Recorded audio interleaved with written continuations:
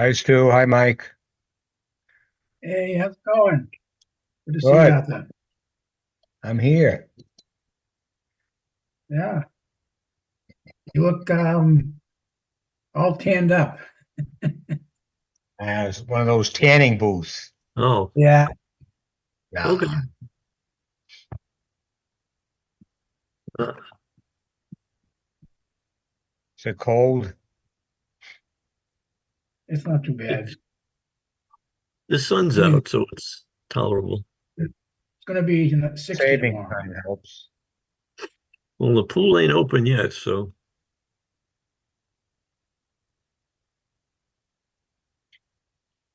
uh,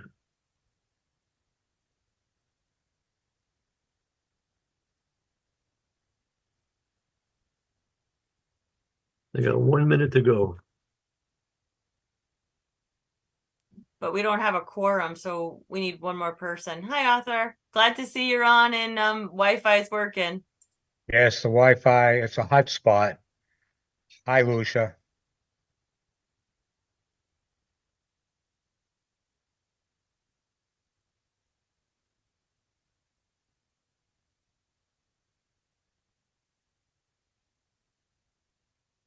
You need more We time. We don't have a we quorum. don't have a quorum.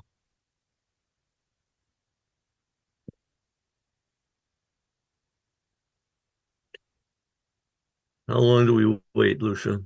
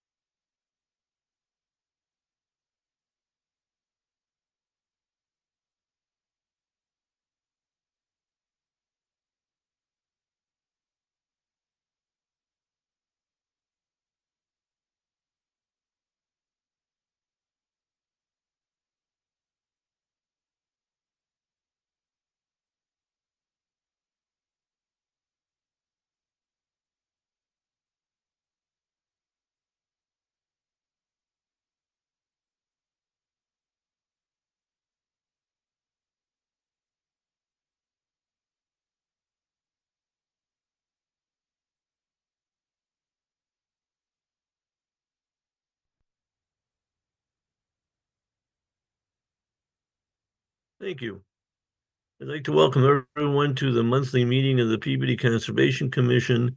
Today is March 13, 2024. We have the following members joining us. Vice Chairman Michael Rizzo, Secretary Mike Vivaldi, Commissioner Arthur Athis, and myself, Stuart Lazaris, and I will be your host. I have to read the following paragraph, so bear with me. In accordance with MGL Chapter 30A, Sections 18 to 25, notice is hereby given of a meeting by the Peabody Conservation Commission. At this time, the Peabody Conservation Commission hearings will continue to be held remotely, which is allowed pursuant to Governor Maura Healey's March 29, 2023 extension of the temporary provisions allowing remote hearings until March 2025. Public may participate in this meeting remotely. A meeting ID has been provided on the Conservation Commission agenda and is posted on the city's website and outside of City Hall. When I will be asking if the public wishes to speak during the discussions of the various items on the agenda tonight. I will ask for those of you who wish to speak in favor first, and then I will ask for those of you who wish to speak against the project. All discussions will be recorded in the Conservation Commission minutes, and this meeting is being recorded by Peabody Access Television. It will be available for viewing sometime tomorrow. If you wish to speak, please signal by using a small icon at the bottom of the screen and raising your hand. It looks like a hand. Once recognized, you will be promoted and allowed to speak. Please unmute yourself and begin by telling us your name and address for the record. In order to prevent cross discussions, please address your comments beginning with the phrase "through the chairman." One more thing, if you're interested in joining the Concom, please contact Lucia Del Negro, our agent, and she'll be able to help you with the process. And with that, let's begin.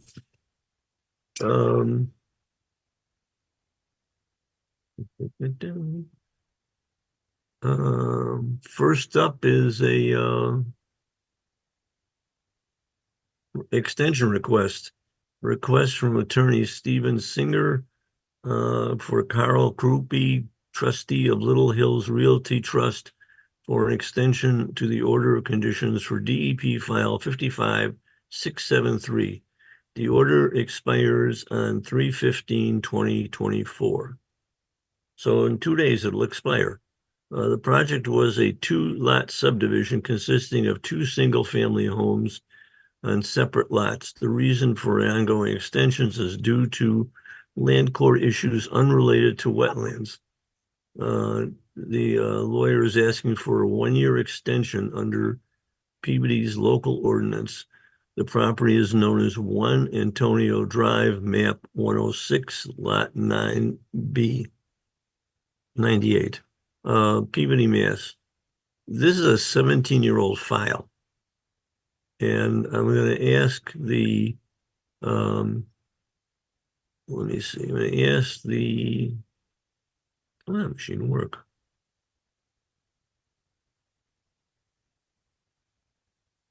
I'm going to ask Stephen to tell me why we should do this after 17 years of it laying dormant, and you have 2 days to get the extension.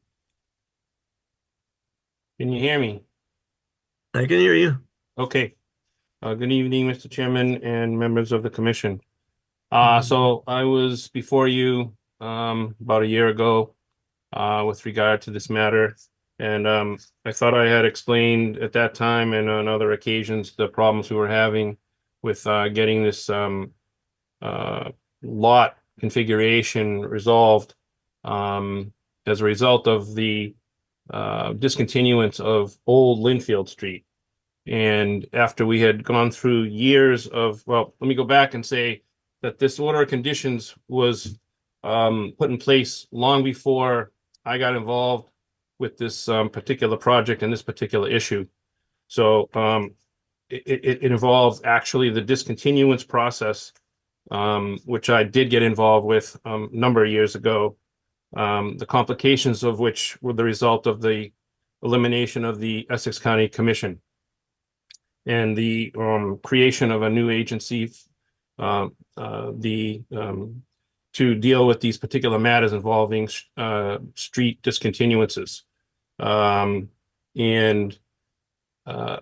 after that legislation passed, we were able to get through the process of discontinuing this, and then went back to the land court only to find out that there was a sliver of this particular portion of Old Linfield Street that actually involved the abutting property.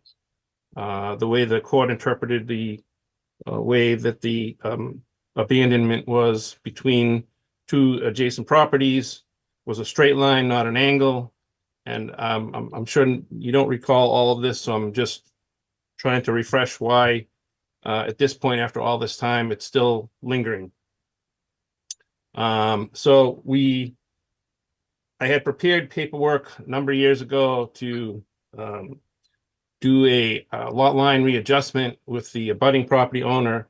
We've had a number of back and forths over the course of the last few years, trying to work out an amicable resolution, and that has not been reached, even for a very small portion of land that's involved here. And so since the last meeting, you had, sort of expressed a similar concern over the amount of time that has transpired over this order of conditions. And now, basically where we are is I've been to the land court back in September. I met with the chief title examiner. I met with the staff engineer who's familiar actually with the physical conditions of this particular property. And I sought their guidance in trying to get this resolved and express the concern of the, commission here and where we were. Excuse me. So I am in the process of filing a petition, which will become an adversarial proceeding.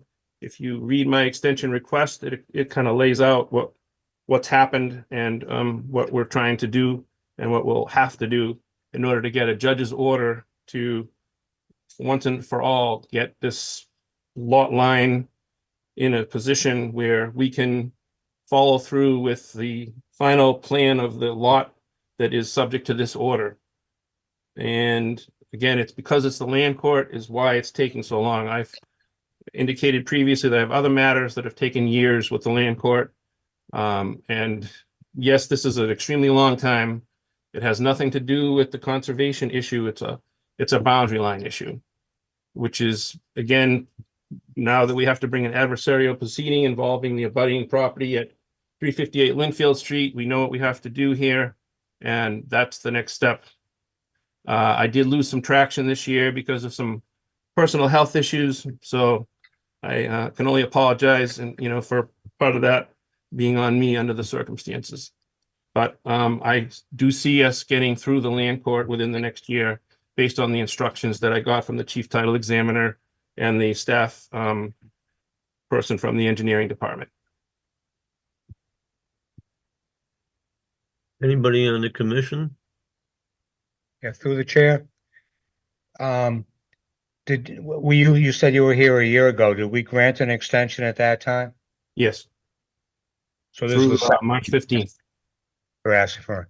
And you said there's a dispute with an abutter in terms of the land boundary. Yes, So these things came out after the original request was approved 17 years ago, 15 a years long ago. time after, yes. So I kind of reluctant to grant another extension until these things are worked out by you.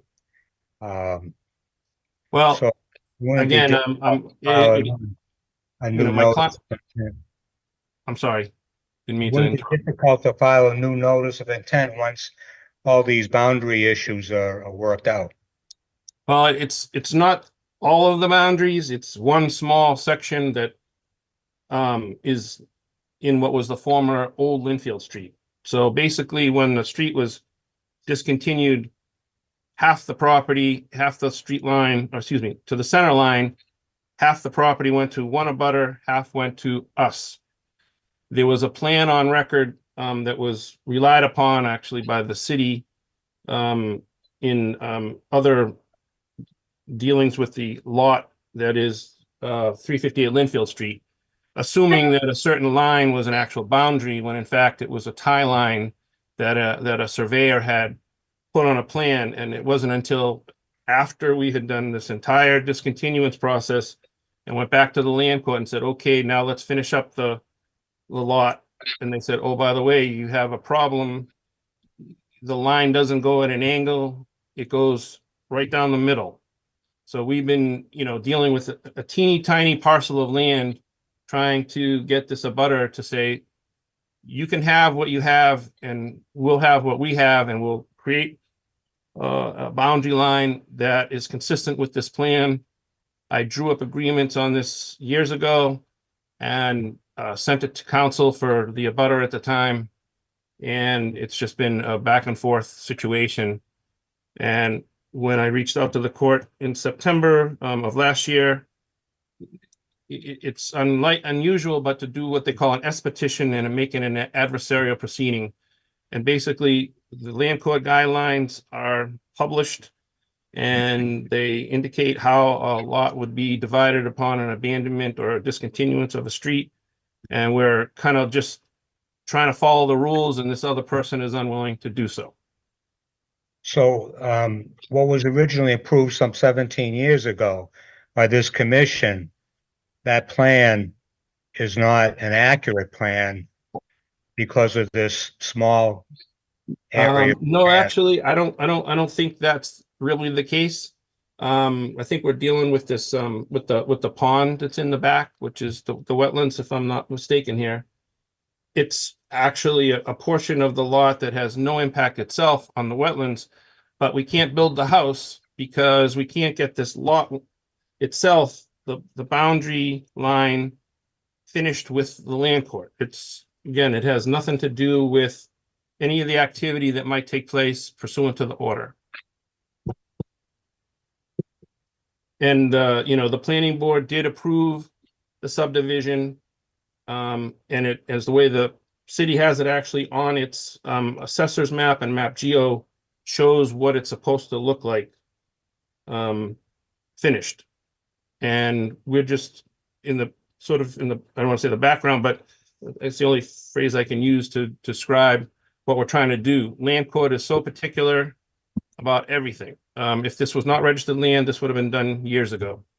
And the problem actually is that the abutter thinks it's not registered land and has just taken it upon themselves to assume what they did was correct and what the court is saying has really no bearing. And Mr. Krupe's been, you know, involved with the land court all this time from the very first for the entire subdivision. And if we could, you know, get ourselves extricated from the land court, we would do it, but we can't because the majority of the lot that's remaining on this is registered land and we can't deregister it because of that. If that was the case, like I said, we would have done this long ago. Well, again, it seems the most efficient means would be for you to get this resolved because it's take another 2, 3, 4 years. I would hope not, given With a new notice, a new plan, and you know, I don't know why you didn't think of doing that. well, I actually didn't do the conservation part of this. I believe Ethan Vonzelitis did this, and he is recently retired, so I can't call upon him to finish this. But again, it's the engineering for the conservation.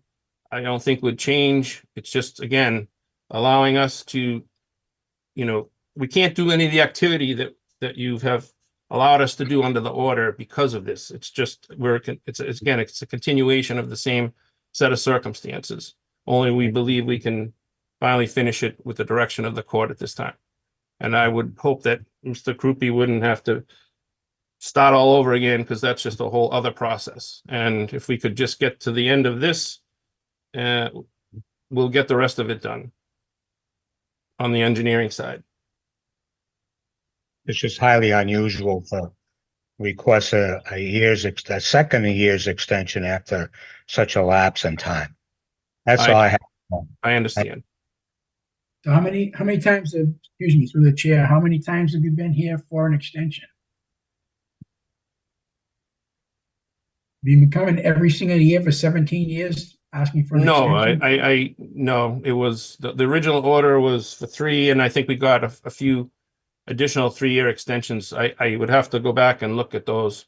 But on the basis of the length of time, I know last year it was not going to be an additional 3 years. It was only going to be a year.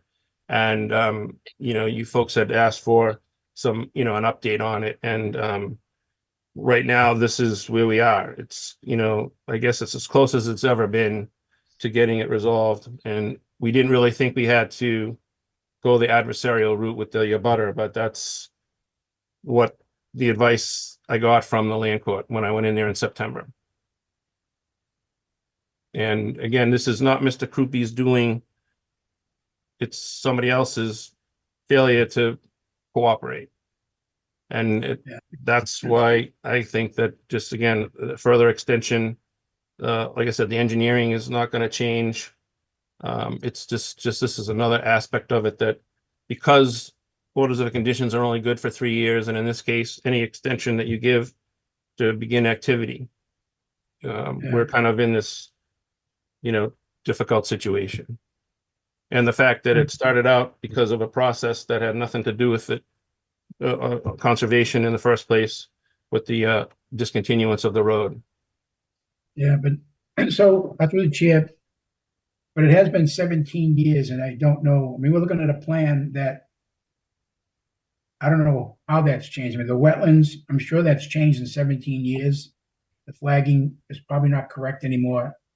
And there's an existing power easement for overhead water. I mean, I don't know if there's new poles there, what's changed on the property, if any activities happened within the property. So I don't believe we really have an up-to-date plan. And if we're trying to maintain a certain offset from the resource area and that's changed, then the footprint of the building wouldn't be correct. So so things have changed on the property. I'm not sure how that affects, and it could affect what the orders of conditions are from the original order. I don't have them in front of me because, so I question whether how much the property has changed, in particular the resource area and the flagging, and maybe and the proximity of the house if we're trying to get a 30-foot setback from the resource area. In terms of the actual, what Mother Nature has done in the last number of years, I honestly don't know the answer to that. And for that reason, the order of conditions is in part could not be up to date, would not be up to date, and the conditions may not apply. Again, I don't really have an answer for you on that, other than to say I would hope that nothing has changed.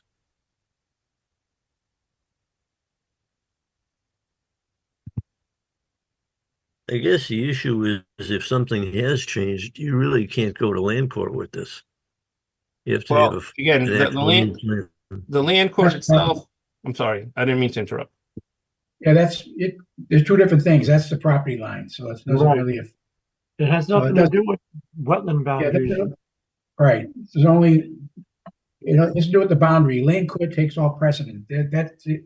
Land court establishes where the property lines are supposed to be, and So when you're working around land court property, if you have a land court parcel, and once it's established, it's as accurate as you're going to get. Mr. Doesn't Singer, really- Mr. Singer, why didn't you provide us a land court plan like the most recent land court plan that you've been sharing with the land court? it's the same plan that actually you folks probably saw at the outset, showing the configuration of this lot. There's only been one configuration of this lot. The lot itself hasn't changed. And the small area that we're talking about is up to the point of where Antonio Drive cuts in off of Linfield Street. It's not anything to do with anything in the back part of the lot or anything near the pond. It's just trying to, and again, what was presented was the assumption on both Mr. Koopy's part and everyone else that's touched this particular property within the city. So yeah, you're close. So yeah, so there's, if you were to so you have the Antonio Drive highlighted, you have the house proposed. It's the boundary over more towards from where I'm looking at the screen to the left at the corner. Yeah. So there's I don't think it's actually, I'm not sure if it's shown on that. But it's the right up to the corner where the curve is coming in off of Linfield Street. There's but that line that's shown there is what was designed by the original, the folks that have engineered the project, and that line shouldn't change. We're trying to leave the line where it is and have the abutter just give us basically a deed to a portion of what was Old Linfield Street, which is to the left of that line that's got 140/81. That line's not going to change if we are able to resolve what we're doing here. So nothing else is going to change. Nothing's going to change that what you're looking at right now. And again, I'm looking at the map geo from the city, and that's just how it's configured right now.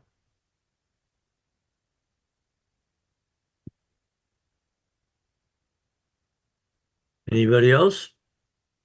I appreciate the fact that this has, gone on for so long, and at a point, I wasn't even sure whether we were even going to get this far, because when Essex County government was dissolved, there was no way of figuring out how to go about getting ownership and discontinuing the roadway, which went through part of this lot.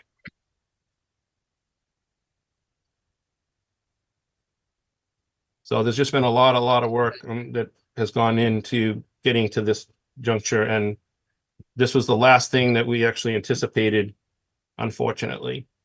And it does involve an abutter. So my next question might, excuse me, through the chair, my next question might be the line that the line that we're looking at on the plan, as opposed to, let's call it the line that the abutter feels it should be. What's the difference in area? I'm saying, like, when you're looking at it, you're talking about 6 inches, a foot, 20 feet, 30 feet?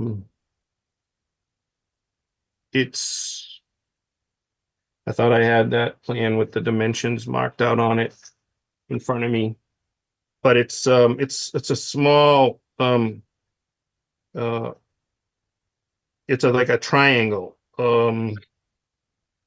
It's hard for me without the benefit of my own sketch plan in front of you to describe it, but it's Oh, I see the triangle. Is it coming from, it's coming from the corner of the wall back to the back of the property yes. where it intersects with the power easement? I guess I can see yeah, the I see. pie. Yes, yeah, you're correct. The back line of there's an angle that goes to the Yeah. wall, in the back So that- lot line. Yeah. So there's a small triangle. That's it. So And what we had to do is just agree to release interest on one side of that line that's shown as the boundary line, a deed just releasing our interest, anything on the other side, and vice versa. That's it. We weren't going to change that line. But in your resolution with the land court, is there a possible chance that the line would need to go back to where it was before? Well, there is no the before is what it is shown on this plan. We discovered that instead of the way that line angles, the land court interpreted ownership to go basically down the middle, so that again we're left with a small triangle on our end that needs to go to the abutter to actually be consistent with that line, and vice versa. Yeah. But it's very far away from any conservation land. But it's not far from the proposed dwelling location.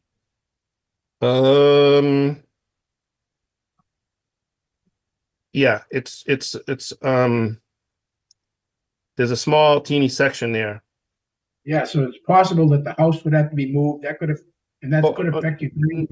No, I don't know. The house Side shouldn't yard have to be moved, because when this gets resolved, again, the line's not going to change. It's just who owns on one side of it versus the other, and vice versa. We've explained to the abutter, we're just trying to exchange rights on either side of that diagonal, and confirm that that is in fact the boundary, because the land court decided that there should be a line that went straight down the middle of what was Old Linfield Street. So instead of the line angling, it would have been a straight line. It's again, without the sketch plan and that I have, it's hard for me to describe it, but We know what we own and how to fix it.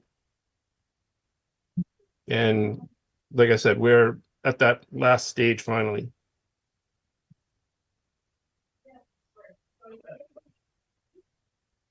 And I, apologize for having to come before you again, another year later. But again, it's we've tried to get this thing done, and it's been difficult.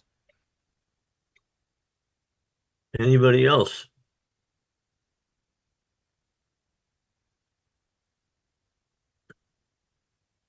Do I hear a motion? Is there people in the public out there? Didn't look, sorry.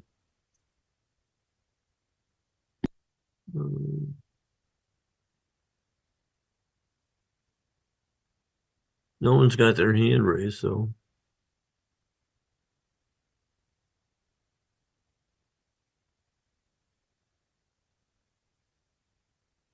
Nobody has their hand raised. I don't think anybody is. I'll make a motion to approve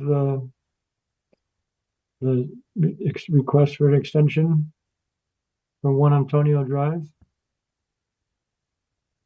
There's a second? Second. Roll call. All right, that motion was made to extend, I'm assuming 1 year, correct? 1 year. Yes, Made by Mr. Vivaldi. Was it 1 year? That Mr. Vivaldi? Correct. All right, so that motion was made by Mr. Vivaldi, seconded by Mr. Comack. Roll call, Chairman Lazares, Yes. Chairman Rizzo. yes, I mean, Vice Chairman Rizzo, sorry, Commissioner Vivaldi, No. Commissioner Athos, No. and Commissioner Comack. Yes. All right, so it fails 3-2, I believe. can you repeat that again? Something doesn't sound right. Yeah. It was 5 of us, and it was 3 There to were 2. 3 votes. Correct. 3 3 to people 2. said yes and 2 people said no. I saw Arthur and Mike Vivaldi said no. That's correct. That's correct. That's right. So the motion was to extend it, as I understood it, right? Yeah, but with Yeah, just I because he see made that- it doesn't mean he agrees with it. No, I understand that part, but so the motion was to grant the extension for a year, and I thought I understood there were 3 votes in favor and 2 opposed. That's correct. Okay. So it does not pass because you would need 4. I need 4.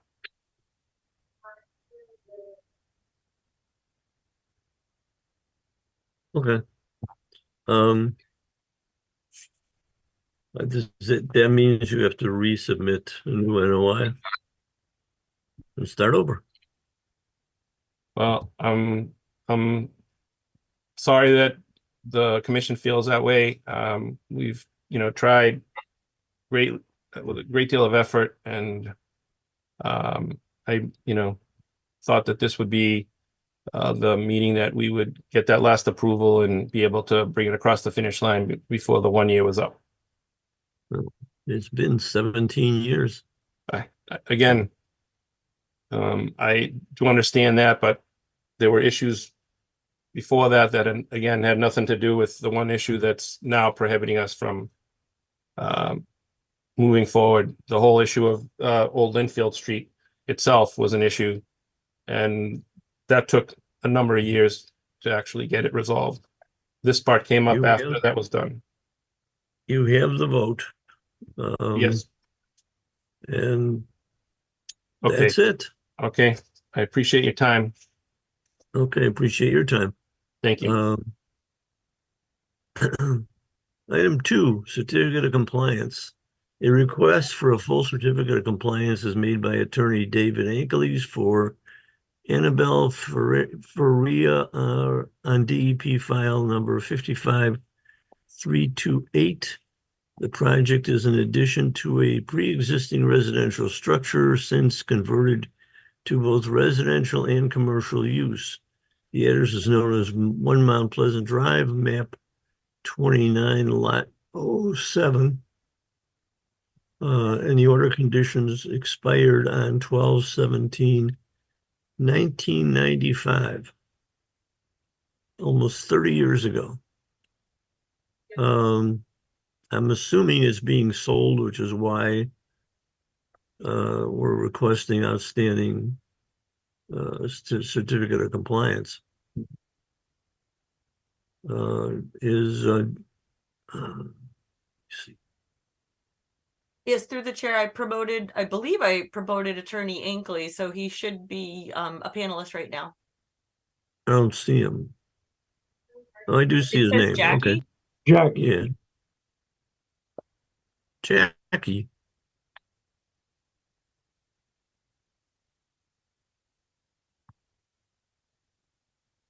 Attorney Ankles, are you there?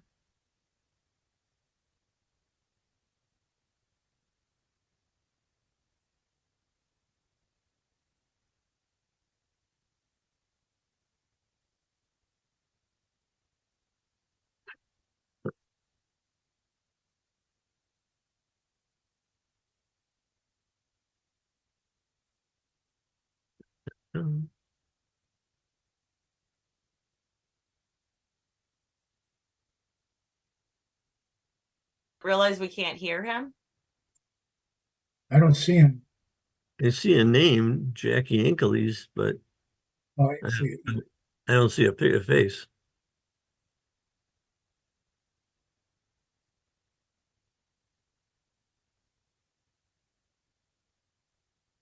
Now I don't see them at all. He's raising his hand. Oh, I see Attorney it. Inkles, we see you and you should be unmuted. We can't hear you though.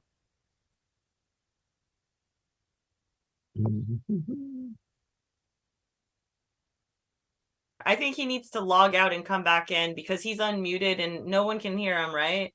That's Right. correct. I don't know, maybe we skip it, go to the next and come back. That sounds good to me.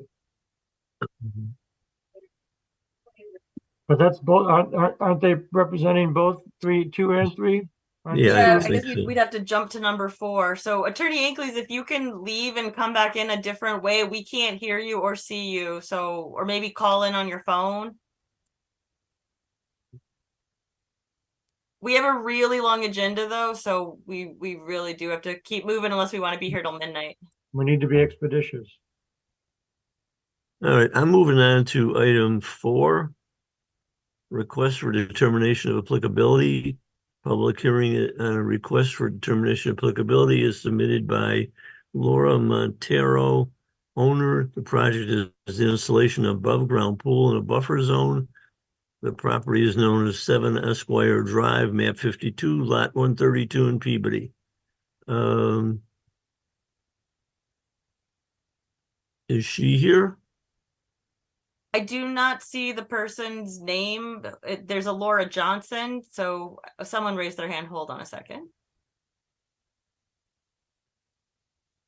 So she seems to be.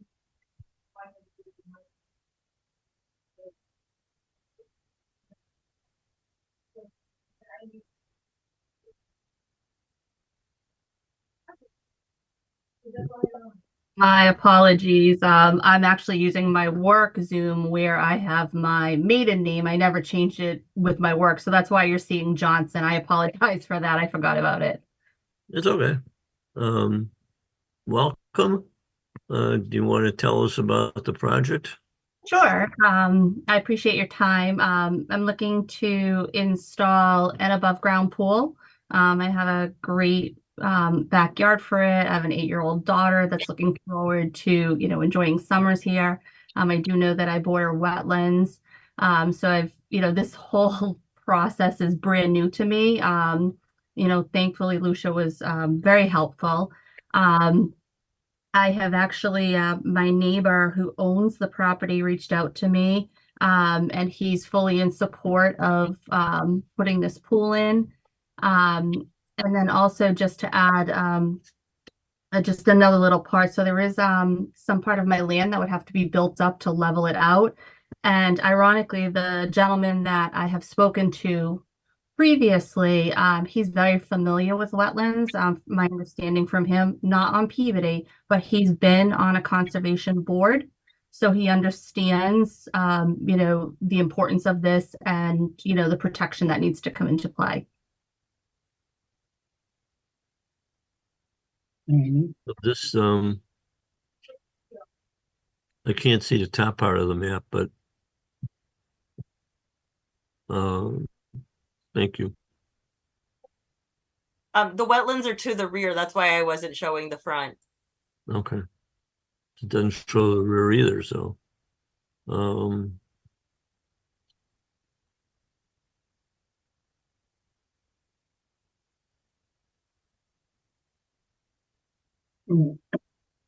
I guess Where's the what I'm buffer, missing, where's the buffer zone going on the plan? Um, and the actual pool? I see you have an area designated as a pool, but where is the pool and how big is it? Where's the buffer zone so we can see where? Somebody has a shed on someone else's property too. And the fence is on someone else's property. Right. So Yeah. I just bought this house a few years ago. And there was, existing fence. It's something I've learned, through doing this project. okay, I would like to see a plan with all of the items shown. The pool, the shed, the resource area, before we can look at this and approve it. Can you get that to Lucia? I mean, I'd probably have to contact this guy again and have him do that. Okay, What are the dimensions of the pool? Is it It's a 20-foot round. 20-foot round and so 20-foot diameter? yeah,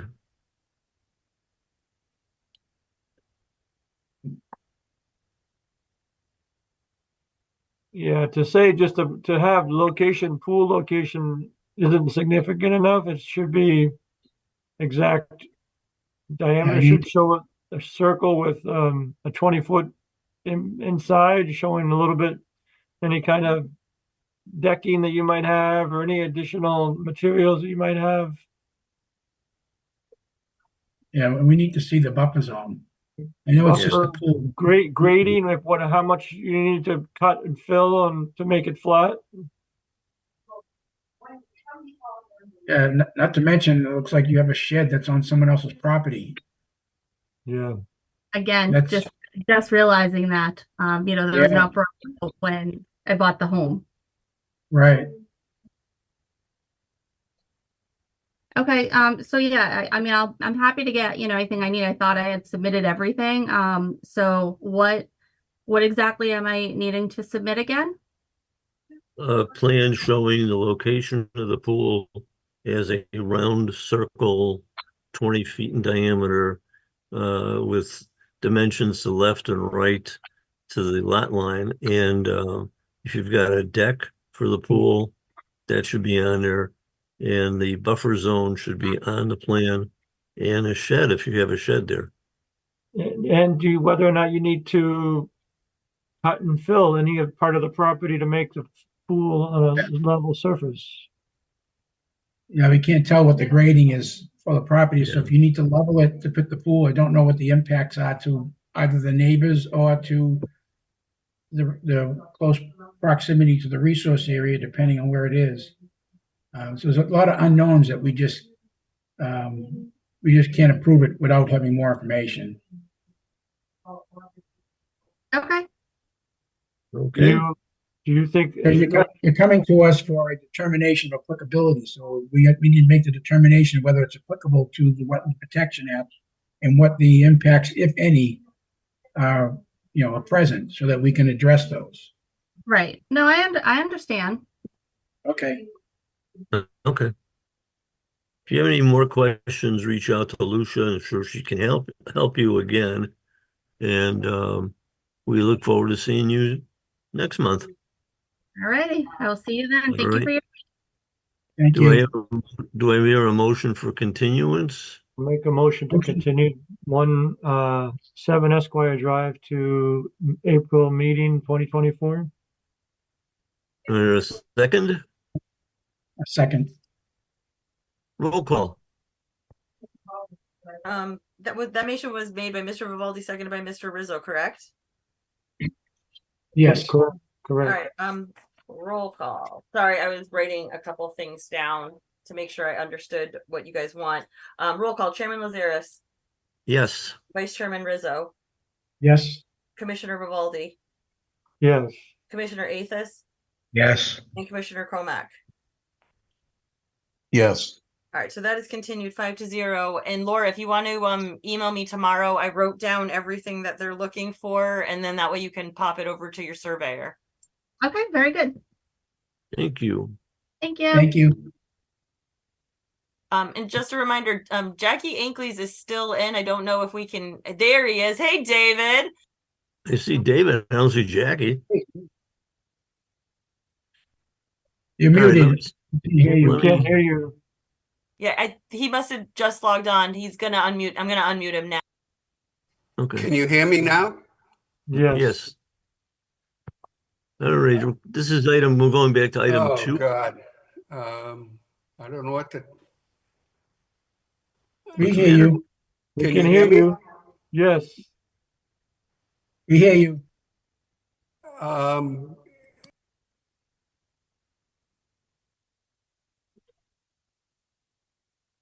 Now we cannot hear you.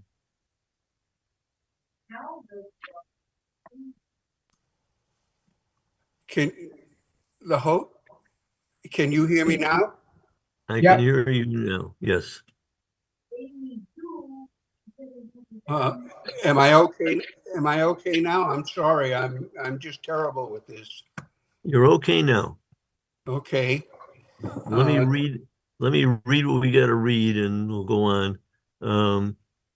This is going back to item number 2, certificate of compliance. A request for a full certificate of compliance is made by attorney David Ankleys for Annabelle Faria on DEP file number 55-328.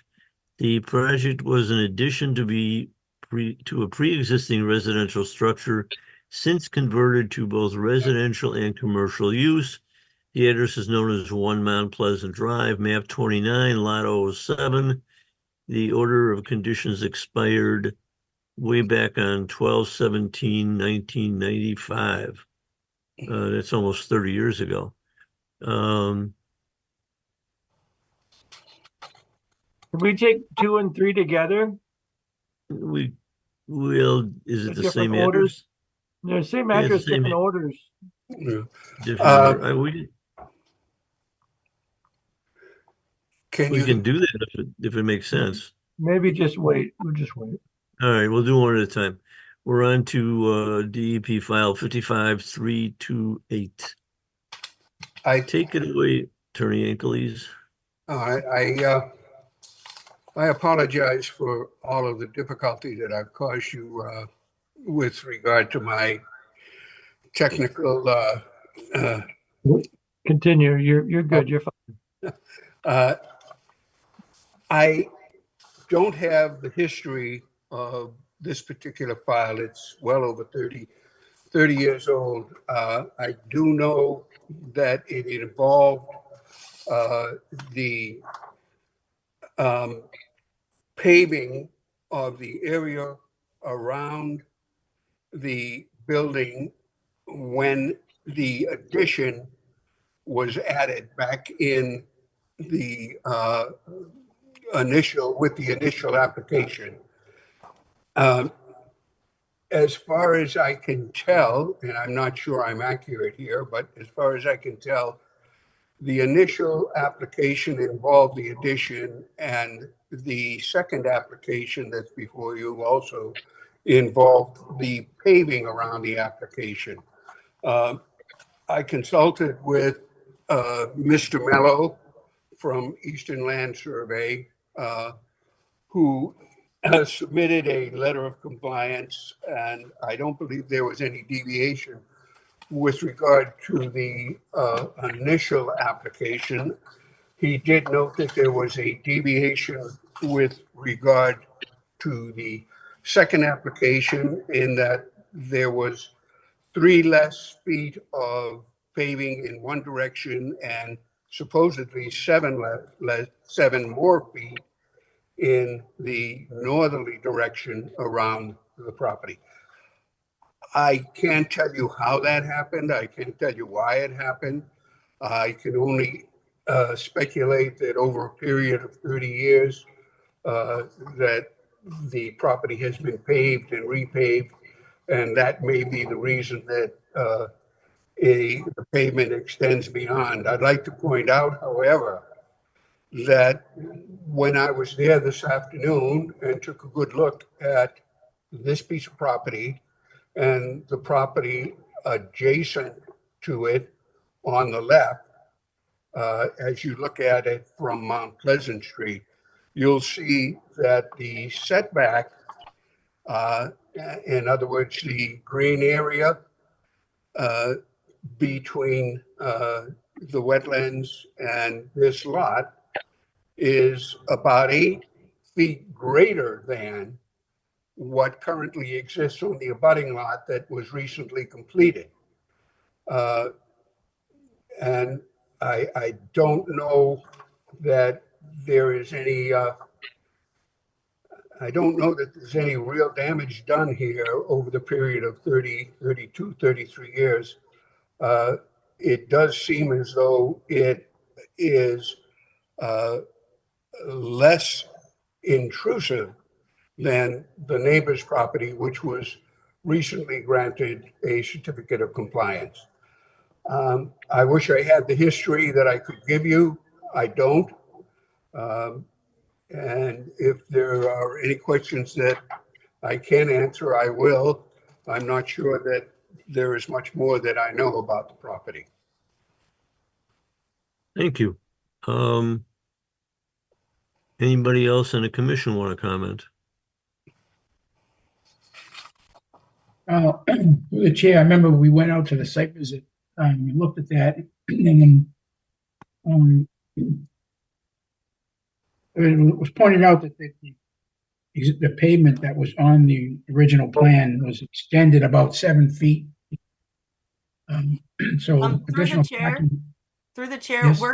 we haven't, David kind of jumped ahead. You guys are still on 55-328, and Chris Mello actually wrote an engineer letter or a survey letter saying that that addition was done in compliance. So you Oh, the guys addition. could vote. I would keep these completely separate because they are two separate orders. So I feel 100% comfortable with you guys voting for a full certificate of compliance on 328 and then move on to talk about 55340, the one with the 7-foot expansion towards the wetlands, not towards the. Okay, Do I hear a motion then to issue a full certificate of compliance for 55328? yes, I'll make a motion to issue a full certificate of compliance for item number 2 under DEP file number 55-328. Do I hear Second, a second?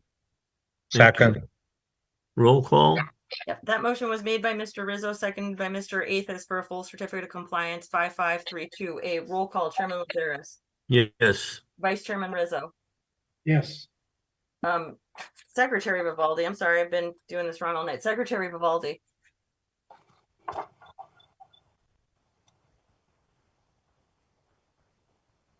Mike, you're muted. No. Commissioner Athos yes.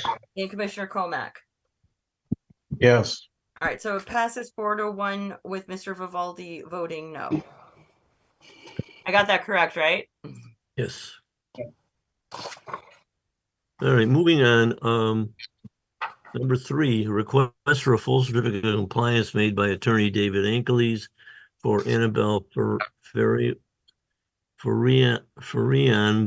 for DEP file number 55340. The project was an additional paving service to a pre-existing residential structure since converted to commercial use. The address is known as 1 Mount Pleasant Drive, map 29, lot 007, Peabody, Mass. The order of conditions did expire back in May of June 3 of 1996. Do you want to address this? Uh, Or you did address it, I guess. That the pavement has been there for a long time. Anybody else in the commission? I don't know, Mr. Chairman, whether the payment has been there for a long time. I just, I don't have the history of this, but it's been 30, 32, 33 years. And I'm sure that over that period of time, the property has been paved and repaved. And I think perhaps that Mr. Mello's assessment is correct. But I wanted to point out that the existing pavement probably will have to be repaved again and corrected, or at least improved, but that it does not intrude as far as the pavement on the lot to the left. And that lot, I think, was recently granted a certificate of compliance as it relates to the wetlands within the last year or so, last 2 years or so. Mr. Faria is retired and no longer here. And the attorney that was involved is retired. And again, after 33 years, I don't have any file. So I can't be any more specific. I can only tell you what I see right now. I apologize for not having the file, but after 33 years, they're usually disposed of.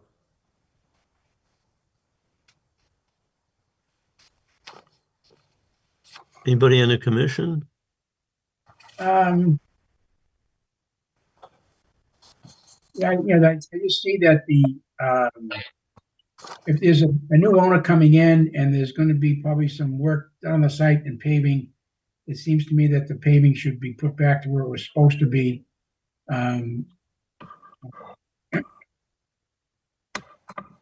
Also, I see there's a vent pipe. Is there a utility that comes along that back line? Is there a gas line or something along that back line that we need to know about? I see a vent pipe in one of the photos. There is, are you asking me? Yes. Yes, I believe that there was some work done. There were two things done along Route 114. One, Route 114 was widened, and two, there was work done on the high-pressure gas line, which extends down from behind Kane's Flower World, comes out along the front of, on the southerly boundary of Route 114 and continues down in front of this lot. That itself may have contributed to some of the problems here because, again, there was, in connection with both of those matters, construction and reconstruction done. And it may have been done in connection with the widening of 114 and or the relocation of the high pressure Tennessee gas line out in front that you know. Yeah. For the record, that's the Maritimes line. Yeah. That's the what? It's not the Tennessee gas line, that's the Maritimes line. Just for the Okay. record, no big So deal. that line is, through the chair, if that line is coming down parallel to that that area just off the pavement, then certainly don't want to be driving and encroaching. It must be an easement of some type. I'm assuming there would be a utility easement for that. Well, as far as the certificate of compliance goes, I see other issues, other concerns with regard to snow plowing and pushing snow out that side and salt running down into the resource area that's so close. I would not want the paving and the parking to be, continued. I'd like to see that pulled back and a curb installed so that stormwater runoff can be controlled and not run into the wetland, and then a barrier so cars can't get in there. Almost like a guardrail installed, so that you know that they're not going to push the snow over there, and gets us a little further away from the wetland. So I don't know how we can issue a certificate of compliance because it's not in compliance. Okay, So I'm not, we don't. so Anybody, I don't know. anybody I else? don't know how we move forward with this. Well, may I make a suggestion then? Okay, I believe if you went down on the site, I don't know whether Lucia was down there or not, but if you take a good look at the pavement as it extends out on the westerly side of the lot, you'll see most of it is broken up. I think what's going to happen here is that it's going to be improved and repaved. I think at that particular time, we may be able to take care of the broken pavement and remove some of it and put in a curb there. My only reservation, Mr. Vice Chairman, is that when you have a bituminous concrete berm like that and you do plowing, it's not going to be an effective deterrent, or it's not going to effectively block the melting snow or the snow from moving off of the lot. It's just something that happens when you have a plow, you have snow, and you have New England. I'm not sure that that's going to help a little bit. I do think, though, that the repaving is going to probably occur, and that we can assist the new owner and buyer there in that regard. I suggest that perhaps we could remove some of the broken pavement and repave it to the point where it's approximately 7 feet off. can I ask that you bring us or send to Lucia a revised plan showing the driveway being cut back or whatever you want to call it, and a berm or curb or something put in place to keep the plows from encroaching on the land and the salt and stuff getting into wetlands. Through the chair, you're introducing whether it be a bituminous berm or a concrete curb.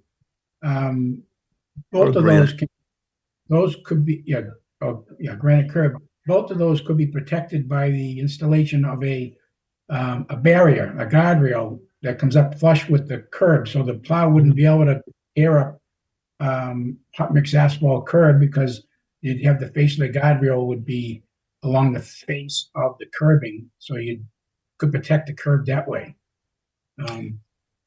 But my question is, how do we address what you're here for tonight? How do we issue a full certificate of compliance when it's not in compliance? Can you get all your work done with a partial certificate? Can you pass papers with a partial and then could come back with a new plan that shows the changes? I'm not a lawyer. I'm not sure how we can issue a full certificate when it's not in compliance. No, we have already passed papers on this particular property. We've held an escrow anticipating this appearance before the commission. And I think the thing that we can do is if it is if it's possible for the board to consider perhaps simply ask us to do what you said you want us to do, and upon completion, simply certify same to you, and at which time a certificate of compliance would issue. Through the chair, Yep. I would I would say we obviously can't just give them permission to start pulling stuff up without a permit. And Right. David, I know you're going to cringe when you hear the word, but we could do a friendly enforcement order to have this work done. And then once the work is done, then we could keep this on the agenda. And then once the work and the enforcement order, we can withdraw the enforcement order and issue the full certificate when the commission's ready. Because otherwise you need a notice of intent, and you're not going to get that for months at this point. So the fastest way would be a friendly enforcement order. I know they're not friendly, but that would be the way to do it if that's what everyone would agree to. I think that's an excellent suggestion. Do I hear a motion? Okay, I could support that. I think that there would need to be a plan associated with the enforcement order would require coming back with a plan that shows what you're gonna do. And all the relevant proper details and so forth. Okay, I think we can do that. okay. Do I hear a second? Second. Thank you. Roll call. Okay, so this motion is for an enforcement order. That motion was made by Mr. Rizzo, seconded by Mr. Apis. Roll call, Chairman Lazares, Yes. Vice Chairman Rizzo, Yes. Secretary Vivaldi. I'm confused. What, I thought we were voting on the certificate of compliance. Well, you can continue that if you're in agreement that you want the pavement removed. He can't do any work. Like we can't tell him go remove the pavement. We need to have something documented with Yeah, DEP, because and it's it an would be expired order, right? It's an yeah. expired So under order. an enforcement order. So right now you guys are voting on an enforcement order to remove the pavement, which my action items would be what Mike Rizzo said. Show the pavement being pulled back to what it was supposed to be, perhaps a guardrail, either a asphalt berm or a concrete what are the Curb. curb? And we might even want to add some, signs in there if that is what you guys want, so that the future owner Right. now knows you do Not not gonna put snow in there, you do not go past this. And me and Dave can talk after, and I can also talk to unless you guys want to, if you want signs, say it right now, and that will be part of my action item. Yeah, we want signs. All right, so I'll vote on an enforcement order. And so what are we gonna not vote on this certificate of compliance? It will get So- continued, and then Okay, at the okay. time that they're in compliance with the enforcement order, you guys can withdraw the enforcement and then give him a full cert. Okay, so I vote for this enforcement order. All right, Commissioner Athos Yes. and Commissioner Comack. Yes. All right, so that passes 5-0. Now we need a motion to continue, I guess, to the April, and then if it's not ready by April, we can continue to May. Motion to continue this item to April. Second. So moved. All right, that Roll call. motion was made by Mr. Rizzo, seconded by Mr. Comack. Roll call, Chairman Lazares, Yes. Vice Chairman Rizzo, Yes. Secretary Vivaldi, Yes. Commissioner Athos, Yes. and Commissioner Comack. Yes. All right, so it is continued 5-0. Hopefully we'll see you next month. April 10th. Okay, thank you. Thank Thank you. Thank you, Lucia, for that suggestion. It was excellent. Thank you. Okay.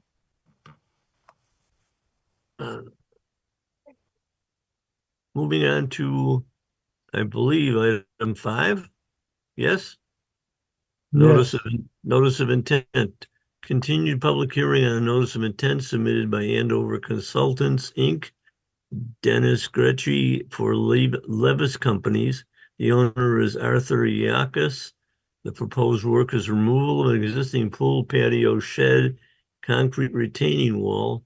The property is known as 181 Linfield Street, map 100, lot 143 in Peabody.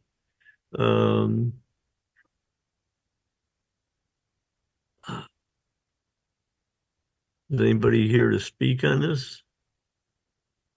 Dennis. I just promoted Mr. Levi and Dennis Grecki. I'm sorry if I ruined your guys' names. And I'm gonna promote, I think Counselor Turco, I'm gonna also promote him if he wants to be promoted. Okay. Take it away, Dennis. Sure, thank you. Good evening, Commissioners. Dennis Gricci with Andover Consultants here on behalf of the applicant, Levis Companies, for the proposed project at 181 Linfield Street. This was previously before the commission. We did make some minor edits to the plans. We incorporated some comments and suggestions from the engineering department. The engineering department did send a letter in support of the project with again, with some minor revisions. The removal of a tree and also the removal of a post that was in the brook. I can share my screen if commissioners want to see that plan, or I can answer any questions. I believe Joe Levis is also on the call tonight. Okay.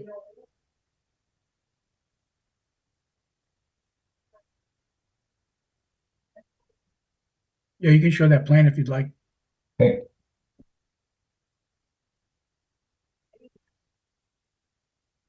Yeah, that one. Commissioners, see my screen? Yes. Yes. So just a reminder, the plan would be a pool was removed under emergency order. In addition to that, a surrounding concrete patio is proposed to be removed, removing a block retaining wall that was built by the previous owner, removing a dilapidated and shed that's in disrepair. And a deck was also removed as part of the emergency order, a deck that was structurally not safe. So that deck was removed, and they're going to be reconstructing that deck in the same location. Currently, there is a straw wattle erosion and sedimentation control barrier on the site protecting the work that's to remove the pool. That would be pushed further closer to the edge of the brook to allow for the portion of the patio that's to be removed to be pulled up. And the shed to be removed as well. If there are any questions regarding the plan I have pulled up, I'd be happy to try to answer the best I can. The pool's already been filled in, correct? Correct. And so now it's a matter of getting the stone blocks out of there. Can we get a written plan on how you are going to remove the concrete retaining wall without causing damage to the brook? Construction sequence and how you plan to keep the soil and debris from ending up in Goldwaith Brook. Through the chair, if I could. Yeah. A bunch of us, we were at a site visit for this project. We've discussed that.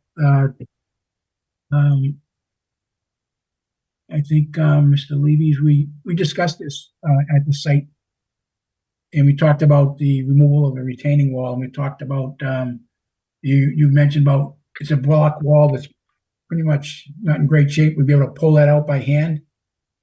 That's correct. So my thought would be if you could get a machine in there. I know you put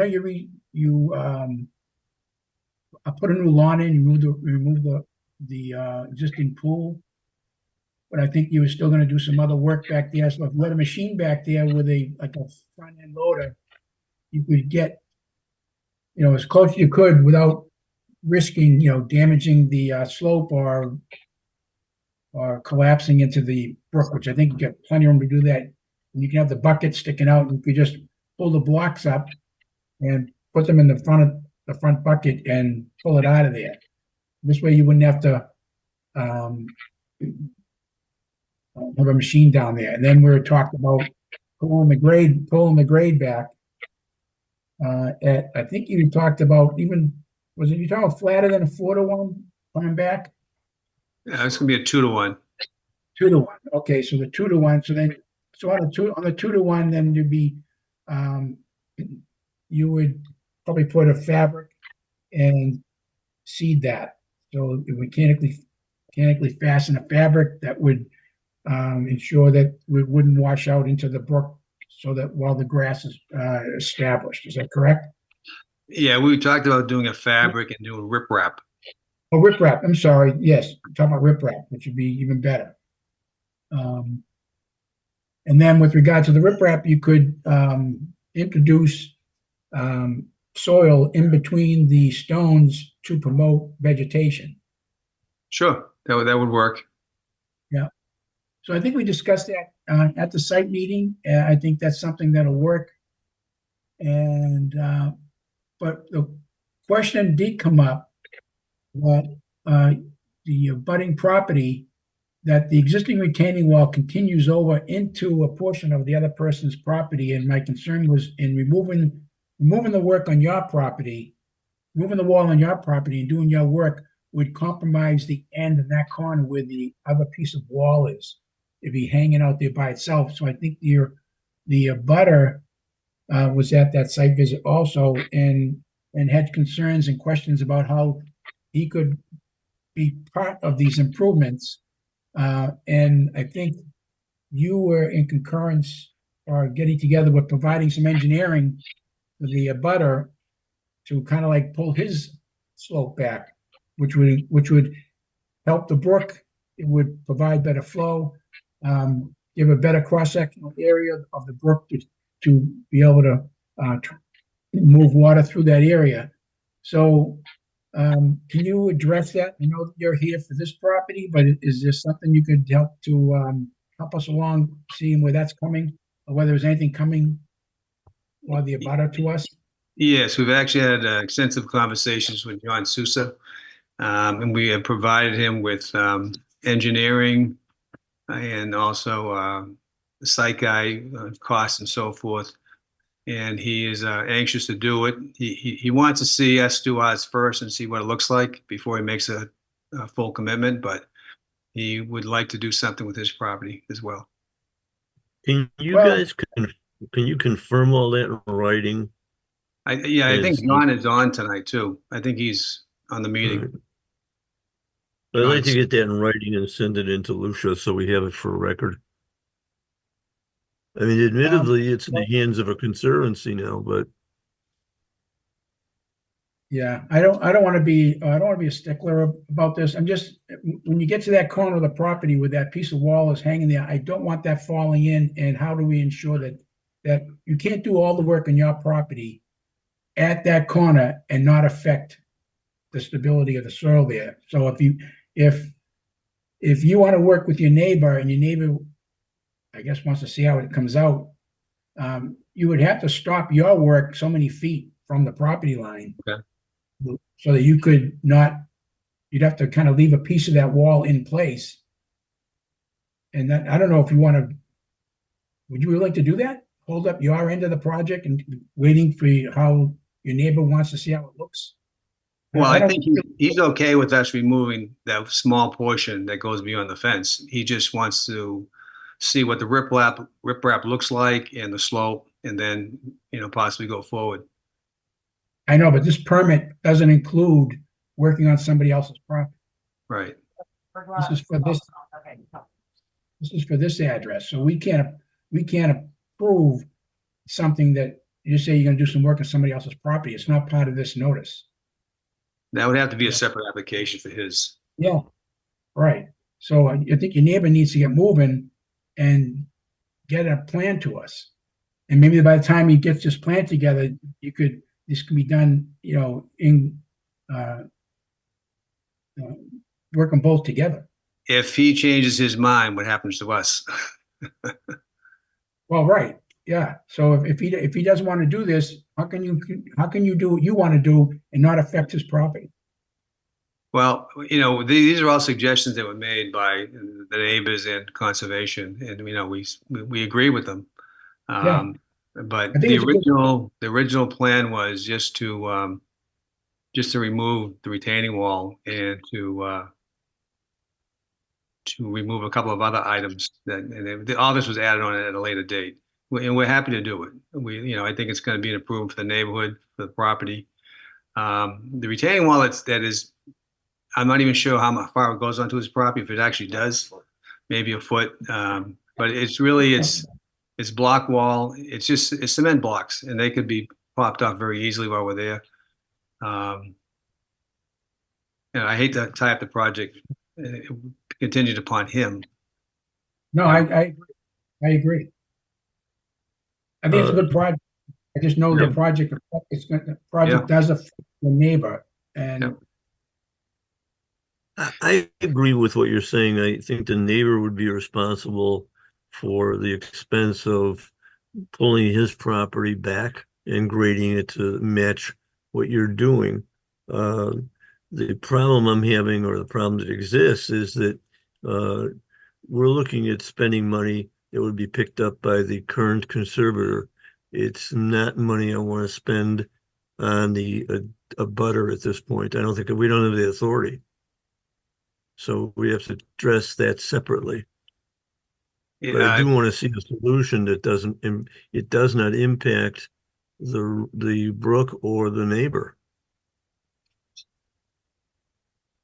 Okay, so that's where I have to leave it. Anybody else? Mike, if you don't, excuse me, Stuart, if you don't mind, Mike, can I? Hi, John. How are you, Stuart? Nice Good. to see John. you. First, I just want to thank everybody that showed up at the neighborhood meeting that day. It was great to see everybody there. Want to state your name and address, please? Yeah, my name's John Turco, Peabody City Council, and my address is 161 Linfield Street, Peabody, Massachusetts. Thank you. So again, I just want to thank everybody. Mike, to your point, I was hoping that Mr. Souza was going to work in conjunction, and we are going to get both of these, in a timely manner, because I knew you had that concern at the site visit. If we move forward with this tonight, is there a possibility that we can set is there a safe distance from that corner that might work for everybody? Maybe a 5-foot distance from Mr. Souza's property line that we leave intact to keep it That would be secure? fine with us. Yes. Okay, and then and can we make it contingent that if Mr. Souza moves forward, that I guess we would have to leave this permit open even after the completion. I'm not sure how you guys would do that, but so that eventually it could be completed with I believe Mr. Souza will move forward with this. yeah. No, I'm perfect with that. We'll save that corner. We'll keep about 5 feet from the property line. Will probably be enough. If you're looking at coming up at a 2-to-1, then you're probably about 2 or 3 feet. So I think if there were 5 feet in that corner, if we just left that, and then you work in your area, and then maybe by the time you get to that corner, maybe the abutter can get something to us. Okay. Thank you. And I'll reach out to Mr. Souza first thing in the morning to kind of push him along with submitting something to you guys. Like I said, I thought he would have done that by now. Mm-hmm. And primarily, I'm just here in case. I apologize. I wasn't able to make the last meeting, and I think I would have been able to answer a lot of your questions. So I wanted to be here tonight just in case anything came up. But thank you again. Okay. Thank you. Do we make a motion to continue this until we get all the documentation? Madam Chair, I'm a little confused what's happening. So is Mr. Levi agreeing to allow Mr. Souza to piggyback onto his current NOI? No. I mean, are we talking 1 square foot of riprap on the abutting lot? I mean, if we're talking 1 square foot, that's something that could be shown on a revised plan and then shown on an as-built. If we're talking, the last time Mr. Souza was here, he wanted a wall and he wanted like all sorts of stuff. But are we talking 1 square foot? And is the applicant even accepting to allow this work? Like, because the NOI would have to be revised, is what I'm trying to say. Because this is for 181 Linfield.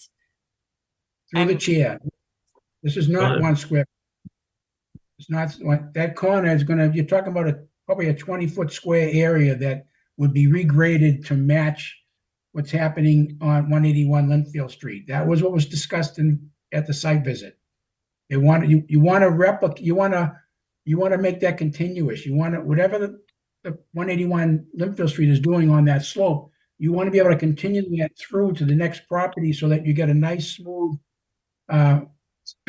slope there, so the water can flow properly and not back up and cause erosion and restrict the ability to carry more water. So I think Mr. All right. Souza wants to do the same thing with 181. It'll make this area much better and will flow better. So that corner is not just a 1 square foot area. It's going to be more work.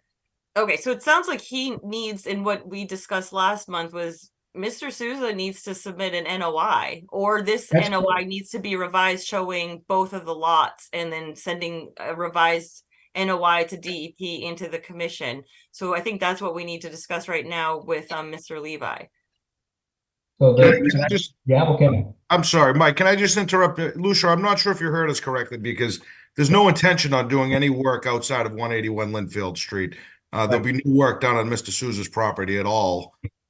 So there would be no need to add the NOI or add that address to the NOI. As of right now, Mr. Souza would have to go forward on his own. The intention is to stop the work 5 feet prior to Mr. Souza's property line. We'd like to complete the whole thing, but obviously, as Mike said, a 20 square foot section is on Mr. Souza's property, so we can't. And to keep that wall secure, we'll stay 5 feet from it. But there is no intent on moving into the next property at all. So I could be wrong, but I think we could issue an order of conditions for all 181, and in there have a condition that a proper slope to get back to existing ground at that corner, which might be, say, 5 feet from the property line at that corner, would be maintained, graded such so that you're meeting the grade at the property line at that corner. And all the other work can be done as proposed, but just that one corner would just be graded out so that we don't disturb Mr. Souza's property at that corner. That would work. Yeah. Because it's important that if we really want the brook to work properly, it's important that Mr. Souza does come before us with a project to pull that slope back, because it'll make the brook flow better and won't restrict flow. So it's a good project if he jumps on board with the same, because if he doesn't want stone, he could have grass and have mechanically fastened grass, and he could do what he wants there, as long as the hope is that he wants to match what's happening at 181. Yeah, and just to be clear, the stone wall, the brick, the cinder block wall doesn't go 20 feet into the neighbor's yard. It's only about a foot into his property. The grading issue is about 20 feet on his property. Right. Exactly. All right. I don't want to forget about the fact that this project will also include the removal of a tree downstream and boulders or whatever's in the way down there to prevent the flow. Is that correct? Yes. Yes. Okay. Because it's an opportune time to, clean up the flow of the brook, because it now, I guess, if it's being blocked, it deposits a lot of debris at that point. So I'd like to see fix that also. Yes, and I think all the work that we're intending on doing will improve the flow quite a bit at our property and then downstream. So I think if anything, it should help the neighbor that's upstream. Right. Okay. So what do we do now? Motion to. Oh, does any of the commissioners have any comment on this? I think Bruce was there. We have other commissioners that were also there. I think I got it right, but You have it exactly right. No, you got it right, Mike. There was no question. That's exactly what we said we were gonna do on site, Right. yeah, that we wanted them to do on site. Yeah. The only thing I'm kind of confused about is I've never seen this before. Are they not going to remove the patio, existing patio deck? I think they are. No, they are. We're removing, say, the majority of the patio. There's a, Yeah. I can share my screen again. Okay, so that's just, so they're going to be converting that to lawn area. Correct. Yeah. Okay. There'll be a small portion of the patio that will remain here. Just there's a Yeah. walkout basement, so sliding doors. So there'll be a small patio that will remain, but the patio where I'm kind of running my cursor will all be removed. Yeah. Okay. Good. So we need a motion for something. Or you can open it to, you need to, I can open to the public. meeting to the public and see if abutters want to speak in favor or against the project. All right. Any abutters wanting to, or anybody attending that wants to speak in favor of this, raise your hand.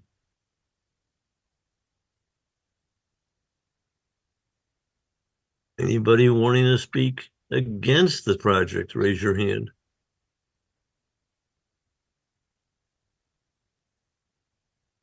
I don't see any. Do you? If that's the case, then I'll make a motion that we close the public hearing. Okay, do I hear a second?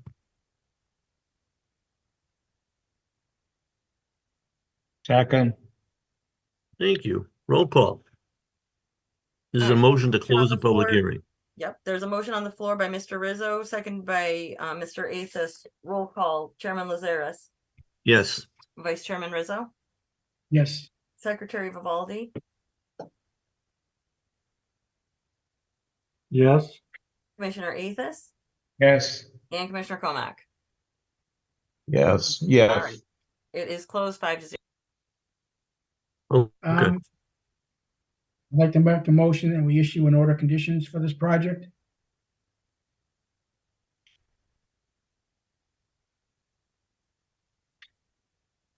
You want to list the order of conditions? Oh, we need a second. Huh? Need a second.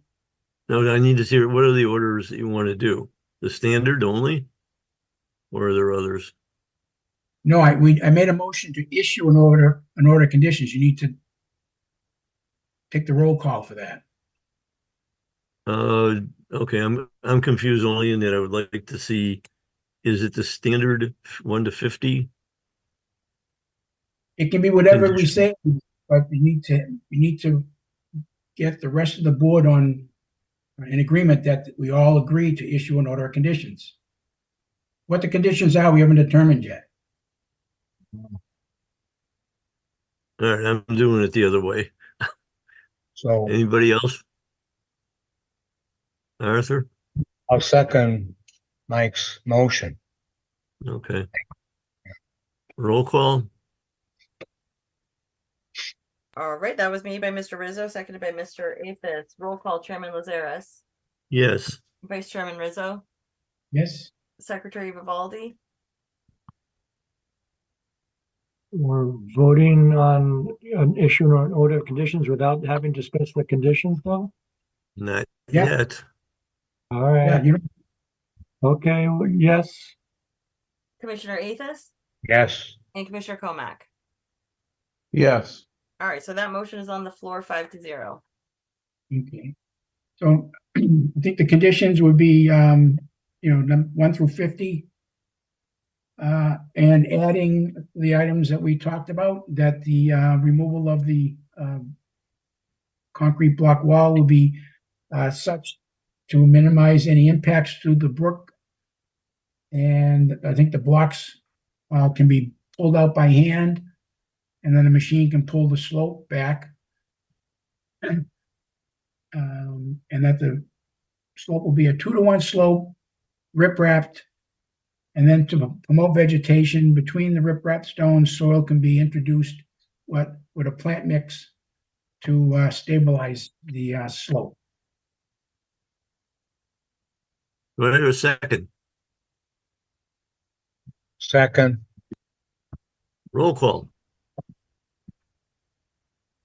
Okay, I'm a little confused what happened, but I will do a roll call. Chairman Lazaris, Yes. Vice Chairman Rizzo, Yes? Secretary Vivaldi, Yes. Commissioner Athos, yes, and Commissioner Comack. Yes. I think everything else speaks for itself on the plan, but plans, tells us what they're doing, but those things weren't that clear.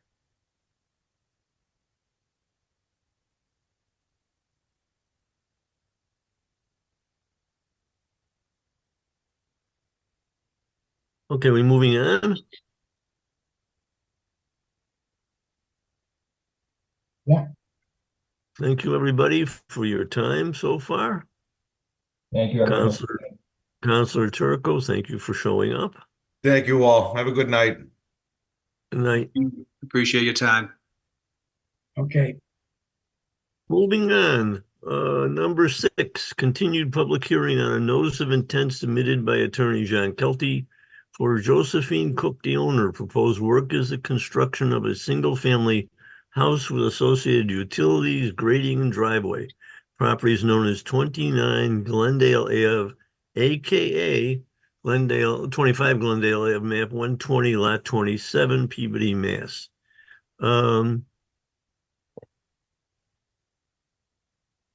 Jack, you want to take over and start this one? Thank you. I'm not muted, correct? No, I can hear you. Okay. I can hear you. So this matter was last taken up at the last meeting, and there were a couple of items that were requested to be added to the plan. Eastern Land Survey did supply us with 3 hard copies of the plan, and then a letter to the Conservation Commission, an operation and maintenance plan for pervious pavement, and the site development permit plans were revised to sheet 2. Subsequent to that, Lucia, I believe, pointed out that although we provided a granite bound, I think by note, we did not carry it over to the detail on the plan, and that was corrected as well by Eastern Land Survey. So I do believe that the board has the plans that it requested, and that we're in a position where we're respectfully requesting that an order of conditions issue.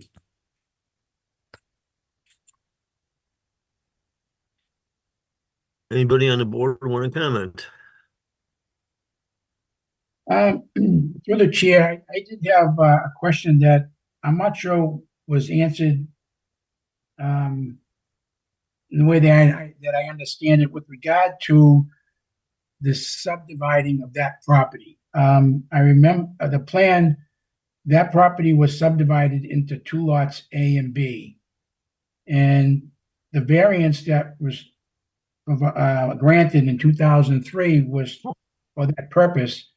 And it was specific that Lot B would not be able to be subdivided again to put another home in it. And I asked the question at the last meeting, both at the site meeting and at our public meeting.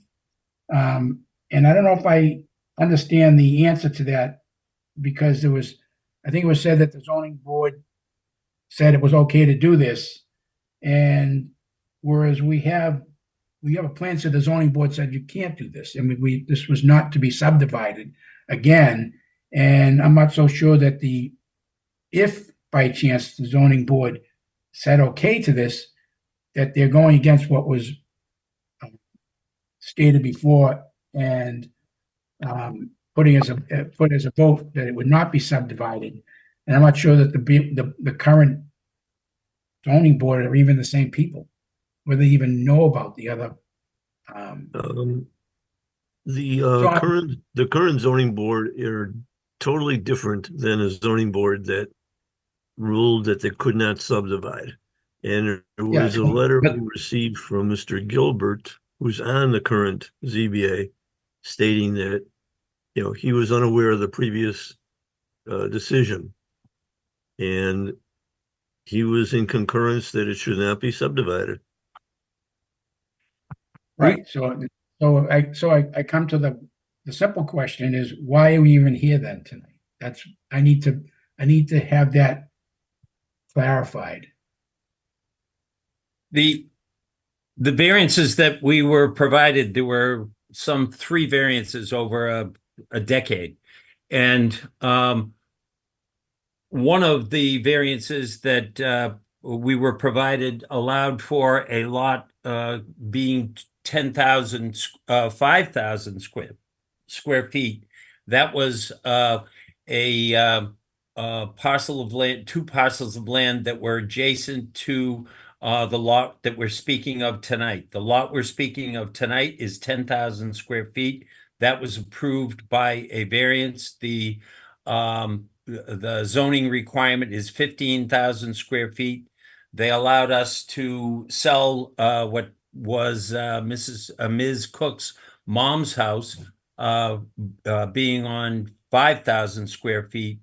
And the subsequent trips to the zoning board of appeals were with respect to construction of this house and where it should be located. There was no subdivision. When we appeared here months ago for the first time, we got we got a variance to build the house where we initially proposed it.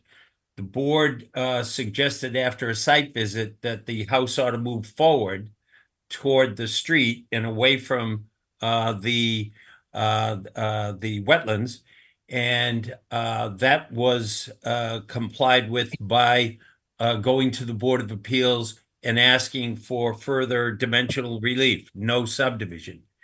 No plan needs to be approved when we change the shape and size of these lots, because there is a land court plan that is of record. And at one time, the Cooks owned 10 2,500 square foot lots. So the way in which we accomplished the subdivision, which provided us for this lot, which is 10,000 square feet, being developed by a single family home, leaving the lot at 25, 25 Glendale, where Josephine Cook lives. That's on 4 lots, 4 2,500 square foot lots. So you never have to bring a plan to the planning board. You can just reallocate in accordance the land court lots.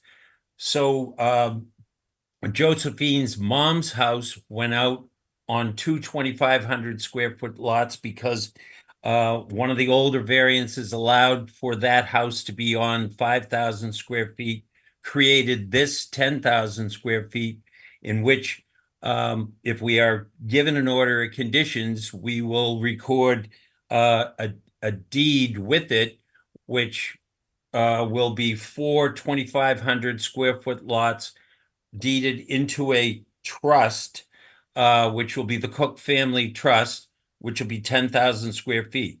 There have been no, and then Josephine's number 25, Glendale, is on 4 2,500 square foot lots, the ones that remain. So no plan has ever been before the planning board because given the fact that this is registered land and that there is a land court plan, we can adjust in the form of subdivision by exchanging these lots. But we were given a 5,000 square foot lot, which has been sold. That was Josephine's mom's house. And now we have a 10,000 square foot lot, which we've presented to you folks, but it requires no further subdivision, but will result in the recording of the variance that allowed for the house to be moved forward and will be placed in a trust with 10,000 square feet. So it's a little unique in the sense that you don't need to go to the planning board with an A&R plan because the historic land court plan allows us to adjust the lot configurations by using the land court plan. So that when we got the variance that said no further subdivision, there has been no further subdivision. We have further variances that allowed us to move this house about.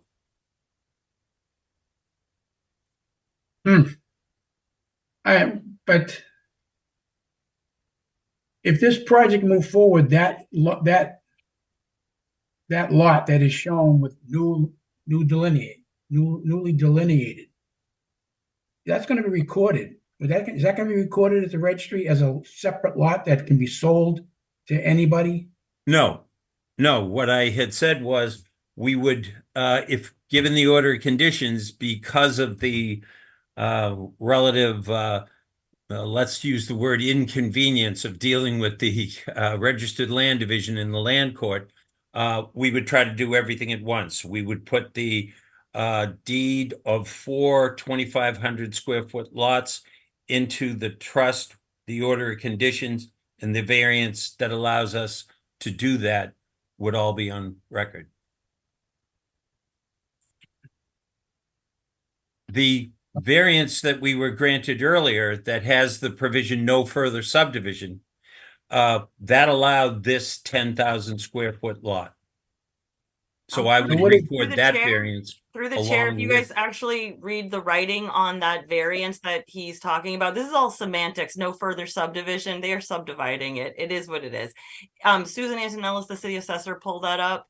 And Fran Galuggi, the chairman of the ZBA, and Chris Gilbert, one of the ZBA members, approached me and said that if they knew that that old 2003 variance existed, they would have never voted on this. And I don't want to speak for them, but I mean, if they weren't told about it, how are they supposed to know about a 20-year-old, 23-year-old variance that I was able to find once I started doing research, trying to find out when Mike Vivaldi brought up, well, this isn't a lot yet. So if you look at that old variance, which you guys should have on the OneDrive, I mean, it's semantics. No new subdivision. Yeah, okay. He doesn't need to get a subdivision, but what they meant, I believe, the spirit of their decision was they don't want another house on that lot because it's a 10,000 square foot lot, but 5,000 of it is wetlands or whatever. However, it isn't another house. It is. I would suggest someone either maybe send this to legal then, or send them back to the ZBA, or have legal look at this. There's too many, like the city assessor got involved in it, and now ZBA is feeling a little slighted. So I think maybe they would feel better if they got another go at it and they could understand, looking now, they would have all the information now that from 2003 and now in 2024. So I feel like everyone might feel a little bit duped, I guess would be the word, but I'm going to close my mic and you guys talk. All right. I appreciate your input, number one. Number two, welcome Commissioner Green. I know you're coming in from way out west, but appreciate you showing up. To the subject at hand, I think the more information we get, the better decision we'll be able to make. And I would like to push this back to ZBA to have them look at it one more time. Because I think that it's going to impact the wetlands. And as soon as they start digging, they'll be creating all kinds of other problems because of how close it is and how far up the water table is. So I'd like to put it back to ZBA and let them come back with a resolution. Through the chair. Chair. Can I, what's before us this year is a 10,000 square foot lot. Is that correct, Jack? Yes.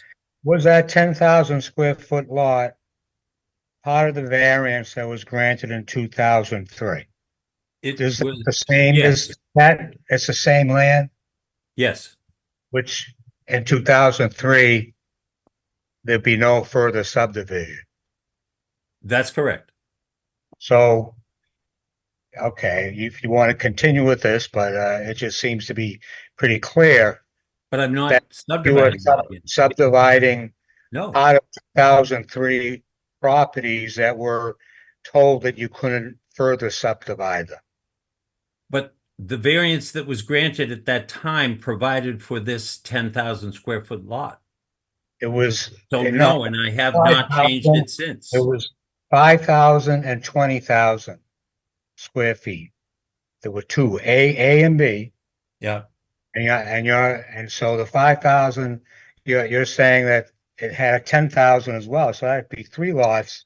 There was only uh, two lots, and no further subdivision would take place after that.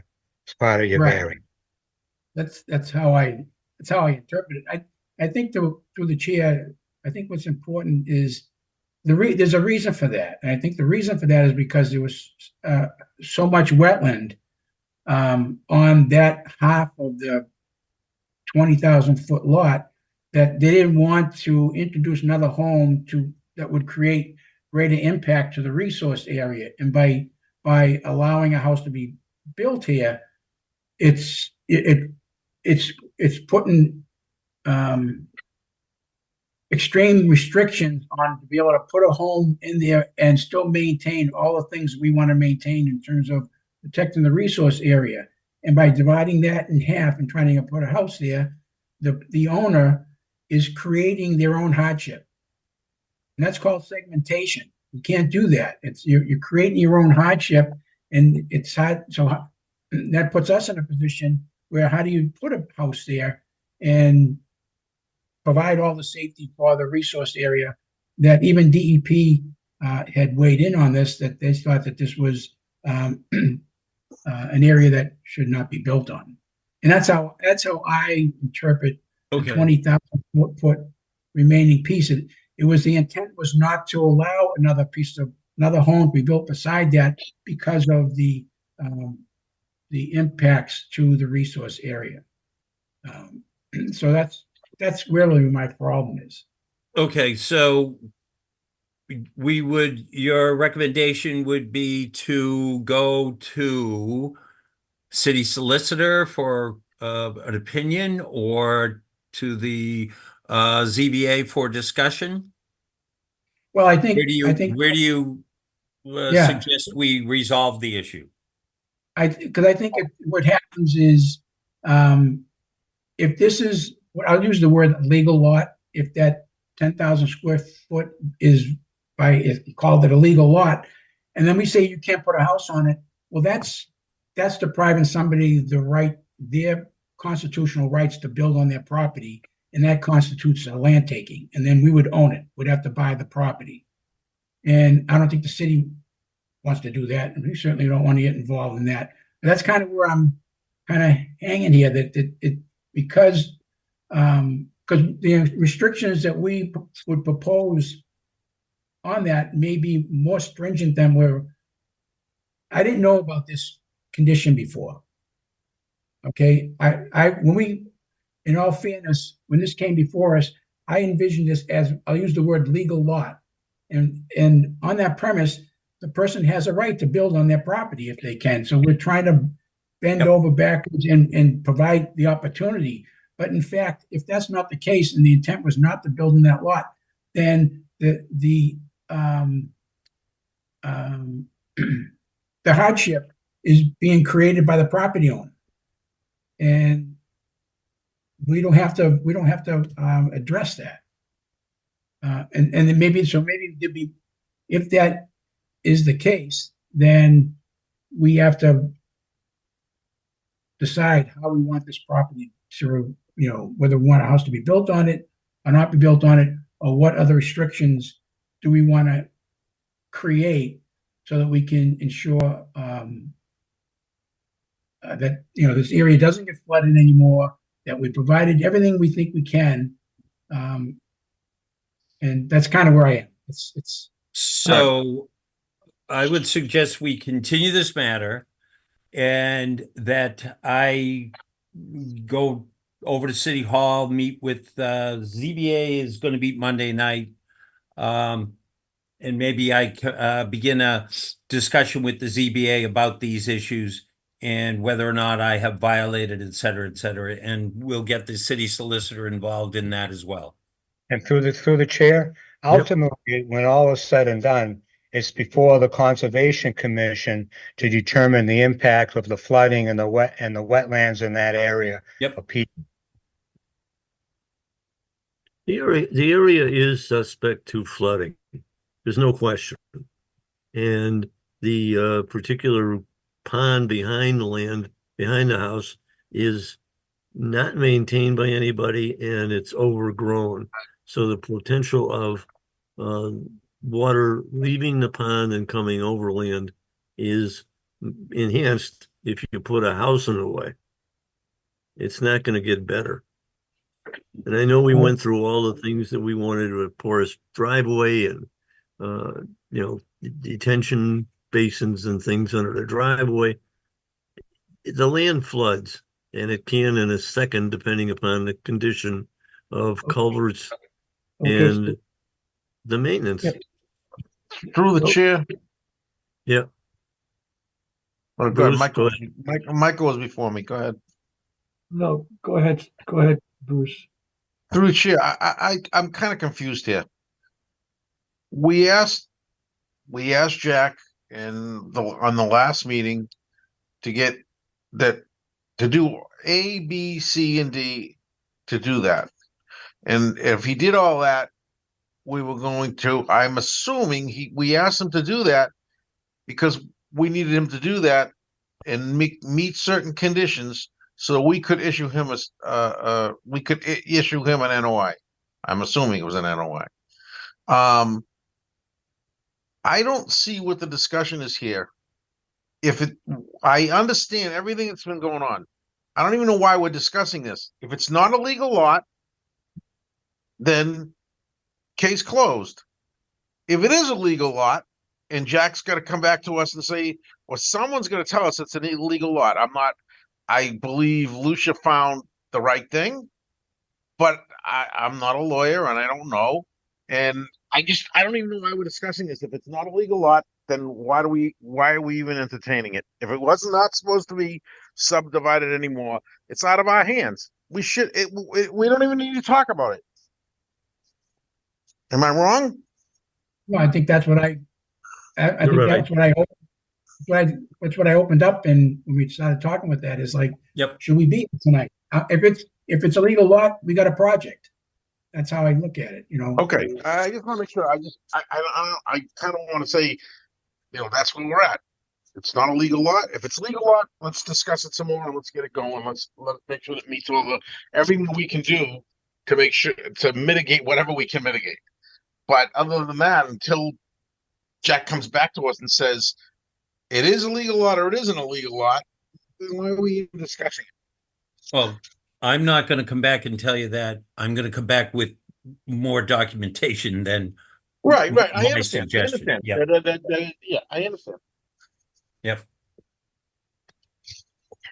So we're But going as to you continue. but as you explained it, Jack, it's a land court plan made up of 2,500 square foot lots, right?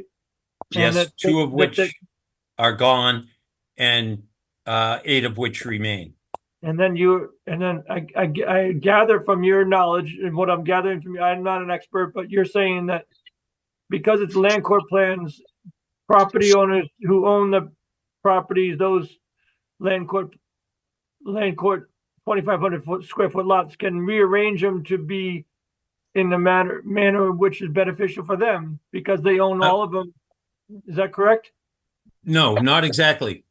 You need to realign them, if you will, allocate them in accordance with zoning. So the Correct, zoning up correct, here is yep. 15,000 square feet. Yeah. But then, okay, so then we'll like Mike, like you said, we'll take it on the next meeting, but I just thought I'd try to better understand it, but we'll go to the next meeting. We have a motion to continue. Move to continue. Second, Second, roll call. All right, that motion to continue was made by Mr. Atha, seconded by Mr. Vivaldi. Roll call, Chairman Lazares, Yes.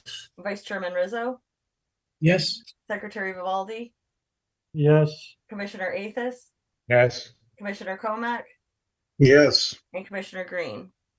Yes. All right, Is- for the record, Amanda came in at 8:47 p.m.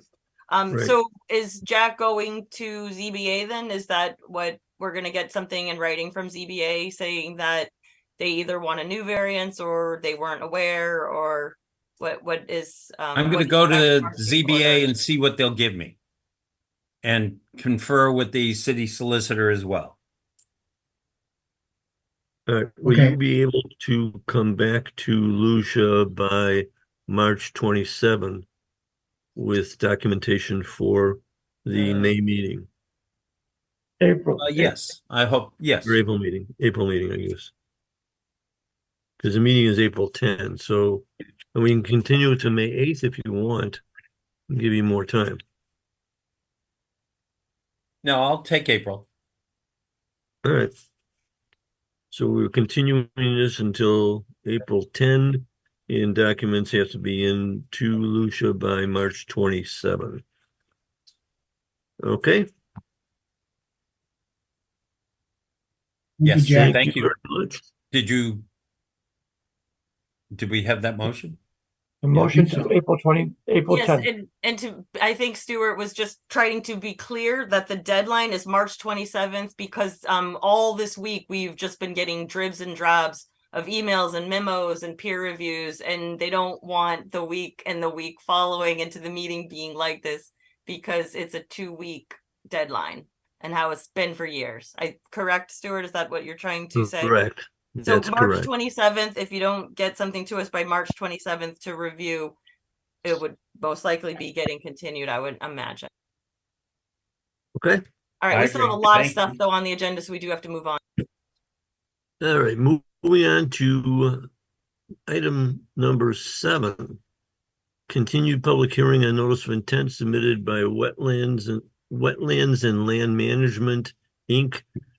Bill Manuel for J&D Real Estate Solutions LLC, John DeCoulis. The proposed work is the demolition of an existing single-family home and redevelopment of parcels into 3 townhouse-style units with access driveway, garage parking, landscaping, stormwater management facilities, and new utilities. The work also includes a 650 square foot of filled wetlands and replication area. The property is known as 24.5 North Central Street, Peabody, map 64, lot 28, Peabody, Mass. I believe we got a request for continuance today. No, it Correct. was actually, I believe it was we got a continuous for another one, but this one is for they gave it to me last week. This is Bob Langley sent it out to peer review. Oh, that's right. And So he doesn't they have an just answer brought yet. the check-in last week when I started inquiring where the peer review was because I don't always get to see them. Okay. So So yeah, we're I going would to continue this, please. move to continue. Yes, I make a motion to move to continue item number 8 to our next meeting. Second, Second. roll call.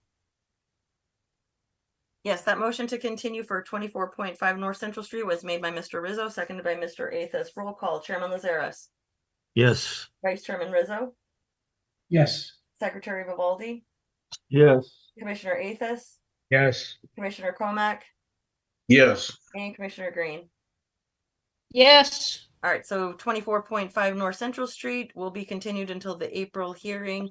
anyone in the audience. Someone is raising their hand. Do you mind if I unmute them just because No, go we have ahead. been corresponding with some neighbors, and I know once it gets continued this much, people start dropping off. Like no one was even here for Glendale, and it's kind of unfair to the neighbors. I'm gonna go ahead and unmute. It says Christopher. Christopher Adams, unmute yourself. Hi. Hi, can you hear me? Yes. Hi, how are you? So thank you for unmuting me, but I actually just moved on to North Central Street 4 months ago. And so I've been looking at this house because it's right next to my driveway. I live on 26 North Central.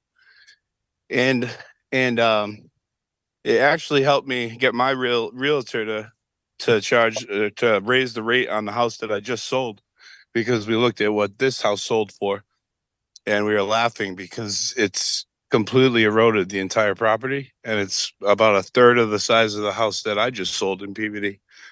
And so I've been trying to figure out who the owner was to see if they were gonna maybe rent the house out, because I have 3 children. And so when I found out what the plans were for this property, I had to tune in tonight and figure out exactly how this even got on an agenda. On top of the heavy traffic on this road specifically, so close to Wilson Square, and then the lack of buses for this area. He owns the smallest parcel of land, and it's right on the wetlands. So I don't exactly know how it's even feasibly possible. I'm standing here looking at it. We don't either. But I mean, obviously it's not up to me if they add people to the neighborhood. I've only been here for 4 months, so I'm pretty non-biased. But it would be like a scientific miracle for him to put that property where this house is. well, the property currently, I guess there's one house on the property, correct? There's just a tiny house, and then 20. Yeah. I mean, if And he then was trying to buy out 26 and 24, that would make sense. But there's Well, nowhere going back. The whole landscape just basically it's 20 wetland. feet down from halfway where his foundation is. Right, and it's wetland back there. Yeah, so I just think if any of you were to just stand where I'm standing, right in front of this house, this would be immediately eliminated from a discussion. But I just wanted to chime in, and again, I appreciate the time. Thank you. Yep, thanks.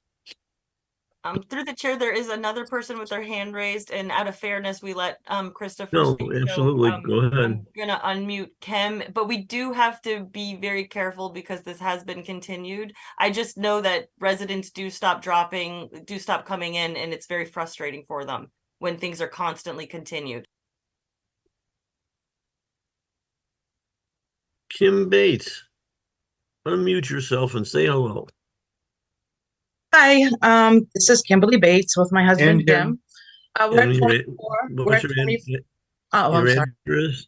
24A North Central Street, right next door to this property. Okay. And we are affected already by the wetlands, obviously, which we love. But they do part of our yard is already wet. We can't use it. It floats. And my neighbor directly to the 24 North Central Street, her yard is almost 3/4 unusable already. And I just don't know how his yard is already eroded so much. Just in the 2 years it's eroded so much, and so has mine. So I mean, I just don't understand and it's so beautiful as it is in the spring. They don't need to revamp it. It doesn't need to be. It's beautiful, absolutely gorgeous. And there's so much wildlife. So I just wanted to say that real quick, that we have enough issues with our sewers here. I don't know how they would put 3 more units when they have 20 units over here and another 3 or 4 townhouses there. We got sewer flooded in February, Valentine's Day, because of a fat back down the street, and the city was unable to help us.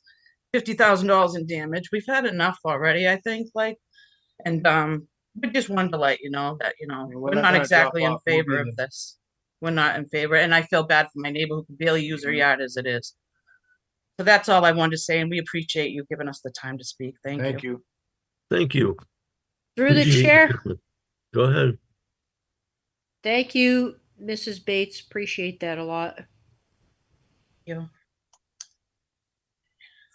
I unfortunately I believe there's one more person in the audience. Go ahead. Steven, I'm gonna unmute him too, because again, out of fairness, we let two other people speak, so we do. I do suggest anyone who's in the audience, please do not drop off and please come to the next meeting, because it's very important that you are involved in this process when the applicant is here. You can also send in an email or a letter to Lucia with your comments, and that would be received and recorded too. Stevens, go ahead, state your Hello. name and address. My name is Paul Stevens, 24 North Central Street. I can wait until next meeting to say what I have to say. I just was never given a notice for the continuation from last time to this time. I was just wondering if the neighbors could get the new notice for continuation of the next date that we're supposed to be here to attend. It's kind of hard to attend if we don't know that the dates or times. It's in the, we publish the agenda every month and it's public, and it states what's on it. April 10th is the next date, and it would be via Zoom as well. Okay, yeah. Is the website going to have the ID meeting and all that stuff on there? So I can track it down, I guess? Absolutely. If you send me an email, right now I've been communicating with a couple people in the neighborhood. So if I have your email, I can communicate with you and send it to you personally. But yes, of course, it's normally on the website about 2 weeks before the meeting. It by law, it has to be on the website 48 hours before the meeting, but I get it way before then. It's, okay, sounds good. if you go to the city website under calendar, and on the front page on the right-hand side, it'll list the Conservation Commission meetings, the date, and that also has the agenda. So it's available in a number of places. All right, thank you for your time, guys. All right, thank you. Anybody else? No? Okay. So we are continuing this until next month. The next item up is item 8. Continued public hearing, notice of intent submitted by Hayes Engineering, care of Peter Ogren for Atlantic Coast Home, care of Michael Becker. The owner is Hardy and Monroe, LLC, Michael Becker, manager. The proposed work is construction of a commercial condominium with associated parking, utilities, and landscaping. The property is known as 0 Hardy Street, map 85, lot 1, Peabody, Mass.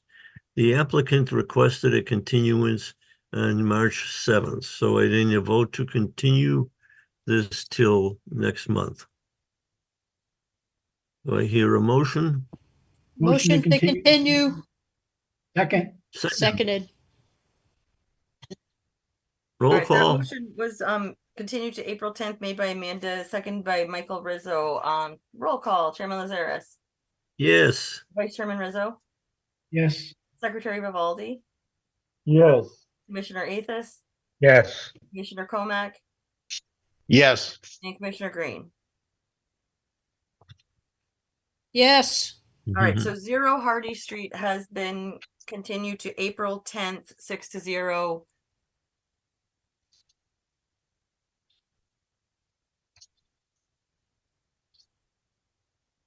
Moving on, item 9. Yeah. Continued public hearing on a notice of intent submitted by Goddard Consulting, LLC, Tom Schutz, for trustees of 18 Carroll Road. Nominee trust is Gilbert Alexio Fijo. The proposed work is the construction of extension of Carroll Road with associated grading to be used as a snow storage area, turnaround and driveway for a single-family house within the buffer zone of a BBW. The property is known as 18 Carroll Road, map 57, lot 74N, Peabody, Mass. At this point, I believe we're waiting for a new plan. In fact, I think I saw where there were 2 plans out there. and Bob has sent us off to consultants to review. Is that correct? Yes. I believe the memo Mr. Langley submitted today at noon said that he's sending it to legal, and me and Andrew Levin with the planning board were trying to decipher what that meant. But Okay. regardless, this needs to get continued, and Gil did request a continuance in writing today. And I have emailed the neighbors that I have email contacts for. So again, if anyone is in the audience, this will be continued to the April 10th meeting, and hopefully that will be the meeting that we can vote on. Do we have a motion to continue? Motion to continue. Second? Seconded. Roll call. All right. I heard a lot of voices, but I heard Mr. Vivaldi making the motion and Miss Green seconding it. Roll call. Chairman Lazaris, Yes. Vice Chairman Rizzo, Yes. Secretary Vivaldi, Yes. Commissioner Athos, Yes. Commissioner Comack, Yes. and Commissioner Green. Yes.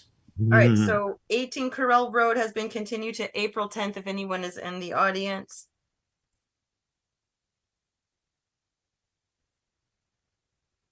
Anybody there? The person who has their hand raised is next up on the agenda. Now a bunch of people raised their hand. So I know Chris Barages is for the next item, and it looks like there is a city councilor in the audience as well as an abutter. So how would you like me to promote the city councilor? Sure.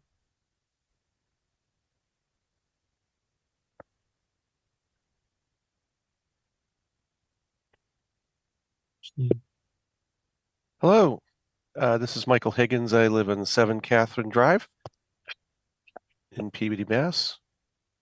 Hi.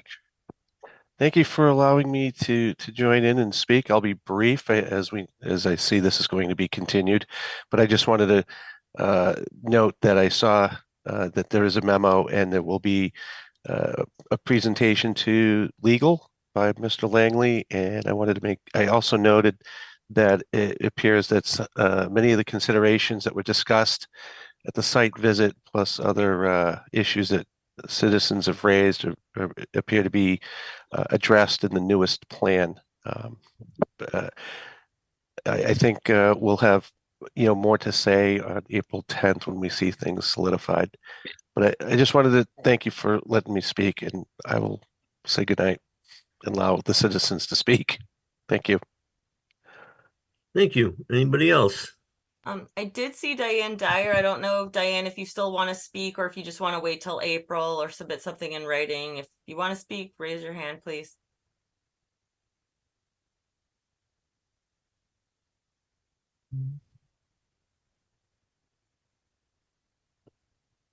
Hi, Lucia. This is Diane Dyer. Hi. Can you state your name and address, please? Sure. I'm Diane Dyer. I live at 11 Corral Road here in Peabody. The proposed snow storage area is a few houses away from me, but I'm concerned just to know more about what it actually means.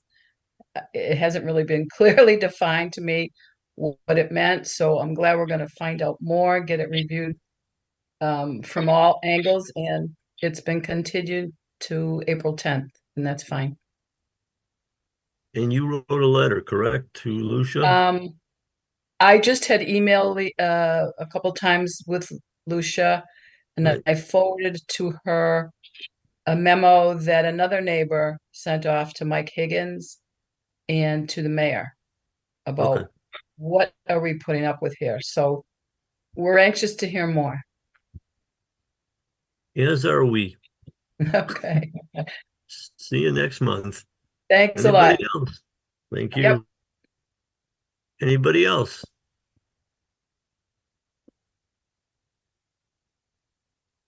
Seeing none, I need a motion to close. There is one more person, and you guys already voted to continue. There is one person I'm going to unmute Stan because out of fairness, I have to. No, go ahead.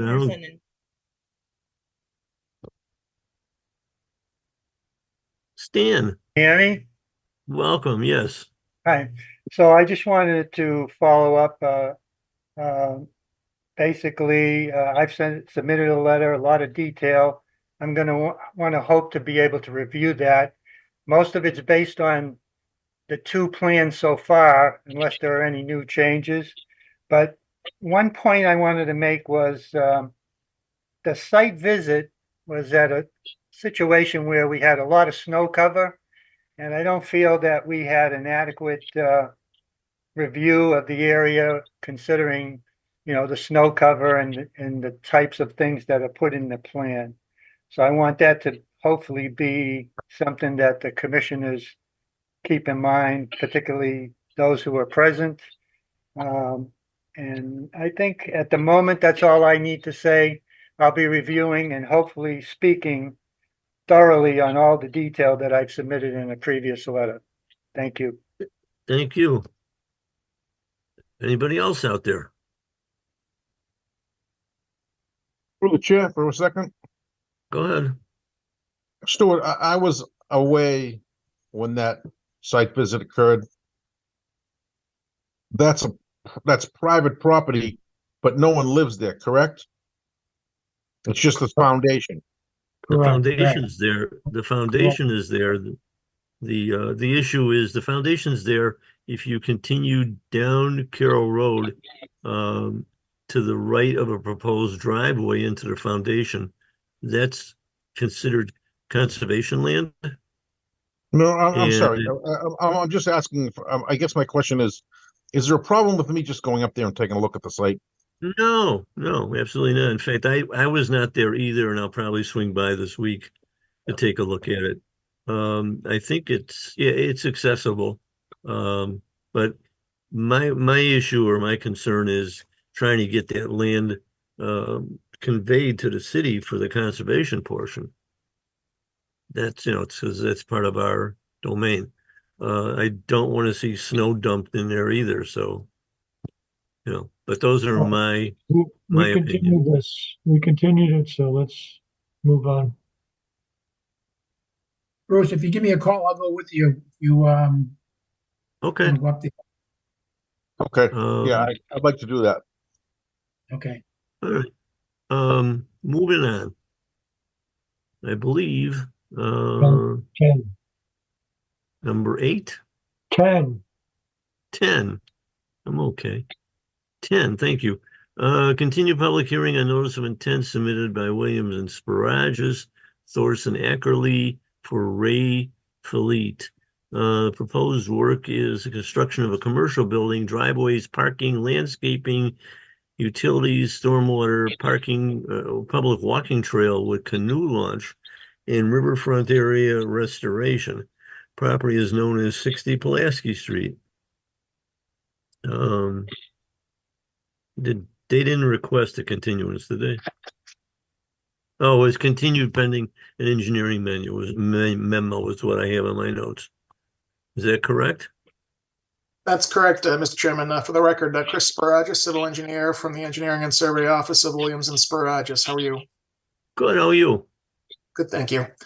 So we have gone through our peer review process with the city's peer reviewer, Horsley Witten, and I've been working closely with Lucia and Bob Langley. I believe Bob submitted a letter at the beginning of the week addressing the final comments to give you a final letter.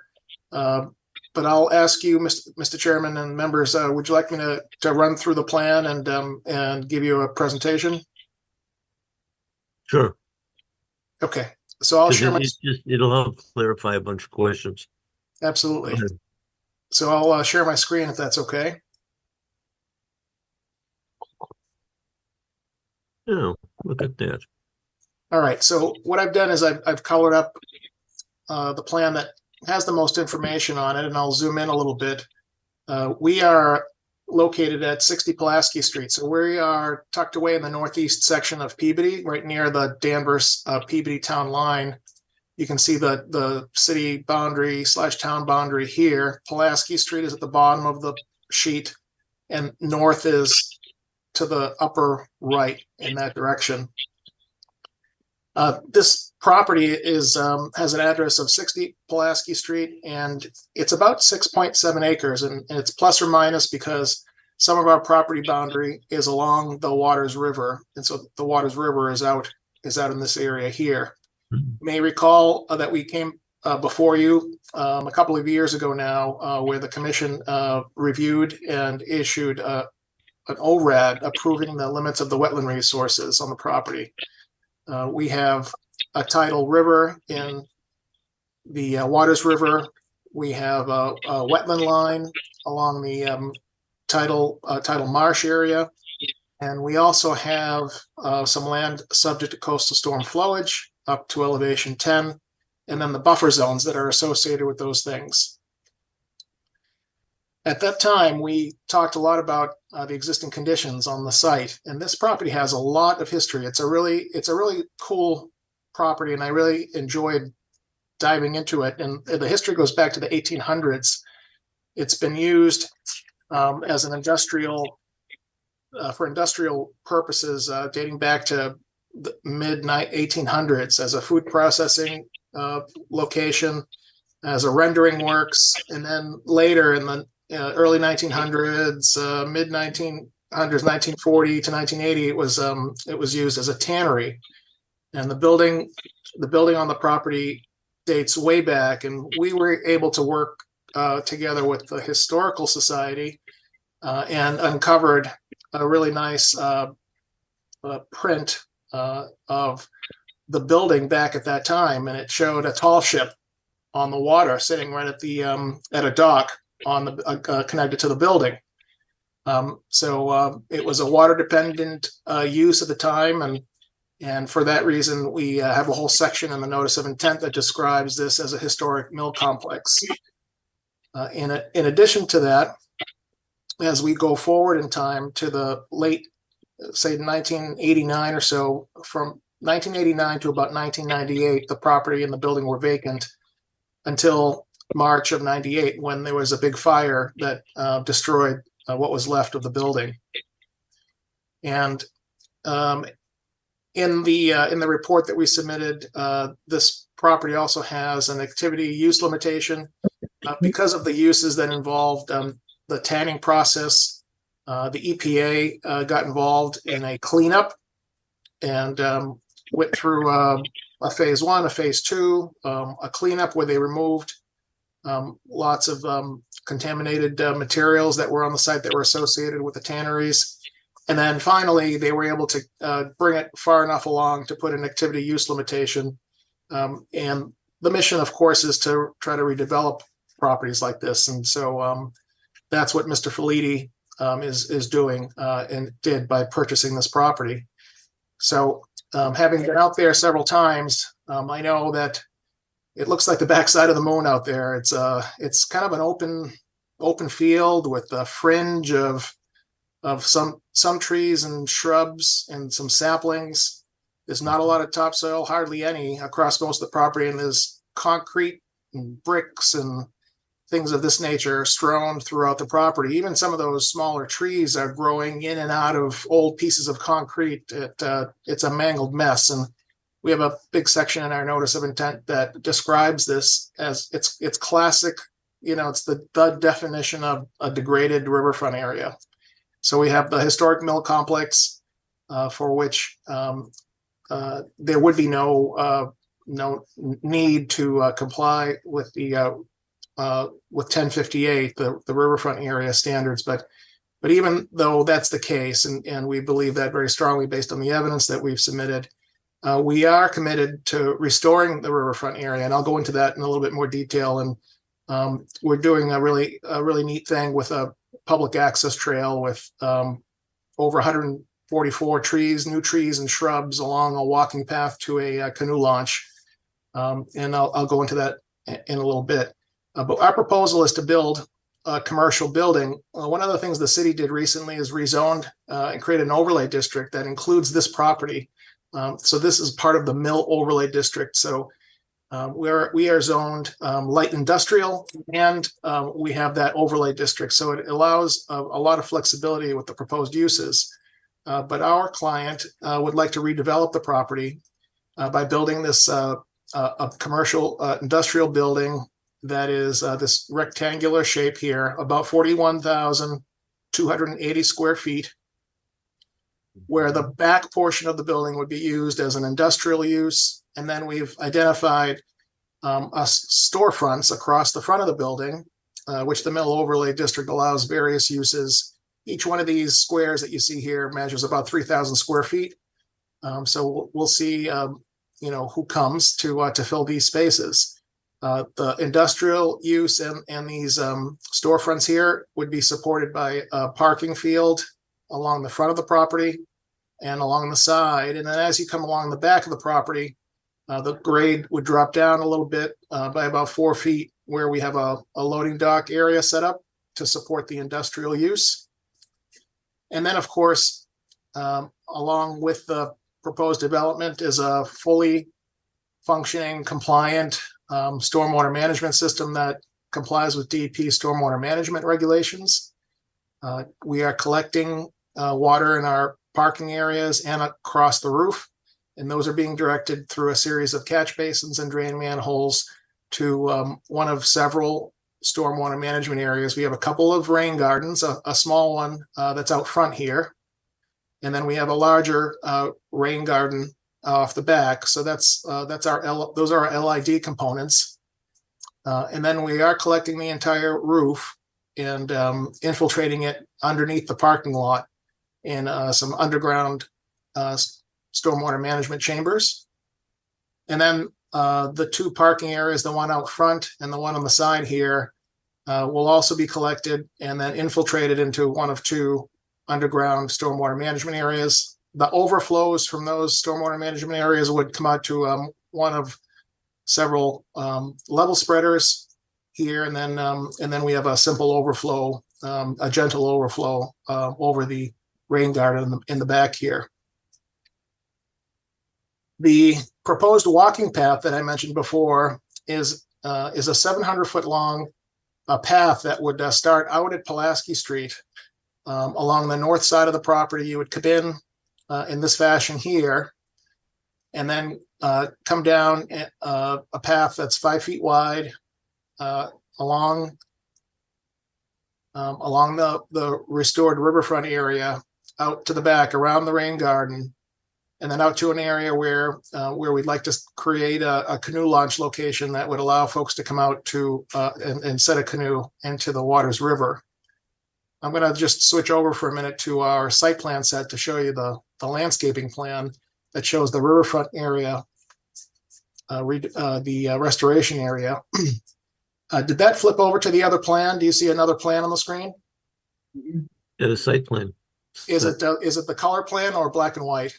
Black and white. All right, perfect. Thank you. Okay, so I'm going to flip through to get to the landscaping plan real quick, just to show you what we're proposing. So the development proper, has requirements in the zoning ordinance that require a whole bunch of street trees and that sort of thing, landscape islands, and we're complying with all of those things. But we have an extensive planting plan proposed for the riverfront area restoration, and you can see all along the path here we have a series of trees and shrubs that come around the entire area here to restore it to something more pleasant looking and more protective of the downstream wetland resources. And of course, on this sheet, we were careful to select plants in our plant schedule that are native and that are conducive to growing near a salt marsh wetland type area where the Waters River is a tidal river.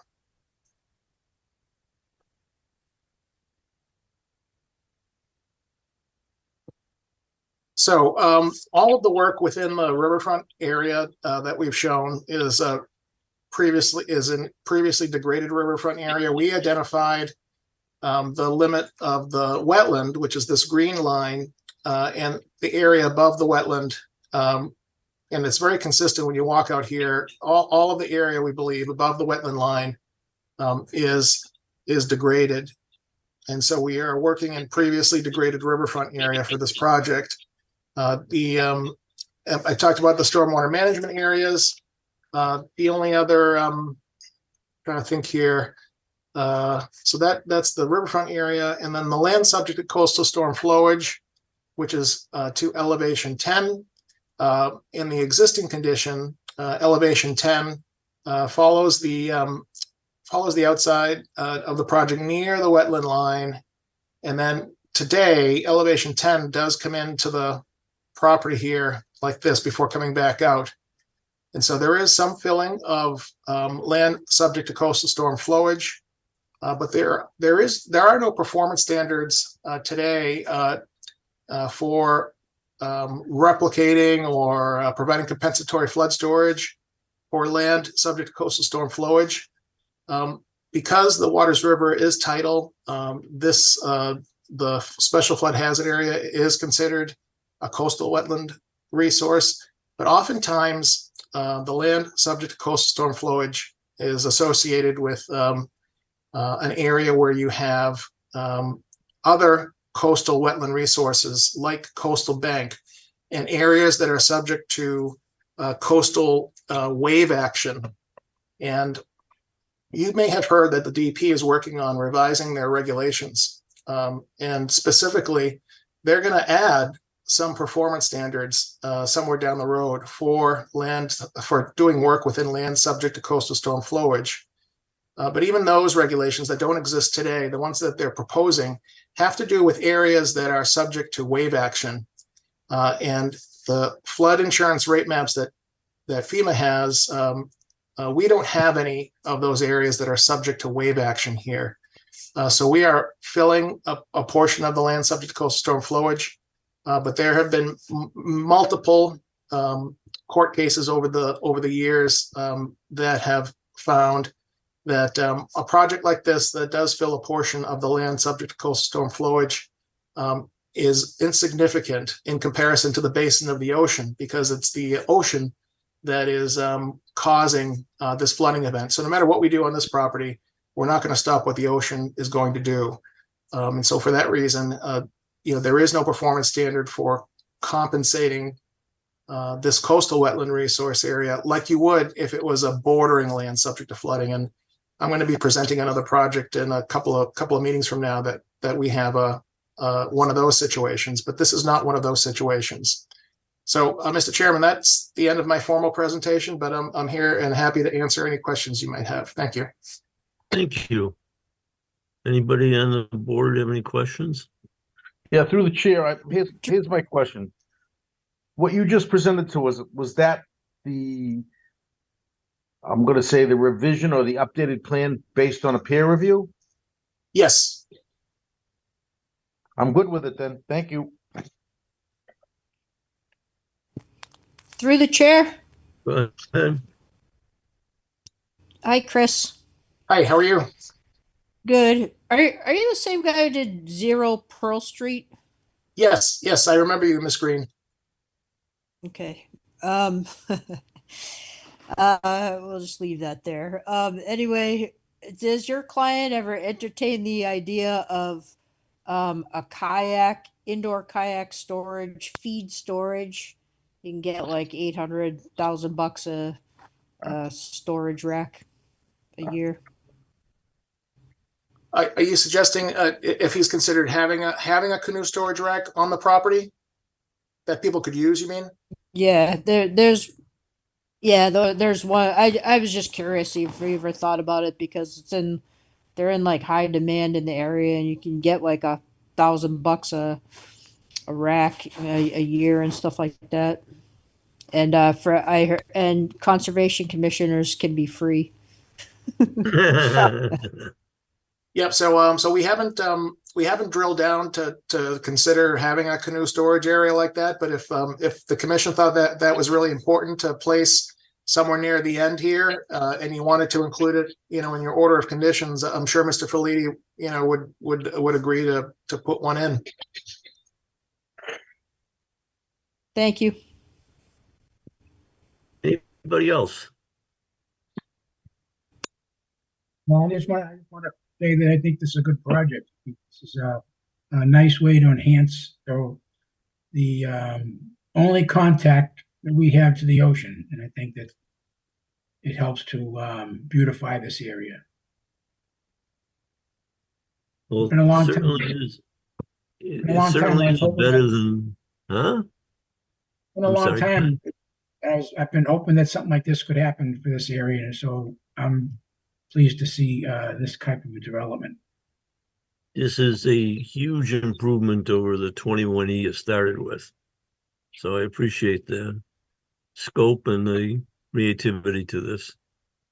And I look forward to seeing the canoe launch. Anybody Hi, else? Hi, Chris. Chris, I have a question for you in regarding to the landscape plan. Sure.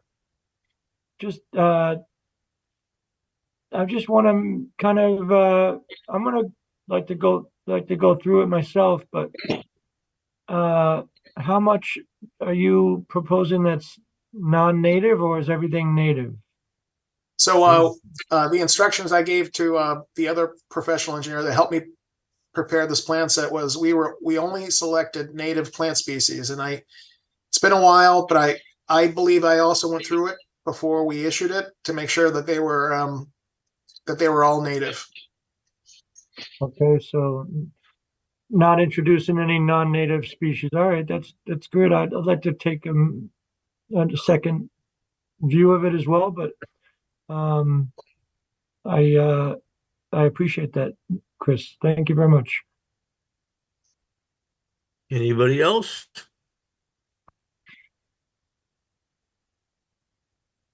Oh, lastly, Chris, and the street trees won't have any fruits that are falling or any kind of crab apples or other such fruits that cause problems later. So are you referring to the trees that are, let's say, within the parking lot areas? Street trees, those, yeah. Yeah, Oh, so I want to say that they're mostly shade trees. Let me just take a look here. Okay, so October red glory. Okay, red maple. You have a red maple on the street trees. Yep, some oaks, Yep. a tupelo, a sugar maple, Yep. oak and elm. There might be a few acorns someday. I like the Bradford pear as well. Yeah, but I don't see any fruit trees. I agree. I agree. Bradford pears get terrible diseases. Let's see, four of them. I'm not sure where they are, but we had proposed four of them. If that particular species is not a good idea, Miss Green, we could exchange that with another one that's not a Bradford pear. Yeah, through the chair, Bradford pear tree is not a good tree to have near sidewalks. Okay. Their roots are shallow and they just eat up the sidewalk and they heave. So I think a different plant might be best if it's adjacent to a sidewalk. Yeah, so we have a couple of them here next to these parking spaces, and then a couple of them. The other two are here. So it's not near the sidewalks. Okay. Good.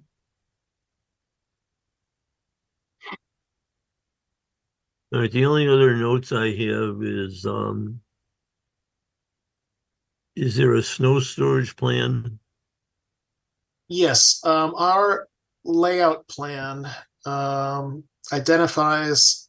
Let's see, should identify the snow storage areas. Let's zoom in here a little bit.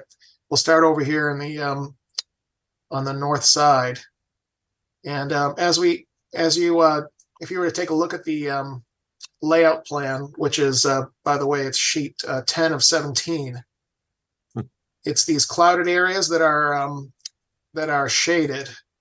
So snow storage along the edges of the parking here, across the front of the property here, And then, we have a pretty good island here.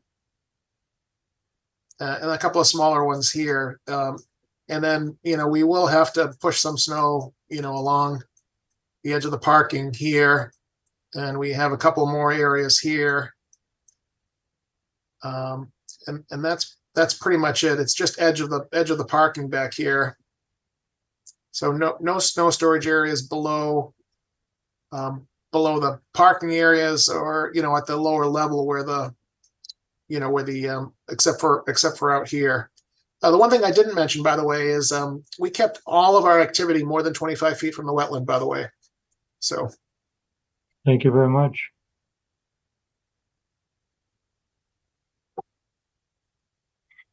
Through the Is- chair, is through the there chair, excuse me. Go ahead. Lucia, did we get a closeout memo from Bob Langley?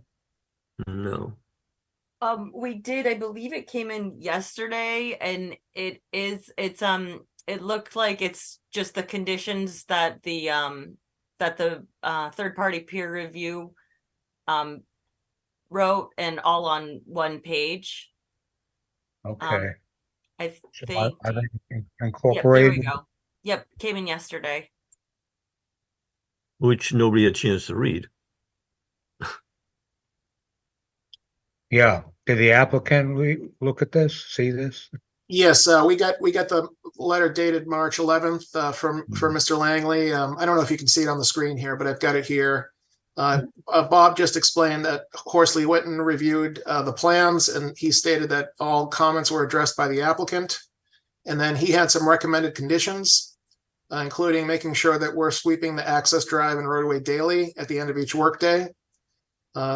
That he recognizes that a portion of the property has an activity use limitation on it, and that it needs to be overseen by a licensed site professional at the applicant's expense to comply with the activity use limitations of the project.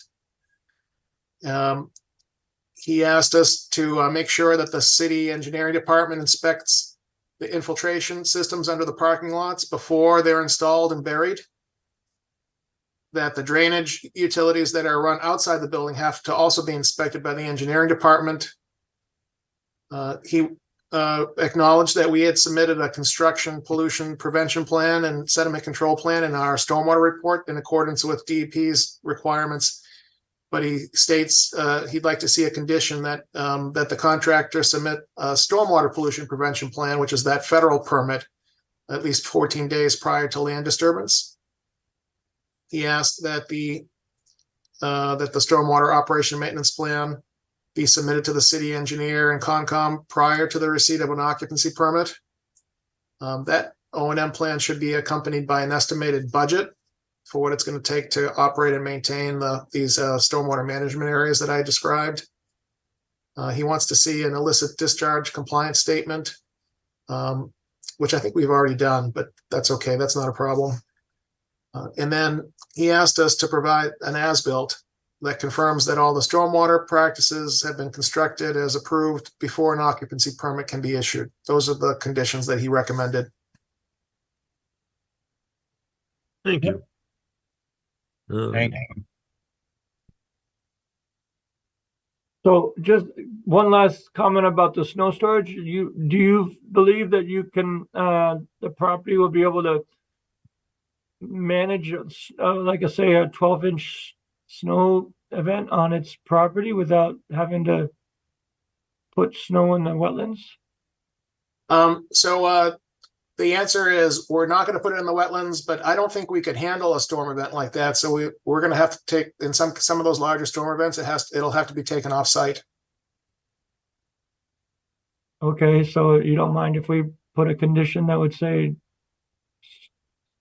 events greater than 6 inches of snow will be trucked off site? I would rather see, through you, Mr. Chairman, a condition that says that if the snow storage areas that have been depicted on the plan, are at capacity, any additional snow needs to be taken off site. Okay. So that we're not tying it to a particular storm. A particular event.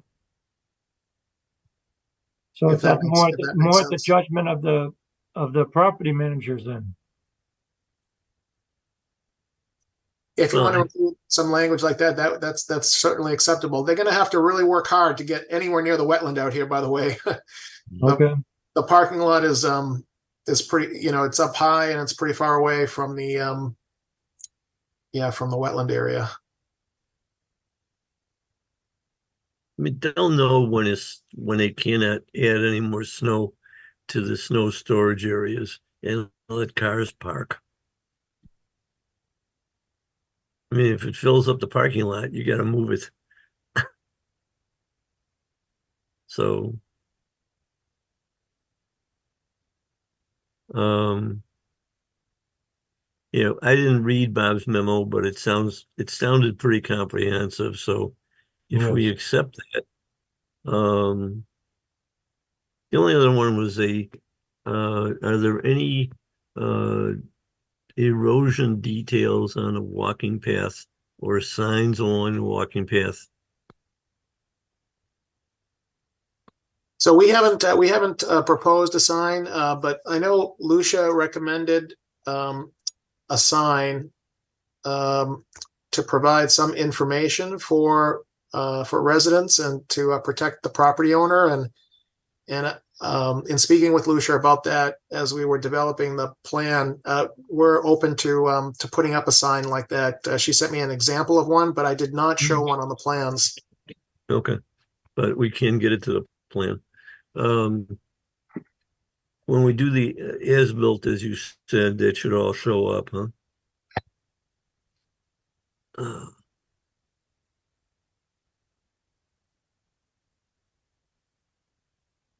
Anybody else?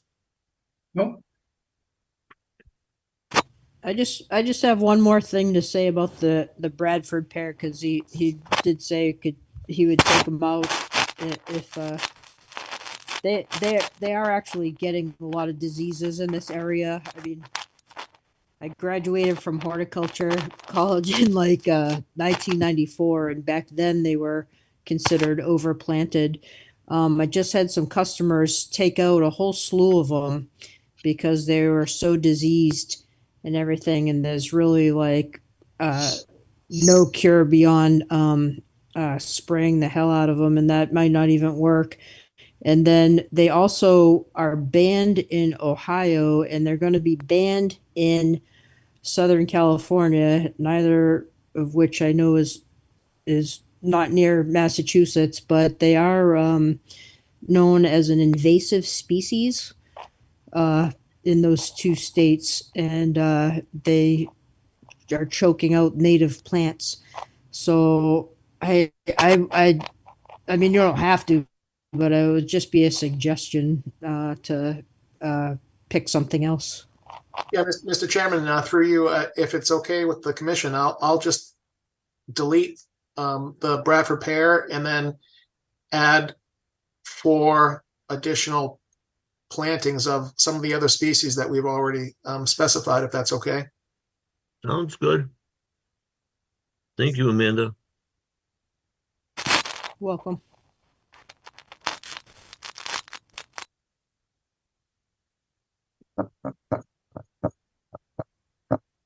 I'll make a motion to, if there's any further comment from the public, if there's not any further comment from the public, then I'll make a motion to close. Not close. Not close. We're continuing, right? Oh, You want to close the Sorry. public hearing or No. close it? I thought we were, No, we're continuing. Oh, we're okay. continuing. For what reason? Well, one of the reasons is that the engineering memo came in so late, we didn't have a chance to see it or read it. We just went over it, Stu. I know, but I didn't, we went over it, but that's not the same as, I mean, the stuff is supposed to be here within a certain amount of time so we can review it. And when Yeah, it it's not, was unfortunate. We had some bad timing with the peer review consultant was on vacation, so it kind of slowed us down a little bit. So I apologize. no, but I'd like to continue this till next month and we can get, a chance to review all this stuff and be in a better position to approve it. I mean, it sounds great the way it is. but I want to make sure we have the time to review all this stuff. Okay, if there's any questions that come up, I'd like to be able to address those and put them in order of conditions that we haven't identified. So I'm really looking for a motion to continue, if that's okay. What is the Motion- applicant supposed to do anything? Just so I'm that set. Well, I can Go get ahead, rid of Mike. Bradford. I can get rid of the Bradford pair. I'll do that, and I'll get together with Lucia, and we'll come. I can even add the sign. We can propose a sign location along the path for the Okay. sign that Lucia had in mind. And then if there's anything else, I can't think of anything else that we talked about tonight. Erosion, was a- erosion control. Erosion controls. Yeah, we have an erosion control plan in the plan set. So that's there. It's our limit of work, and we have a dust control and inlet protection. This is our erosion control plan, and we have erosion control details. So that should be pretty straightforward. Through the chair. So we're asking for a revised plan to remove the Bradford pear and to replace with 4 additional plants that are already on this list. You're going to add this a sign. I know, Chris, me and you talked about one particular sign for the safety of the property owner, to have a sign at the beginning of the trail that said dusk to dawn, or like 8 a.m. or 7 a.m. or whatever, dusk till dawn. But I think the chairman was talking about like an educational sign, not necessarily if the applicant would pay for it, but would he allow it down by the water. And then maybe also you could discuss Amanda's fabulous idea of a like a kayak rack down there. I think I think that could also be something that's done like after, with a minor permit or something, because I don't think there's a lot to them to Right. put them in. They just get anchored, maybe a couple sonotubes. I'm not even really sure. So we have a nice spot.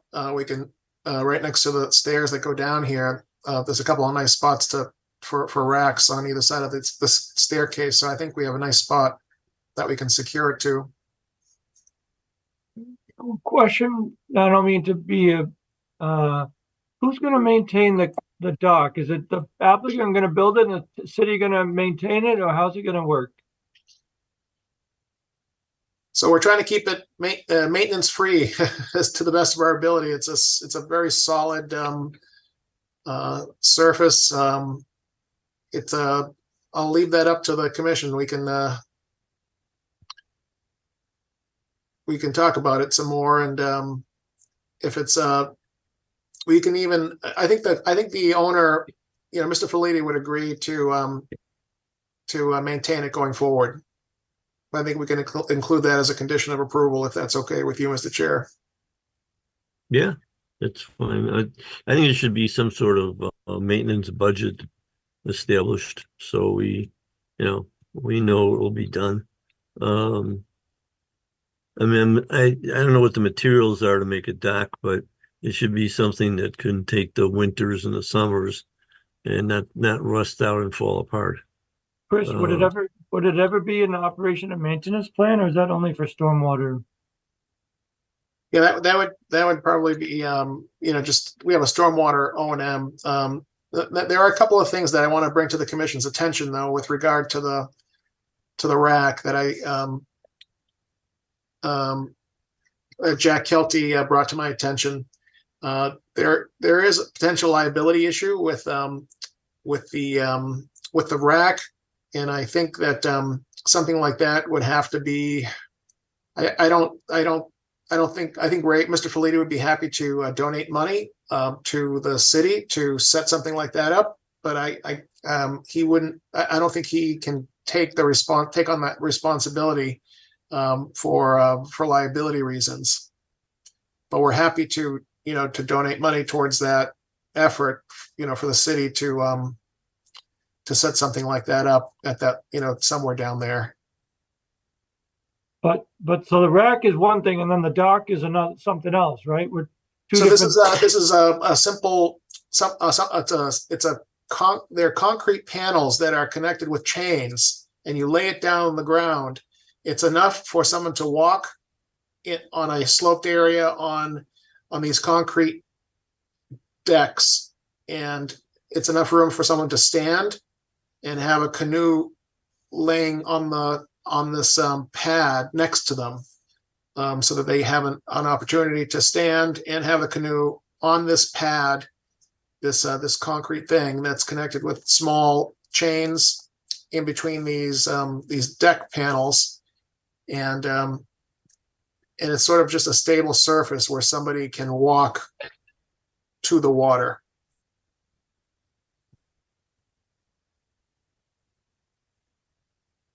And they're designed for saltwater areas. So Yeah, we have a detail of it here. I don't know if you can see that on the screen. Oh, yeah. So this is 12 feet wide, and they come in groups of 3, and then you just keep connecting them together. They bolt together. You scoop out a little bit of earth underneath and put some stone down, and you just lay these things down, and it provides a stable surface. And you can see the ridges. It's meant for boat ramp scenarios, and it's a pretty heavy thing. It's not going to go anywhere. That's why we picked it, because it should stay put.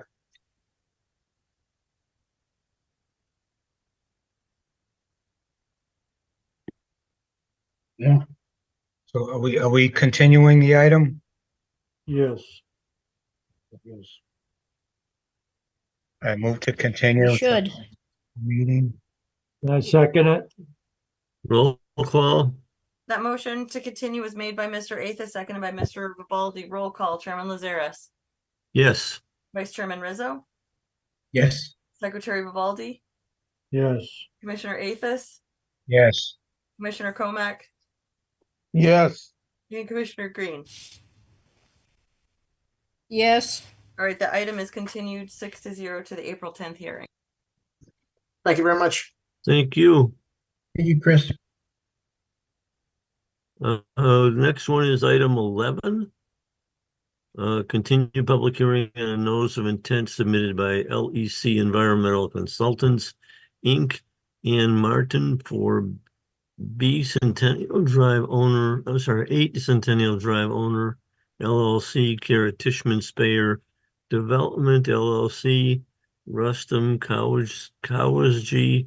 The proposed work is the redevelopment of a former analogic building to include raising and removing all buildings and infrastructure, the construction of 4 new commercial industrial warehouse buildings with internal circulation, parking, loading facility, and supporting infrastructure.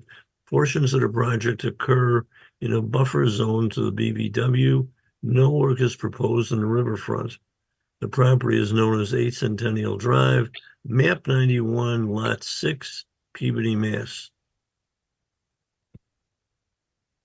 Are you here, Ann?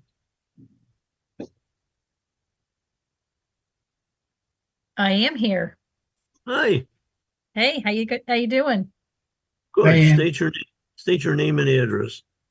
My name and address, Ann Martin with LEC Environmental, 380 Lowell Street, Wakefield. Thank you. Present away. I believe that Steve Morris is going to start us off. Yes. I'll do my best to be brief, but thank you, Chairman and Commissioners, for the time this evening. Again, Steve Morris, Tishman Speyer. We're here to present the 8 Centennial Drive project. We've been before you guys before a handful of times, but I was just going to run through a quick refresher on the project and where we're at. So I'm going to share some slides quickly. Can everyone see that okay? Yes. Okay, great. So also joined, obviously, everyone knows Ann from LEC, who's our wetland engineer. Along with me from my team is Parker Strawn and John Pelletier. And from BL Companies, I believe Tim Poole is on. He's kind of the point on the technical and engineering side. And also we're represented by Jack on the land use side. Just to refresh everyone, the site's currently improved and occupied by Analogic Corporation, the medical device manufacturer. This is an aerial of their site. You can see the building surrounded by parking lots, the kind of water tower in the foreground. Obviously, the highway in the background, and the wetland in question, as referenced, is here on the left. You can see this wooded area. This is the current building and site plan for Analogic. Their curb cuts. You can see the parking areas that are in the buffer zone and pretty close to the wetland no build area. This is our proposed industrial warehouse development, distribution development for this site. As you can see, we're pulling back the the areas of pavement from the wetland.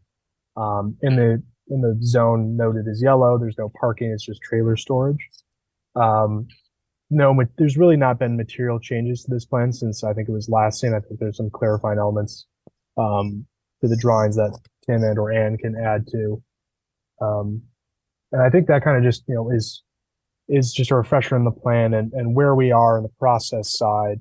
Bob Langley issued his closeout letter early last week. Hopefully you all got a copy and a chance to review it. So we're here to kind of, discuss those items, answer any lingering questions you may have, and we're hopeful that, we can move to, issuing the order of conditions and, go on from there.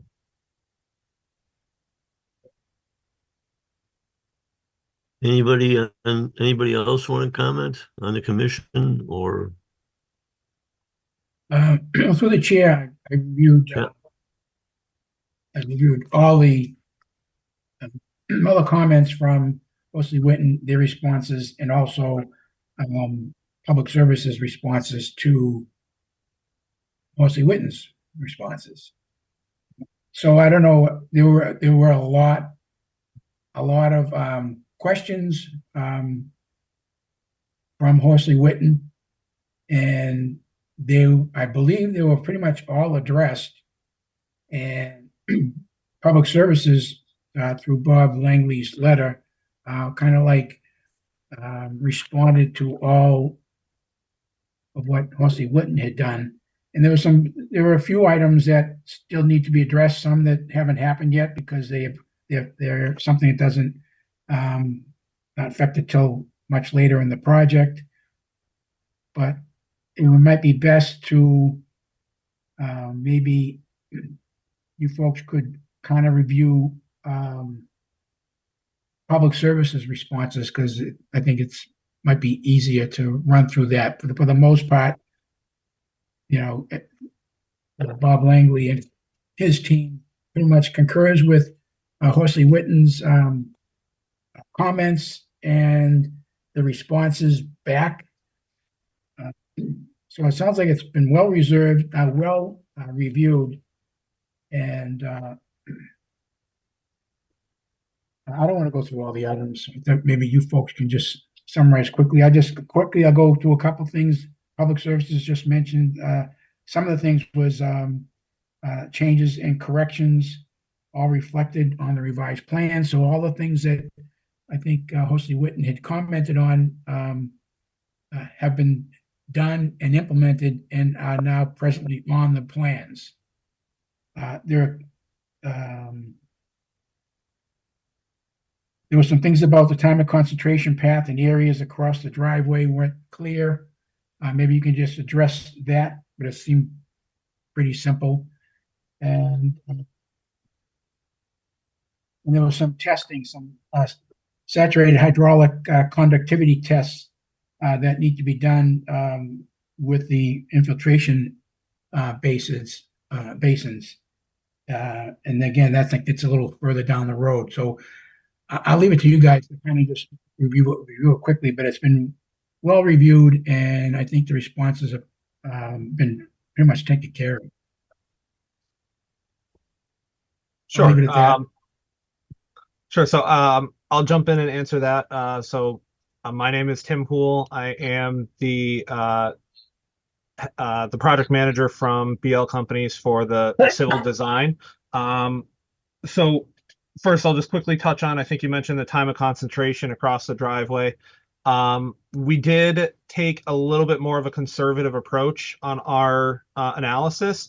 There is a little bit of, when you look at the contours in the existing driveway, there's a little bit of a gray area. There's no defined high point visual in the survey.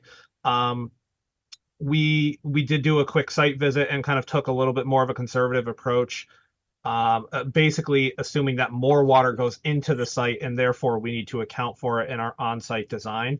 And that was kind of the approach that we discussed. We actually spoke with Janet at Horsley Witten to hash out our approach and make sure that she was on board with it and she's comfortable with it. So we did err on the side of caution and assume more water comes into the site, and therefore we have to account for more in our stormwater management design. Does that kind of answer your question on the time of concentration front? Okay, perfect. And then there were a couple of recommended conditions of approval in there from Mr. Langley that were kind of lingering items from Horsley Witten, largely centered around the test pits as a whole. Saturated hydraulic conductivity tests were mentioned, I think, twice in there. But basically, we peppered the site with test pits and borings.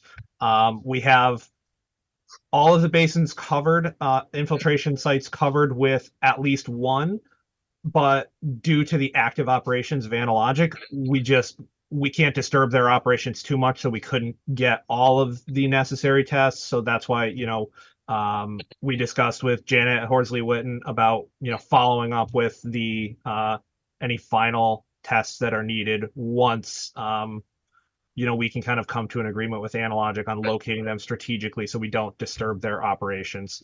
And while we're doing that, we're going to be taking those test pits just to confirm that there's no bedrock present in those areas while we have the equipment on site and are in those test pits.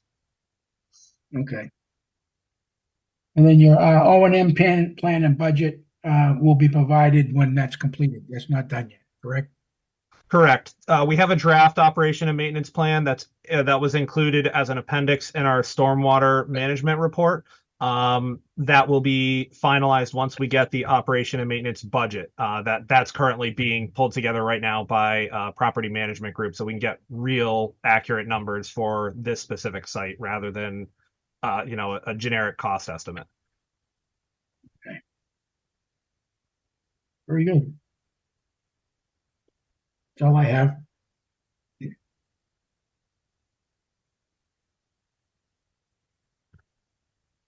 Anybody else?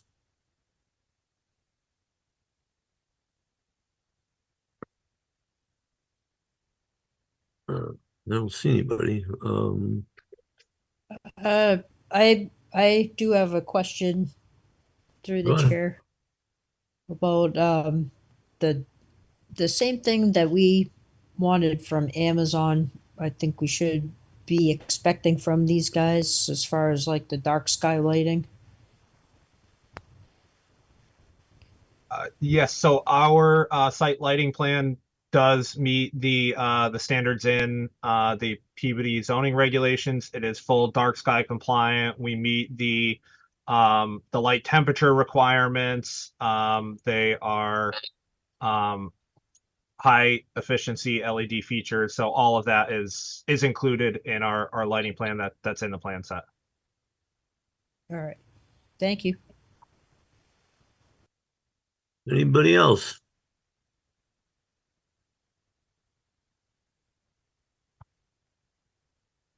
There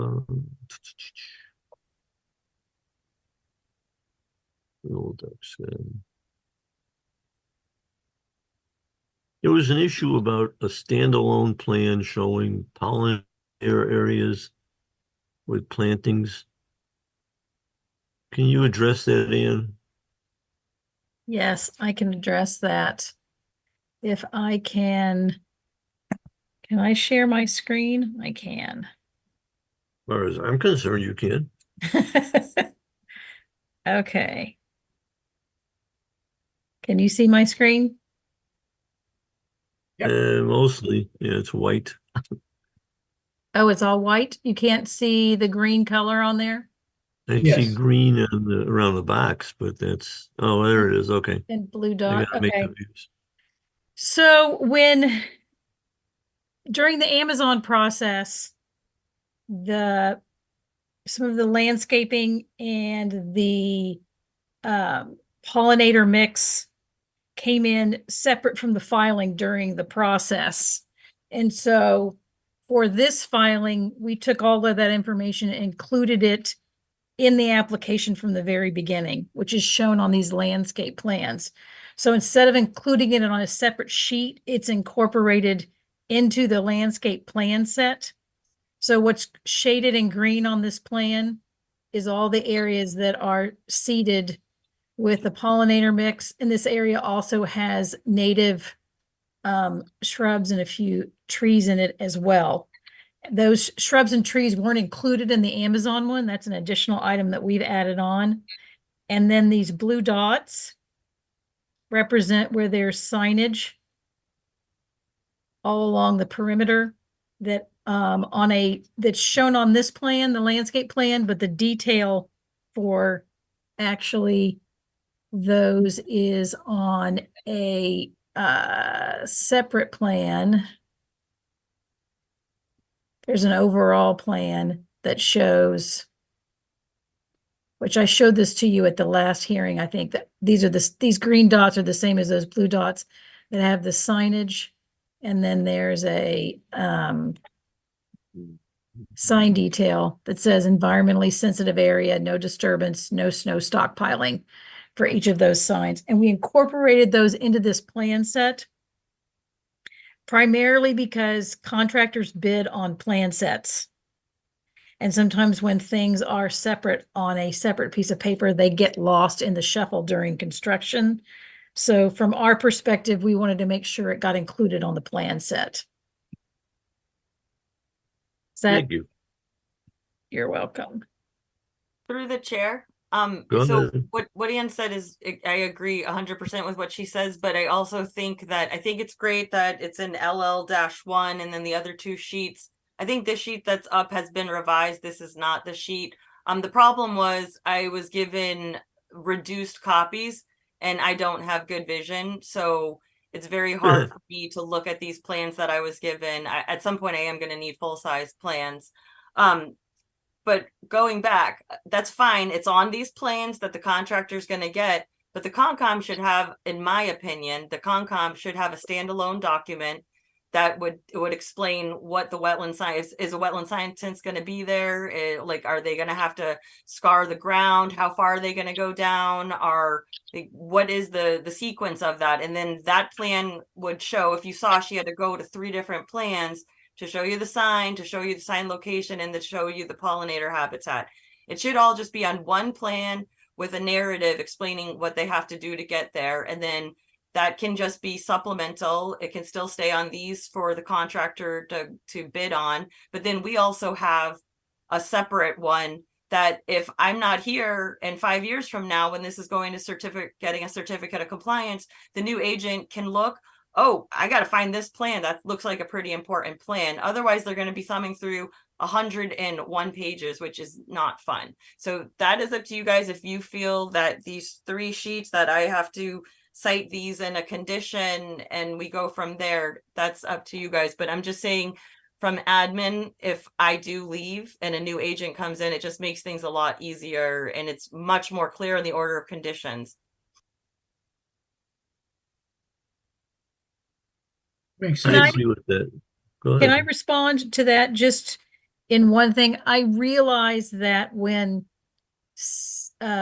supplemental plan sets were submitted, that the Lucia and the commission were given the entire plan set that was given to the planning board. When we originally filed the notice of intent, I culled a bunch of those pages out of the plan set so you wouldn't have to go through those. And Lucia certainly doesn't have to reference all of those extra plan sheets. And if it's helpful, I can help her figure out, which plan sheets really should be referenced in an order of conditions, so there isn't kind of extraneous extra plans that you don't really need, that relate more to the planning board than the Conservation Commission.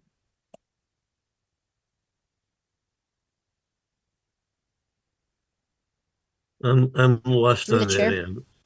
Go ahead. Amanda, go ahead. Amanda, This is not about the plans, just this is something I was just thinking about. Do we have any assurance in that pollinator habitat won't become knotweed and bittersweet in like 3 years?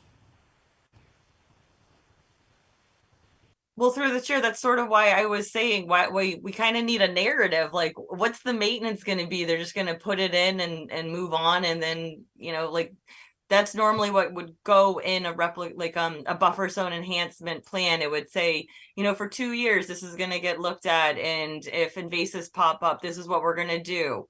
So that's I really just think I don't understand why it's such a big ask.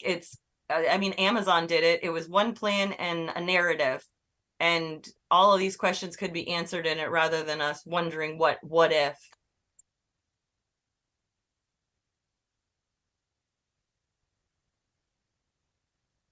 I agree. And you can make that happen easily. Yep, I'm writing down what Lucia's saying. Okay. You can watch it on TV tomorrow if you miss. And no commercials. I think it already is tomorrow. Is it? No, it's only 10:20 here. Not on the left coast. Amanda's Uh-oh. got a long time to go yet. Well, there goes the no-hitter.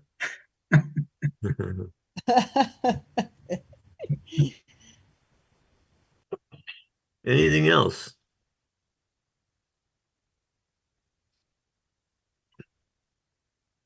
Do we need a motion to continue till we get all this information back?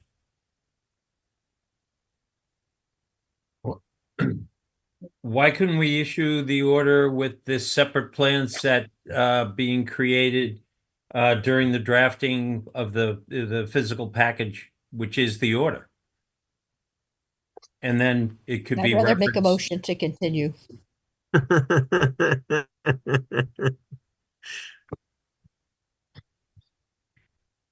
Second? Second that. Motion was made by Ms. Green, seconded by Mr. Athos. Roll call. Chairman Lazaris. Yes, I think it's important that we get the information before we move on, not have it rolled into something that we don't see right away. Vice Chairman Rizzo. I support continuing, but I would also have supported issuing an order because I think this is a good project and these folks are pretty thorough, and I'm sure we get exactly what we needed, but I'm just me, so. So yes, Okay. to continue. I'll say yes. I'll say yes. Secretary but Vivaldi.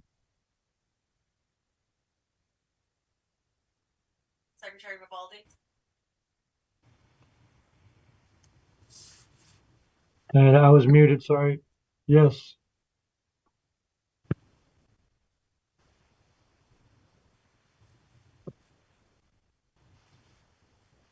Did we lose Lucia? I'm here. You guys can't hear me? No, You I couldn't can. before. Now you Can you hear can. me? Now we can. Now we can, yeah. Commissioner Athos, Yes. Commissioner Comack, Yes. and Commissioner Green. Yes. Okay, that item is continued 6-0. To April 11th, I'm sorry? to Yes. April 11th. April Check, 10th. yeah. April 10. 10. April 10, but we need the information given to Lucia by March 27. Got it. Okay. Okay. Thank you. Thank you, 10th. guys. Nice job. Thank you. Have a good evening. Yeah, it's You coming too. along nicely. Item 12, correct? Yeah. Public hearing on a notice of intent submitted by Williams and Sparages LLC, Thorson Ackerley, for Douglas and Jacqueline Murray owners. The proposed work is the construction of 2 additions and a deck at an existing single-family home. The property is known as 321 Lowell Street, map 61, lot 159 in Peabody. Good evening, Mr. Chair. It's Chris Sparagus again from Williams and Sparagus. I'm filling in for Thor since I had the other one. We know you. Go ahead. All right, thank you. I'm gonna cruise right along. I'm gonna share my screen and pull up a rendering that I prepared. And if I screw anything up, forgive me. I studied the project thoroughly today. So this property, we've all driven by it a million times. It's if you had a map of Peabody and you threw a dart at it, it's literally the center of the city. So if you were leaving the mall and coming down 128 South off of 114 and you took the Lowell Street exit to the right, it's the first house on the right. We've all driven by this house. And that's 321. It's a small cape in the front of the property here. It's got a driveway and it's improved by a pool in the backyard today. There's an existing shed and the rest of the property is all lawn area. And there's a fence along the back with open slats.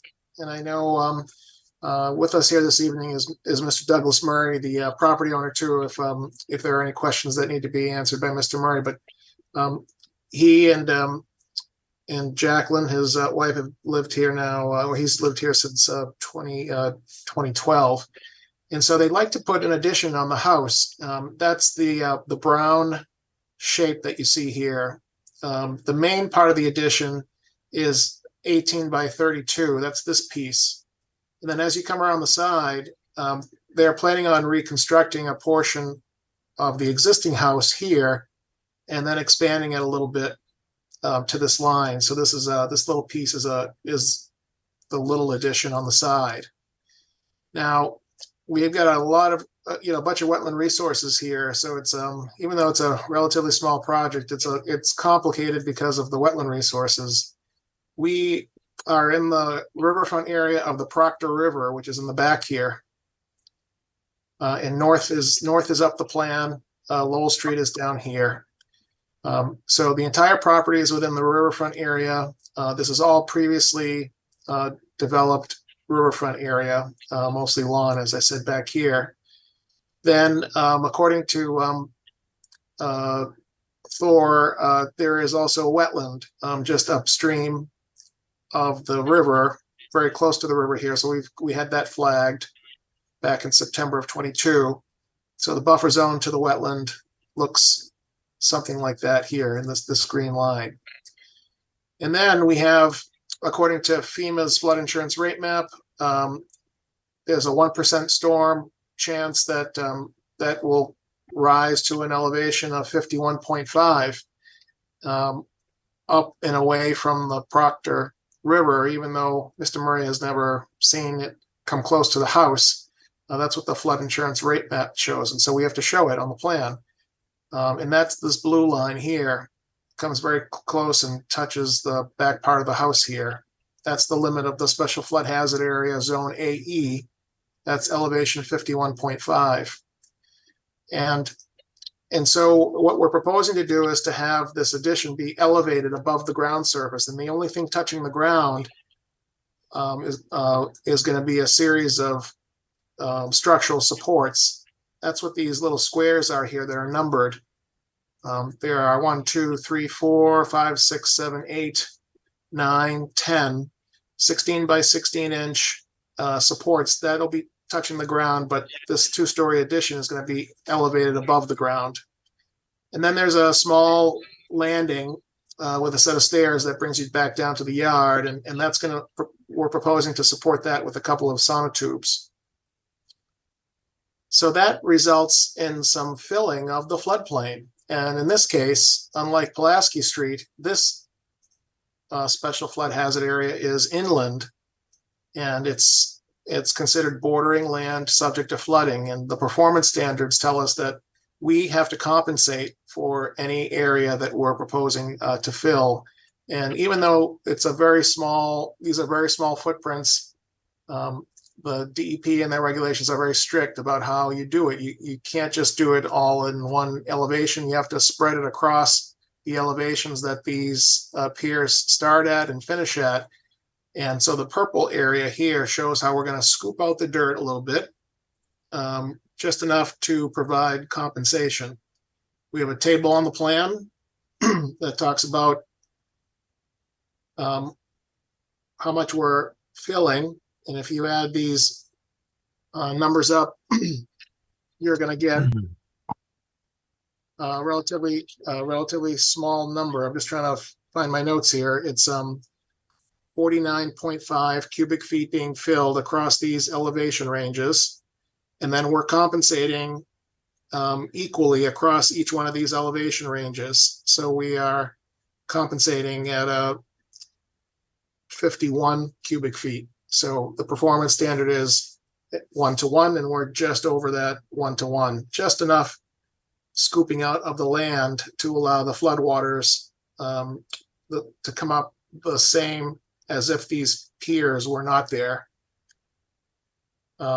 Relative to the riverfront area, our notice of intent application shows, calls out that section of 1058 that says what the do's and don'ts and what the performance standards are for working in an area that was previously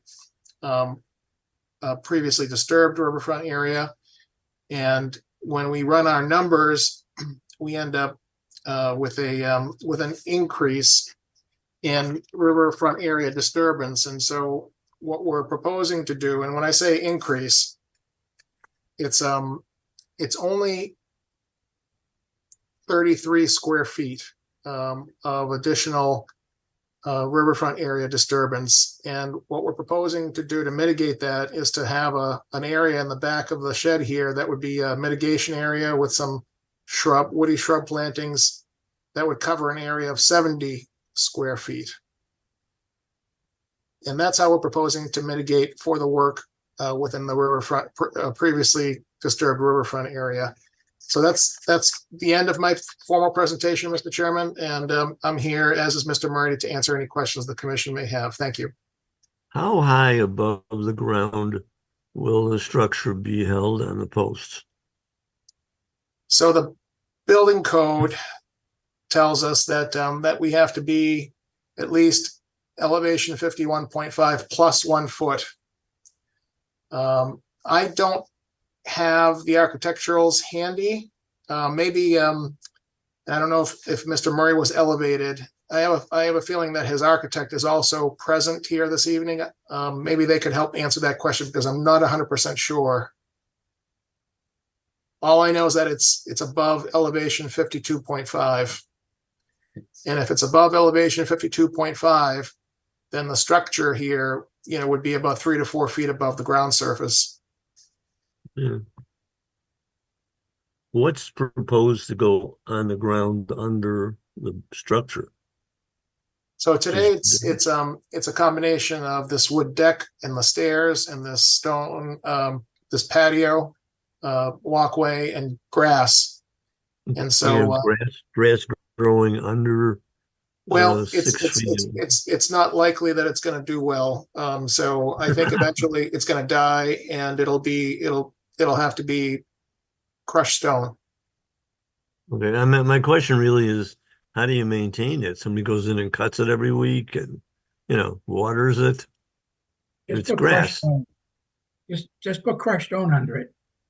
Yeah, I think it probably makes sense to put crushed stone under it. But that'll do better, and it'll promote, even though water, rainwater can't quite get there. Some will. Well, it'll promote drainage, but it'll also, if it collects enough dust and dirt, it'll promote growth of something. But that's years to come. but I would put it in crushed stone just so it's not, you're not killing grass. If Yeah, we haven't, if you, we're also we're not cutting down any trees. There are no trees coming down.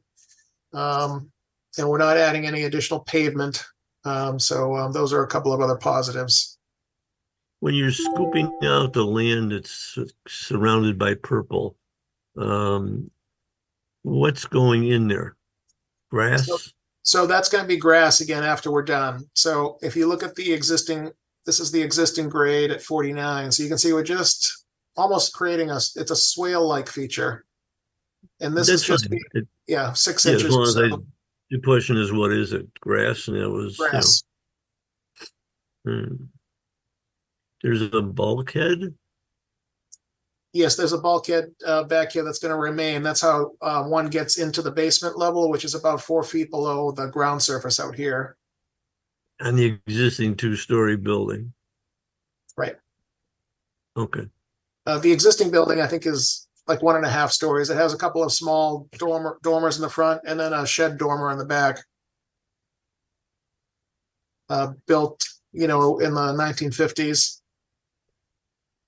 Yeah. If it was built in the 1950s, it might have used timber instead of lumber. But at any rate, the other question I have is, do they see any flooding in the basement today? No. So, Mr. Murray, I think is on. He could probably answer that. Yeah, I'm sorry to interrupt. I was going to say, no, there's no flooding in the basement. Good. Anybody else got any questions? Through the chair. Go ahead. All right. So when you buy land that abuts conservation land, I don't know if I bought land that abutted conservation land, I would expect that I wouldn't be able to do anything to disrupt it. But having said that, we got Chris Sparagis on the line here with yet another property abutting conservation land. And Chris, could you tell me about this mitigation area again with these shrubs like behind the shed here? Sure. So what we've proposed is to dig up the lawn across this 70 square foot location. We picked this location because it's closest to the resource area. To remove the lawn back here and replace it with a series of woody shrubs, and there is a planting plan proposed for it. It's in the bottom. Please don't tell me you got Berberis thunbergii on there. I beg your pardon? It's a horticulture joke. It's another invasive species. The high bush blueberry or the holly? No, I was just saying Berberis thunbergii. Oh, okay. You can't plant it in Massachusetts, so I was just making a joke. Okay. But okay. All right. All right. Good. Yeah, one of the things that just to add one other thing, I know Mr. Murray has worked closely with the Concom office over the years, and this fence that's back here has has wide slats, wide openings to allow wildlife to come and go. I know whenever he has questions about his property, he gets on the phone and talks to Lucia before he does anything. Okay. The area next to the plantings we're talking about, it looks like crushed stone. That's right. That's an existing condition here. Oh, that's existing. Okay. Chris, is it wetland or is it conservation, as Amanda was mentioning? This area here is on Mr. Murray's property. Right, but it's just wetland, it's not conservation. Conservation land is land owned by the Conservation Committee. Yeah, it's not. It's a lawn, the lawn area in the backyard. We're in the riverfront area. It's just riverfront, wetlands, right? Through the chair, what's that area that says stone at the back, along the back of the fence? That's what he said was existing. It's just ornamental rocks with flower beds. There's a But bunch of different plants out there that are on the back fence line. It's existing. Yes. Correct. Have you ever seen the river overflow onto your land? Not on a severe storm, we'll get the back corner, probably about 10 feet off the back fence line. But our property is about 2 feet higher. Okay. It's kind of, I don't know, there's a foundation that goes around the whole property. So like the neighbor's house is probably about 2.5 feet lower. So most of the water goes that way. Through the chair, did you put that in? Is that something that you folks did living there with the wall and the grass and? No, that was existing when I bought the house. Oh, okay, it was there already. All right, because I don't remember a permit coming before us for that. All this, the pool and that whole backyard graded The with a wall. pool, I pulled a permit on. Yeah. Yeah, the pool, I think I remember the pool. But the rest of the property, I don't remember a permit to do that, but. Are you talking about the fence? The I pulled fence the and the- permit on the fence also. Through the chair, Okay. I believe he pulled a I know I was in the backyard because I remember that the wildlife use they come up to his fence. I believe I can, if you want me to like look, I can do it now. But I think, and Doug, this was the property you did some driveway repair, Yes, we did a driveway. right? And then the fence in the back as The well. fence after that, yeah, and then the pool. Okay.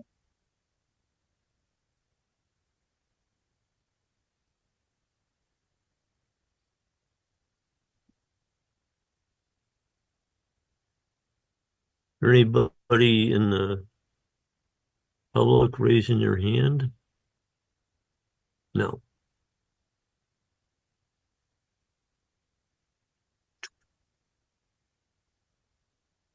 So, our hope tonight was to allow Mr. Murray to move forward so that he could start planning the next phase of the project. But if there are any other questions, we're happy to answer them.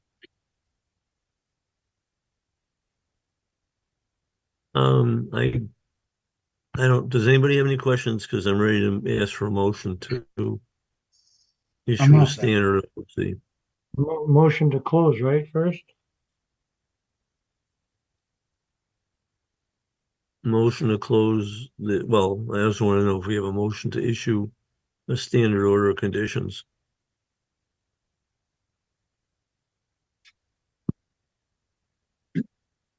You should be motion to close the public hearing. All right. Move to close the public hearing. Second. Seconded. Roll call. All right, that motion was made to close by Mr. Athos, second by Miss Green. Roll call, Chairman Lazaris, Yes. Vice Chairman Rizzo, Yes. Secretary Vivaldi, Yes. Commissioner Athos, Yes. Commissioner Comack, Yes. and Commissioner Green. Yes. All right, it is closed 6-0. I need a motion to issue standard order of conditions and adding pool condition for the existing pool, mitigation areas for flood storage, and riverfront mitigation must be done before, at the same time as other site work commences. Both must be complete before receiving occupancy permit and before requesting a partial or full certificate of compliance. I also just want to make sure also, because we have people plant plants that they don't, you go by 2 months later and they're dead, and I just want to be in the order of conditions somewhere that the plants are gonna be maintained. Through the chair, normally for planting, it would be like a 2-year monitoring, and 70%, it's either 70 or 75% has to be alive. So that could Well, certainly be a condition that you I'll guys could take add. anything other than dead. Okay. Oh, yes. Do I hear a motion? Okay, so moved. Second? Seconded. All right, roll call. All right, so are we adding any conditions, or are we going to talk about the conditions after I finish the roll call? No. We're adding the condition that Amanda stated, that the Just plants read have them, a and then 75% Amanda survival rate. added. Yeah. The plants have a 75% survival rate after 2 years. All right, and Stu, you said some conditions too beforehand. You said adding the pool condition, and then that the mitigation, compensatory flood storage, riverfront must be done before or at the same time other site work commences, and they need to be completed before the occupancy or partial cert or certificate of compliance are requested, correct? I did. Is the commission on board with that though? And adding the 70, is it 70 or 75% that you guys want of the plants? 75. And 2 growing seasons? 75. Yeah, 2 growing seasons. All Yeah, right. that sounds good. And typically, Chris, is this something that that you guys are willing to do, that Thor, or like typically you ask for you know, in the spring and in the fall, you get reports of how the plants are doing, and so everyone's supposed to go out there twice a year, and then if you know they're not going good, they replant them, and Yeah, I mean, Chris. that's pretty typical for a a replication area, so that's not unreasonable. Would you be willing to, so you'll report on the life or the health of the plants every year for 2 years, and if some of them die and they're replaced, we'll just extend that time for another 2 years, if you will. Does that make sense? Yeah, I think that makes sense. I think they'll Okay. do really well back there, but we'll keep our fingers crossed. Well, it's like anything else. Mother Nature does what Mother Nature does, but I guess I'm looking at the end for not tonight, but a spreadsheet that lists all the plants you're talking about and what the due date is for the reports for each of those plants. Through the chair, it's normally like May and September. And that would be something like, it's just like I can cut and paste it from another, Chris knows exactly what I'm talking about. It's like a standard condition that like wetland scientists and agents put on for stuff like this. And there's not many plants. I mean, it's not a huge area that he's planting back there. No, it's but it's just a matter of identifying them and when they were planted and what the result is 6 months, a year later, whatever. Yeah, and it's really important, Chris, that someone, and Doug, you're on this call, and Doug, I know you're going to do this. It's really important that you make sure that the commission gets the reports and that I don't have to chase you down, because if you skip one, it would just add on another 6 months to the monitoring. So you don't want to do that. So I think we have a motion, and I'm going to go ahead and do a roll call if everyone's okay and doesn't want to add any more conditions. Okay. We're good? Roll call time? Yeah, roll All right, call. roll call. Chairman Lazares. Yes. Vice Chairman Rizzo. Yes. Secretary Vivaldi. Yes. Commissioner Athos. Yes. Commissioner Comack. Yes. And Commissioner Green. Yes. All right, that passes. Order of conditions 6-0. All right, thank you very much for your time tonight, everyone. Thank you. Congratulations. Have a great night. Bye. Thank you. Amendment requests, item 13. Public hearing on an amendment request for DEP file number 55896, submitted by attorney Barry Fogel for the Salem Country Club. Proposed changes will be reviewed by the commission to determine if a new notice of intent is required. Property is known as 133 Forest Street, map 70, lot 003. item 14 is probably the same. I guess I'm looking for one presentation for both. Through Correct? the chair, it's two completely different order of conditions. So if you have him give one Okay. presentation for two orders, that's not going to be helpful, in Okay, my opinion. Then do the one for DEP file number 55896, Barry, please. Good evening, Barry Fogel from Keegan Worland on behalf of the Salem Country Club. Bill Rocco is here as well tonight. This is a request to amend the order of conditions that was issued in 2021 for the work on holes 6 and 7. If I can share my screen.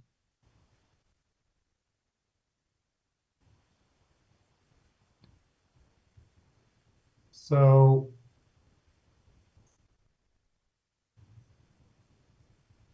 are you seeing a site plan?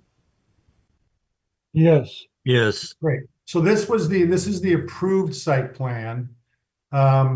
This area up here is so north is up here, Forest Street is at the top of the plan. The green for the 6th hole is in this area, and this is the T for the 7th hole is in this area. And as you recall, there's a wetland to the south, and this is the wetland replication area. So the proposal that was approved was for this isolated wetland back here to be filled, and for the cart path that runs here to be relocated to the north, and the T's to be moved south, which would involve filling of vegetated wetland on this south side of some 2,000 plus square feet. And there was a replication area required. If some trees were cut, some 20 trees, and a replication area was recreated here. So far, the wetland replication area has been created, and the trees were cut, but working with the architect for the course has determined that rather than flipping the cart path and the T's in order to move, which would involve more wetland filling, I'm going to switch plans here. Bear with me.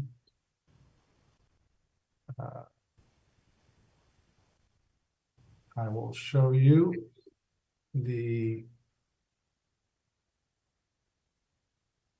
hold on a second. All right, here we go.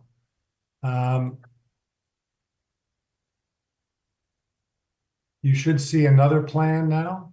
I do. And this is Weston and Sampson engineers have changes. So this is the area where the T is currently located, and the T for the 7th hole would remain there with some very slight grading changes. The cart path would remain where it is and not be relocated.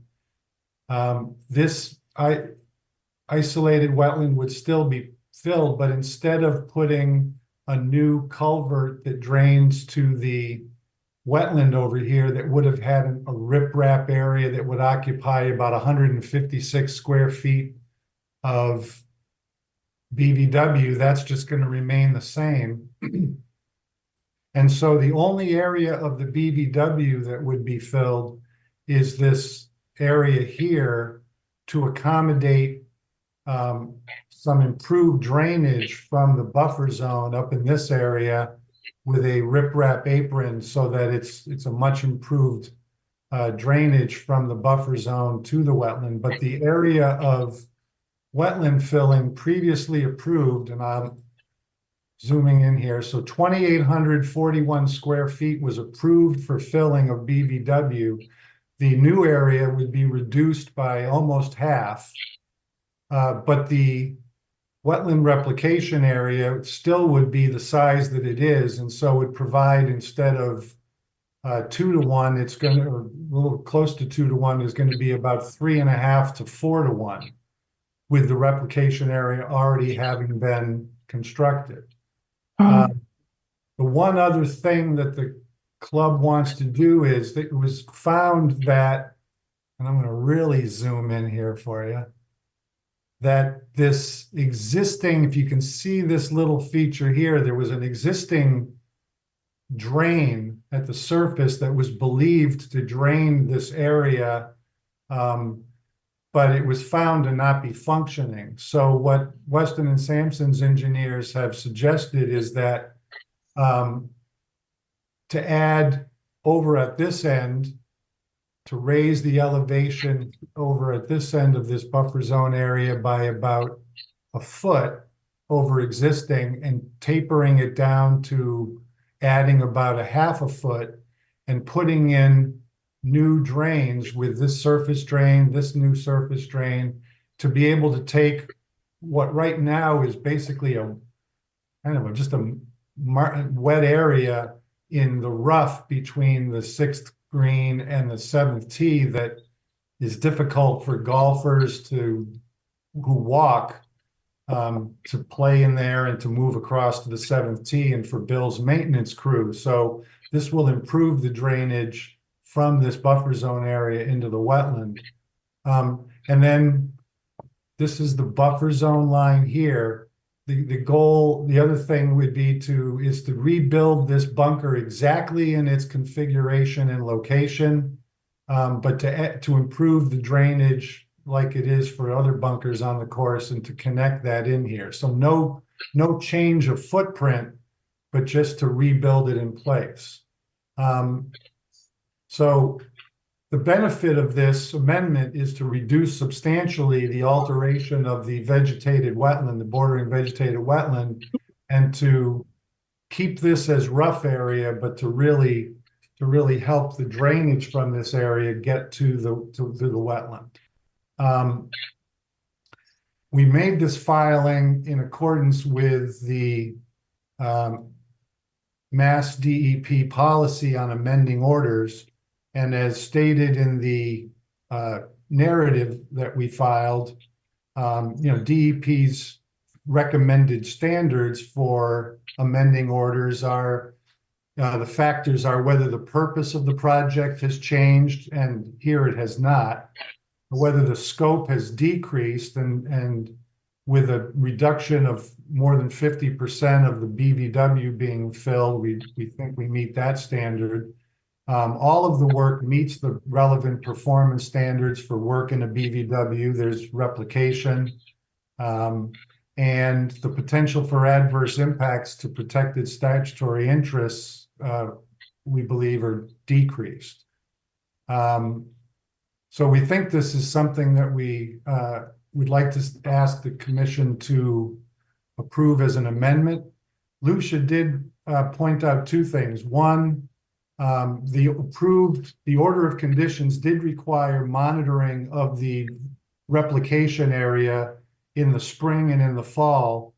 There was a May 2023 report that was prepared by Weston and Sampson with an inspection of the wetland, but it fell through the cracks. Mel Higgins, you may remember from Weston and Sampson, retired around August or September, and by oversight, we didn't do the inspection in September. So we are scheduled to do the spring inspection and to give you a report of that.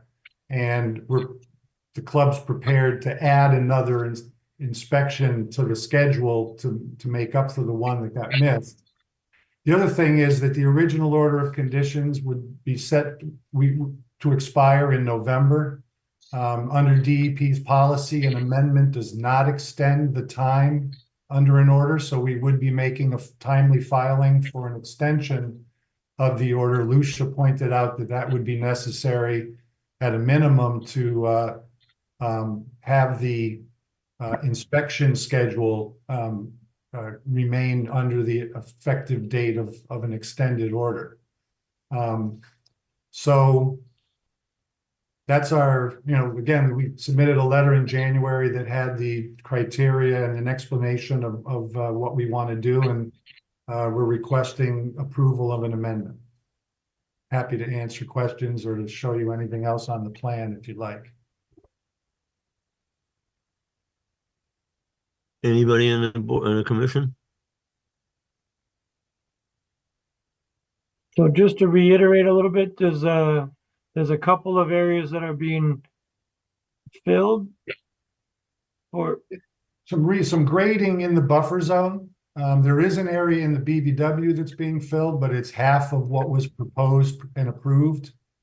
But in the buffer, so that area is rough between the sixth green and the seventh tee. It's not fertilized, it's not irrigated, but it doesn't, the drainage there hasn't worked. So it's sort of gets rutted by golfers who walk through or push their carts. And this seems to be a good way to sort of make sure that the runoff that should be getting to the wetland from that area gets there. So it's some slight grading in buffer zone. And adding drainage. And then putting in functioning drainage, correct? pipe drainage, correct? Correct, Yeah. perforated pipe, yeah. But again, there is that riprap apron so that any runoff doesn't scour the wetland where it would be reaching.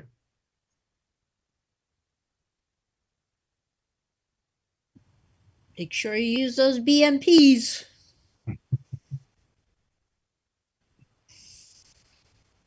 Anybody else?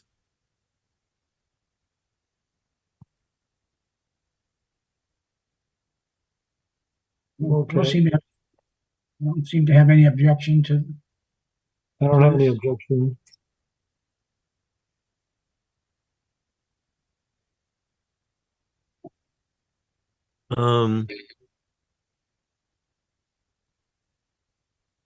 These orders, these 9, it's order 855896, right? And so when that was issued, it's not the enforcement order, it's something else. These are orders from a long time ago. This was issued in November of 2021. And are these any of the orders that have those payment that was kind of way at the end of that roadway that was, I thought it was pavement that was supposed to be picked up at some point, or am I mistaken? Say that again, I'm sorry, Mr. Vivaldi. I thought there was an area that was paved that was, Lucia, correct me if I'm wrong, but I thought there was an area that was paved that was almost like out near a bridge that goes over 95. Yeah, this is not that area. This was a notice of it was the notice of intent that I think Bruce called the smoke and mirrors, that they got this order right before they removed all the trees. So we knew that we gave them permission to remove trees. So when I got the call, I was like, oh yeah, they have an order of condition. Yeah.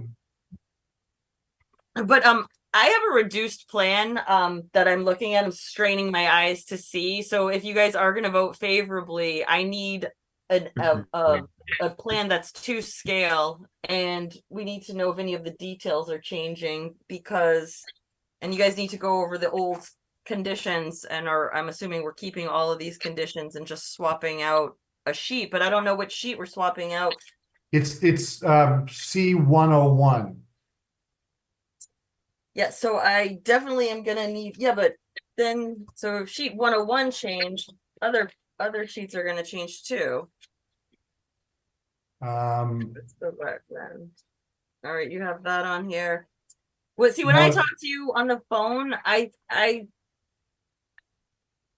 so you're no longer filling in the isolated vegetated wetland that isn't jurisdictional under the state, but you are still filling in the BVW. No. The isolated wetland would still be filled in as approved previously. That hasn't changed. So how are you reducing? I don't understand how you're reducing, because this tiny plan is showing I can't even see what it So says. again, this is the proposed change. So this area right here is the only area of BVW that would be filled. This is 1,400 square feet. Previously, there was a lot of area over here that was going to be filled if the T was going to be moved to the south. So by leaving the T and the cart path where they are, nothing is being pushed to the south. So there's a lot of BVW that was going to be filled over here that's not any longer going to be filled. All right, I understand. So I will, if you guys are gonna vote on this, I definitely need a scaled plan because we can't use this. Sure. They also need to, we're gonna need to, you know, they missed September, so for the plantings, the report of the planting, so that would be typically you extend it 6 months if they missed one. So that means they would have to give us another 2 this year and then another one in 2020. So 2 in 2024 and then another in 2025. Right.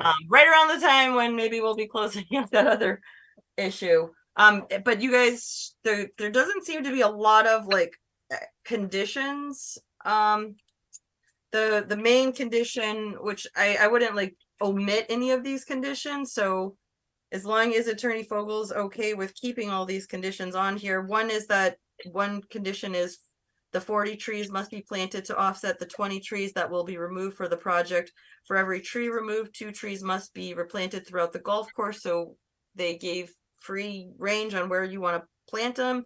And then you guys added the checklist L, which is projects which alter bordering vegetated wetlands. And it's basically saying, it has to be 70, I think this is giving them 75% of the surface replication area. And they do need to give us reports on May 1st and September 1st for 2 years. So since 2023 September was skipped, it would pop back into 2025. Right. I also, pardon me, through the chair, I forgot one other thing is that because the T is staying where it is, and you guys can see my screen, right? Yeah. So because the T is staying in this location, from this back T, this tree, there's a tree here in the buffer zone that's in the line of sight. And before, when the T was proposed to be moved down here, it wasn't an issue. So one of the other things that we're asking as part of this is for this tree, that there's one tree here to be removed. And so we would add 2 trees. So instead of 20 for 40, it would be fine to have the condition changed as part of the amendment to say that there would be 42 trees planted. If you don't remove the tree, the golfers have to work around it, right? Well, and that's a big deal because a lot of golfers hit the ball from left to right, and this tree would be, and you know, that would be a problem. So by leaving the tee where it is, I think it's a challenge. Well, Bill Rocco would be over challenged by the membership if he were to not have made the request to do this and take care of that. What is the size of that tree? Bill, It's not a large tree. Width? I want to say it was a maple. It's not a big one. That's probably 10 inch. But it's in the line of flight from that same tee. So by, leaving the tee where it is and avoiding filling the BVW, that tree became an issue. So we would add that to the list of trees being planted throughout the course under this order.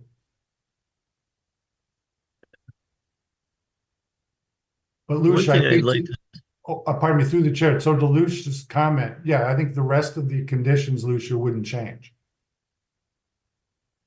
One thing I would like to see is of the now 22 trees you're going to plant. Is that what you said? 42. 42. can we get a spreadsheet of those like we are doing for the rest of the trees? And what the condition is? And I don't know if we want to geolocate them, but we do want to know what, where they are somehow. Right. And and then be able to identify what happened in a year or 2 years. And that Okay. that same 75% or whatever success rate. I think we had 100% on trees, didn't we? Was it 100%? Is it in the NOI for Not on the this old one. NOI, That was Lucia? for the enforcement That's order. only for the enforcement order, right? Yeah, so Yeah. typically when people actually file notices of intent, you give them the benefit of the doubt and say 75%. So I think that would be a great condition to add to Okay. that original 40 trees, adding that 75% success rate. Okay. Sounds good. Thank you. Do you want to geolocate them when you put them in the ground? Not really. How are we going to find them? Oh, we can put a figure together, but to get somebody out there to GPS them is sort of a pain in the tush. We'll have them marked, they'll be spread throughout. The condition was throughout the course. And so, Yeah, that's why I'm saying if we geolocate them, we'll know where they are. Yeah, or throughout the property. Doesn't Right. necessarily Yeah. need to be. I know you guys, there's reasons why you have to remove trees along the course, so let's not put any more where you're Right. going to remove them in 5 years. I meant the property, that's right. I guess I need to know how you're going to find them in 2 years. That's all. Or if they're dead or dying, how you going to identify which one did you plant that one, or is it, an old one that just died? We can paint them. Well, you need to You know show us what? where they are. You need to know where they are. You gotta show us where they are. Yeah. Maybe a pain in the tush, but you ought to figure out some way to geolocate them. We'll accommodate a condition that you, in this approval, you go ahead and tell us what you'd like. Okay. So, there's no participants in the audience, right? So I'll just make a motion to, is it is it an amendment, is a public hearing, right? So Yes. make a motion to close the public hearing? Do we hear a second? Second. Roll call. All right, that motion to close was made by Mr. Vivaldi, second by Mr. Comack. Roll call, Chairman Lazares, Yes. Vice Chairman Rizzo, Yes. Secretary Vivaldi, Yes. Commissioner Athos, Yes. Commissioner Comack, Yes. and Commissioner Green. Yes. All right, so this item is closed now for the discussion on the conditions. We need a motion to, You have the same conditions before with the exception of some addition, right? Yeah, I wrote down, so it would be a motion obviously to amend the order of conditions, adding 2 more trees to be planted. So that would be a total of 42 trees with 75% success rate. And then I believe Barry just said, you guys decide how, if you guys have a way to figure out how he's going to tell you where these trees are, tell him now so he can, figure that out.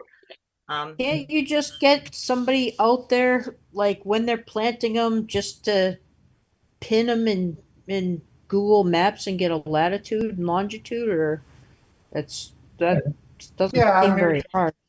I know Bill's not going to be thrilled about it, but we've gotten good at tagging the trees, GPS locating them, and giving you a spreadsheet. So we might as well stay the course with these trees as well. all right. So Chair, we're in through the chair. agreement. Through the chair, they have it on your phone. You walk over to the tree, you say, okay, latitude, longitude, there's the mark. and you submit them to us. It really is going to take about a half a second. Yeah, we'll But they use should- the same system. So you can say I would, through the chair, I'd suggest that you just add the condition that the locations of the trees will be geolocated, the trees would be tagged, and you'll have a spreadsheet to keep track of the reporting on their condition. But Excellent. don't we need a plan? You get, the chair, don't we need a plan to show that? You know, if I wanted to find that tree, I'm gonna walk around like a hunt, like a Oh, no, Easter no, egg. it's gonna be, yeah, we'll mark those locations on a course plan, yes. All right. Yeah, well, or we can play hide and seek. Yeah. No kidding. Where's Waldo? And then you guys said that we're going to keep all the old conditions, just changing that one about the trees, and then extend the reports on the BBW replication 6 months. I believe I'll double check the math. I'm exhausted right now, so I'm not sure of the math, but I'm assuming they started it in 2023. That 2023 would have been the first year. 2020, so it would go until next year. I'll figure that out when I'll put that in there when the last report would be, and that the trees have to have 75% success rate. Sorry to go back and forth. Those are two different conditions. I'd like to You make guys, a, I'm sorry, did I just confuse you guys because I'm exhausted now? I confused myself. is it possible for Barry and his team and Bill to provide like a colored plan that shows the differences between what was previous and what was new, so that like a colored plan where they would have a little bit more than just black and white, that shows the shaded areas that's being filled and what was previously going to be filled and what was now going to be filled, and so that it's a little clearer and more easier for deciphering in the future. Yeah, we can do that for sure. So there would be something to provide to Lucia and the commission, to us. I mean, not all of us, just on file, on record. Yeah, so we'll give her a full-size plan, the updated plan, and then also something marked up just like before and after, so to speak. Yes. Yeah. With colored, very distinctive, unique, easy to read. Sure. Yep. For your file, and that folks can look at it. Yep. And so any other conditions that need to be discussed? I'm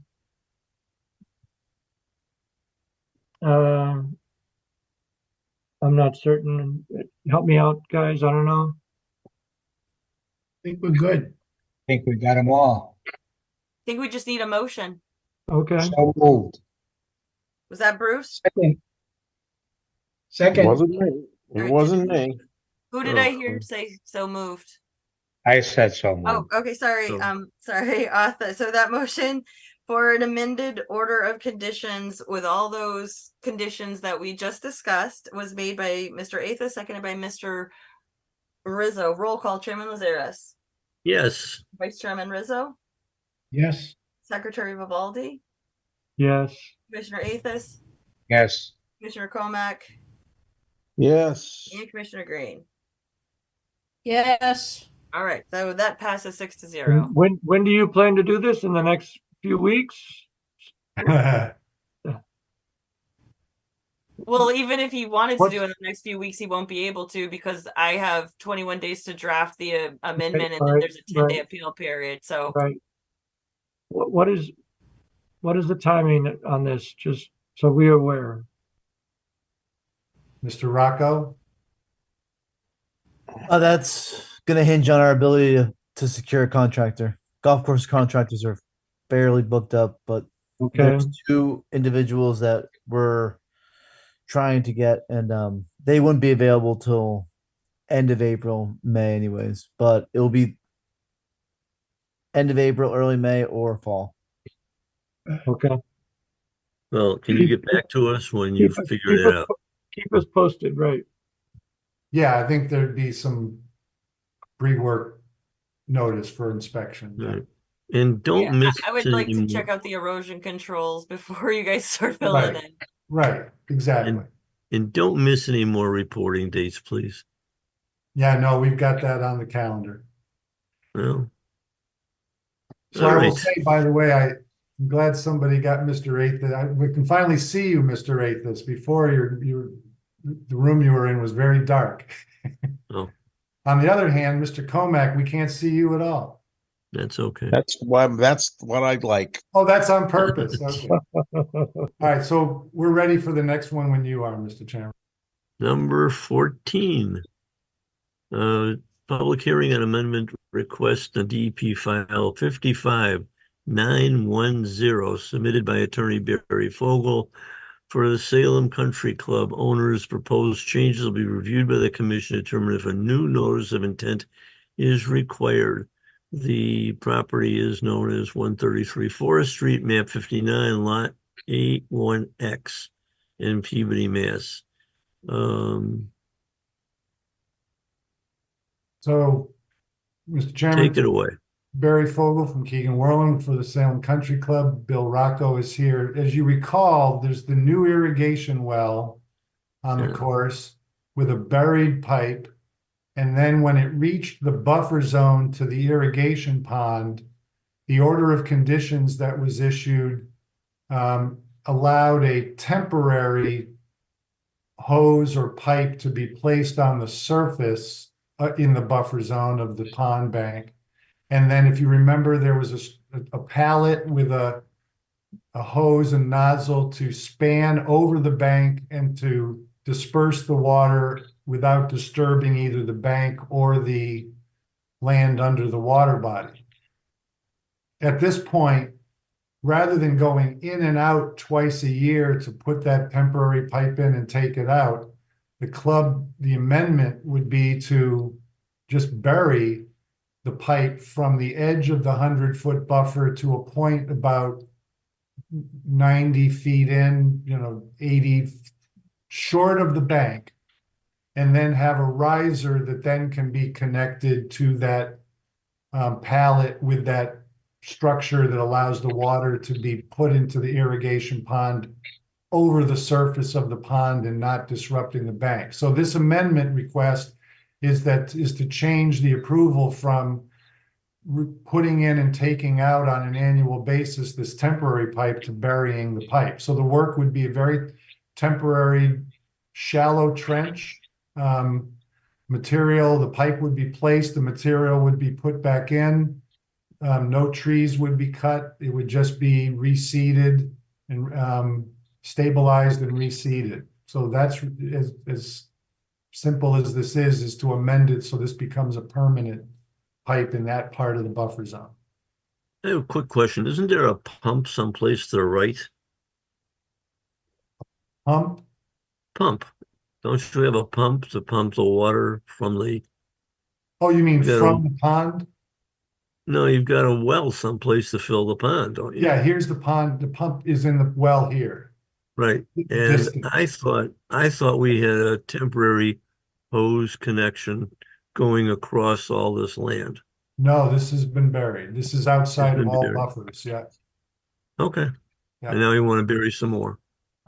Yeah, just the part in here so we don't have to go in and out twice a year and disturb it.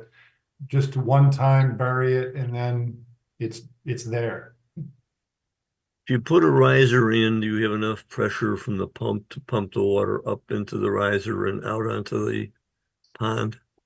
Definitely. Yeah.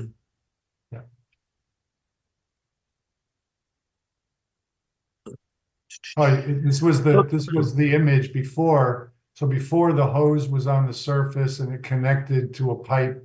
This is the bank here. This is the land under the water body. The idea here would be to have the pipe buried and then to rise up here and to still use that structure. So you're using the water in the pond to irrigate the golf course. It's not the other way around. You're not taking it from the ground and putting it into the pond. No, it comes from a deep bedrock well that was approved by Mass DEP before we came to you for the order of conditions to run the pipe.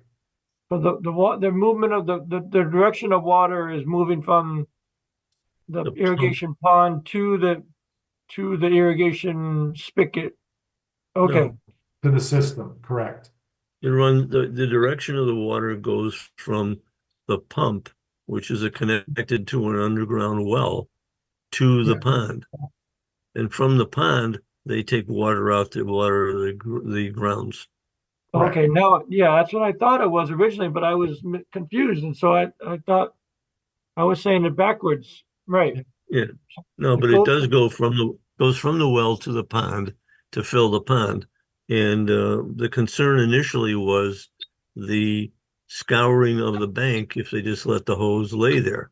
So we suggested I don't know, fire hose or something nozzle to spread the water, which I'm suspecting works fine. Works great. So this is just making it more permanent.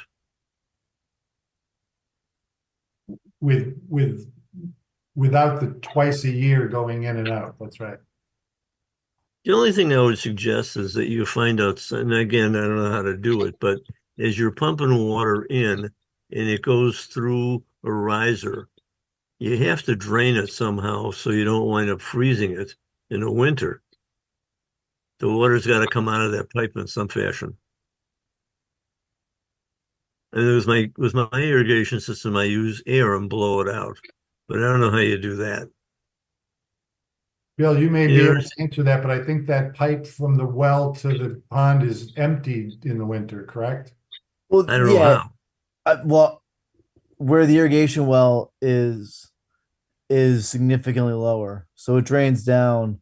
There's a Oh, so it just drains backward. Okay. drains backwards, that way, and plus it's HDP, which can take a little bit of expanding and contracting if a little bit of water's in there. Obviously, if it's full, will break. Well, I just don't want to hear that you broke it. Yeah, no, No one does. yeah. I mean, there's a significant amount of fall. Okay. I would move to approve the amendment request on DEP file number 55-9110. We're going to close the hearing first. Motion to close the hearing. Well, Motion to close the hearing. 14. Second. Roll call. That motion to close was made by Mr. Rizzo, seconded by Mr. Vivaldi. Roll call, Chairman Lazares. Yes. Vice Chairman Rizzo. Yes. Secretary Vivaldi. Yes. Commissioner Athos. Yes. Commissioner Comack. Yes. And Commissioner Green. Yes. All right, so it is closed. And just for the record, we didn't open it to the public, but I just want to say for the record, there is no one in the public. So there's no one to open it to. So now we can move on to the amendment. Okay. Okay. And motion to approve. Motion to approve the amendment as requested. Do I hear a second? Seconded. Thank you, Amanda. Roll call. That motion was made by Mr. Rizzo, seconded by Ms. Green. Roll call, Chairman Lazares. Yes. Vice Chairman Rizzo. Yes. Secretary Vivaldi. Yes. Commissioner Athos. Yes. Commissioner Comack. Yes. And Commissioner Green. Yes. Hallelujah. 6-0, it passes. You didn't. Oh, no. Did I see? I don't know why you erosion guys are so control? tired. What? Oh, did I miss someone? No, What I was just happened? saying erosion controls. I didn't really look at this being proposed, like protective erosion controls for while you're digging and such. Yep. Definitely. Yep.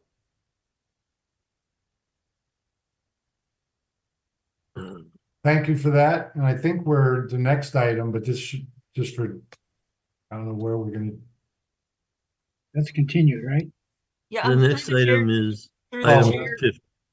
Can Bill, can you just make sure before, I know you guys already have an order for this, please, what Mike Vivaldi just said, don't go digging and not telling me, and then I got to get a call from people on the course taking pictures that you guys are doing illegal stuff, because it's not healthy for any of us to deal with that. Like, just tell me and I can come out, check the erosion controls. That's our new normal through the Yeah, chair. and We let Lucia know about things going on. yeah, it's just it's healthier for us all, so that I'm not having mini strokes at my desk. And the next item was continued until May, so there is no just Okay, because good. we still have 2 more things to go. So that All was right. continued to May, and we'll figure that out about the site visit. Great. All right. Okay, so I'm Thank not you. gonna read it. Thank you. Yes. Thank you. See you later. See you next month. All right, minor permits for trees and other. There's a tree request for 1200 Salem Street. Cone tree on behalf of Sand Pond. Village removed 4 trees. The work was approved in February. Minor permit request 9 Pine Street, new roof, no staging or stockpiling allowed near rear work. The work was approved on 2/5. So we just need to have a motion to accept all that. Motion to accept? Second? I need a second. Second. Roll call. Yep, I have a motion made by Mr. Rizzo, seconded by Mr. Comack. Roll call, Chairman Lazares. Yes. Vice Chairman Rizzo. Yeah, Amanda, your phone is making really terrible noise when you're unmuted. Sorry, Vice Chairman Rizzo, Yes. Secretary Vivaldi, Yes. Commissioner Athos, Yes. Commissioner Comack, Yes. and Commissioner Green. Yes. All right, so those are both accepted. And then the last thing is the January, February 7th and February 27th minutes. They've all been done and emailed to you. If you guys have had time and you want to vote on them now, that would be great. If not, continue it. I don't know. I mean, Do I have a hope you guys had do I have a time to read motion? it. Do we have a motion to accept the minutes as they were sent to us? Move to accept. Second? Seconded. Roll call. I heard Author made the motion, seconded by Ms. Green. Was that correct, Author? All right, great. Roll call, Chairman Lazares, Yes. Vice Chairman Rizzo, Yes. Secretary Vivaldi, Yes. Commissioner Athos, Yes. Commissioner Comack, Yes. and Commissioner Green. I need a Yes. motion to Say yes, adjourn. Amanda. You said yes. Yes. Okay, sorry. No. And definitely an motion to adjourn. This is I like have a old motion. school back in 2006. Can we just raise our hands tonight? You really can't. If you guys want to continue meeting Zoom, you can't, because if someone files a complaint, not that they're going to, but in the case that they did, they can say Can that I you have a motion to adjourn? Move to adjourn. Second. Is that you, Mike? Yep. Okay. All right, that Roll- motion to adjourn was made by Mr. Athos, seconded by Mr. Rizzo. Roll call, Chairman Lazares, Yes, and good night. Vice Chairman Rizzo, Yes. Secretary Vivaldi, Yes. Commissioner Athos, Yes. Commissioner Comack, Yes. and Commissioner Green.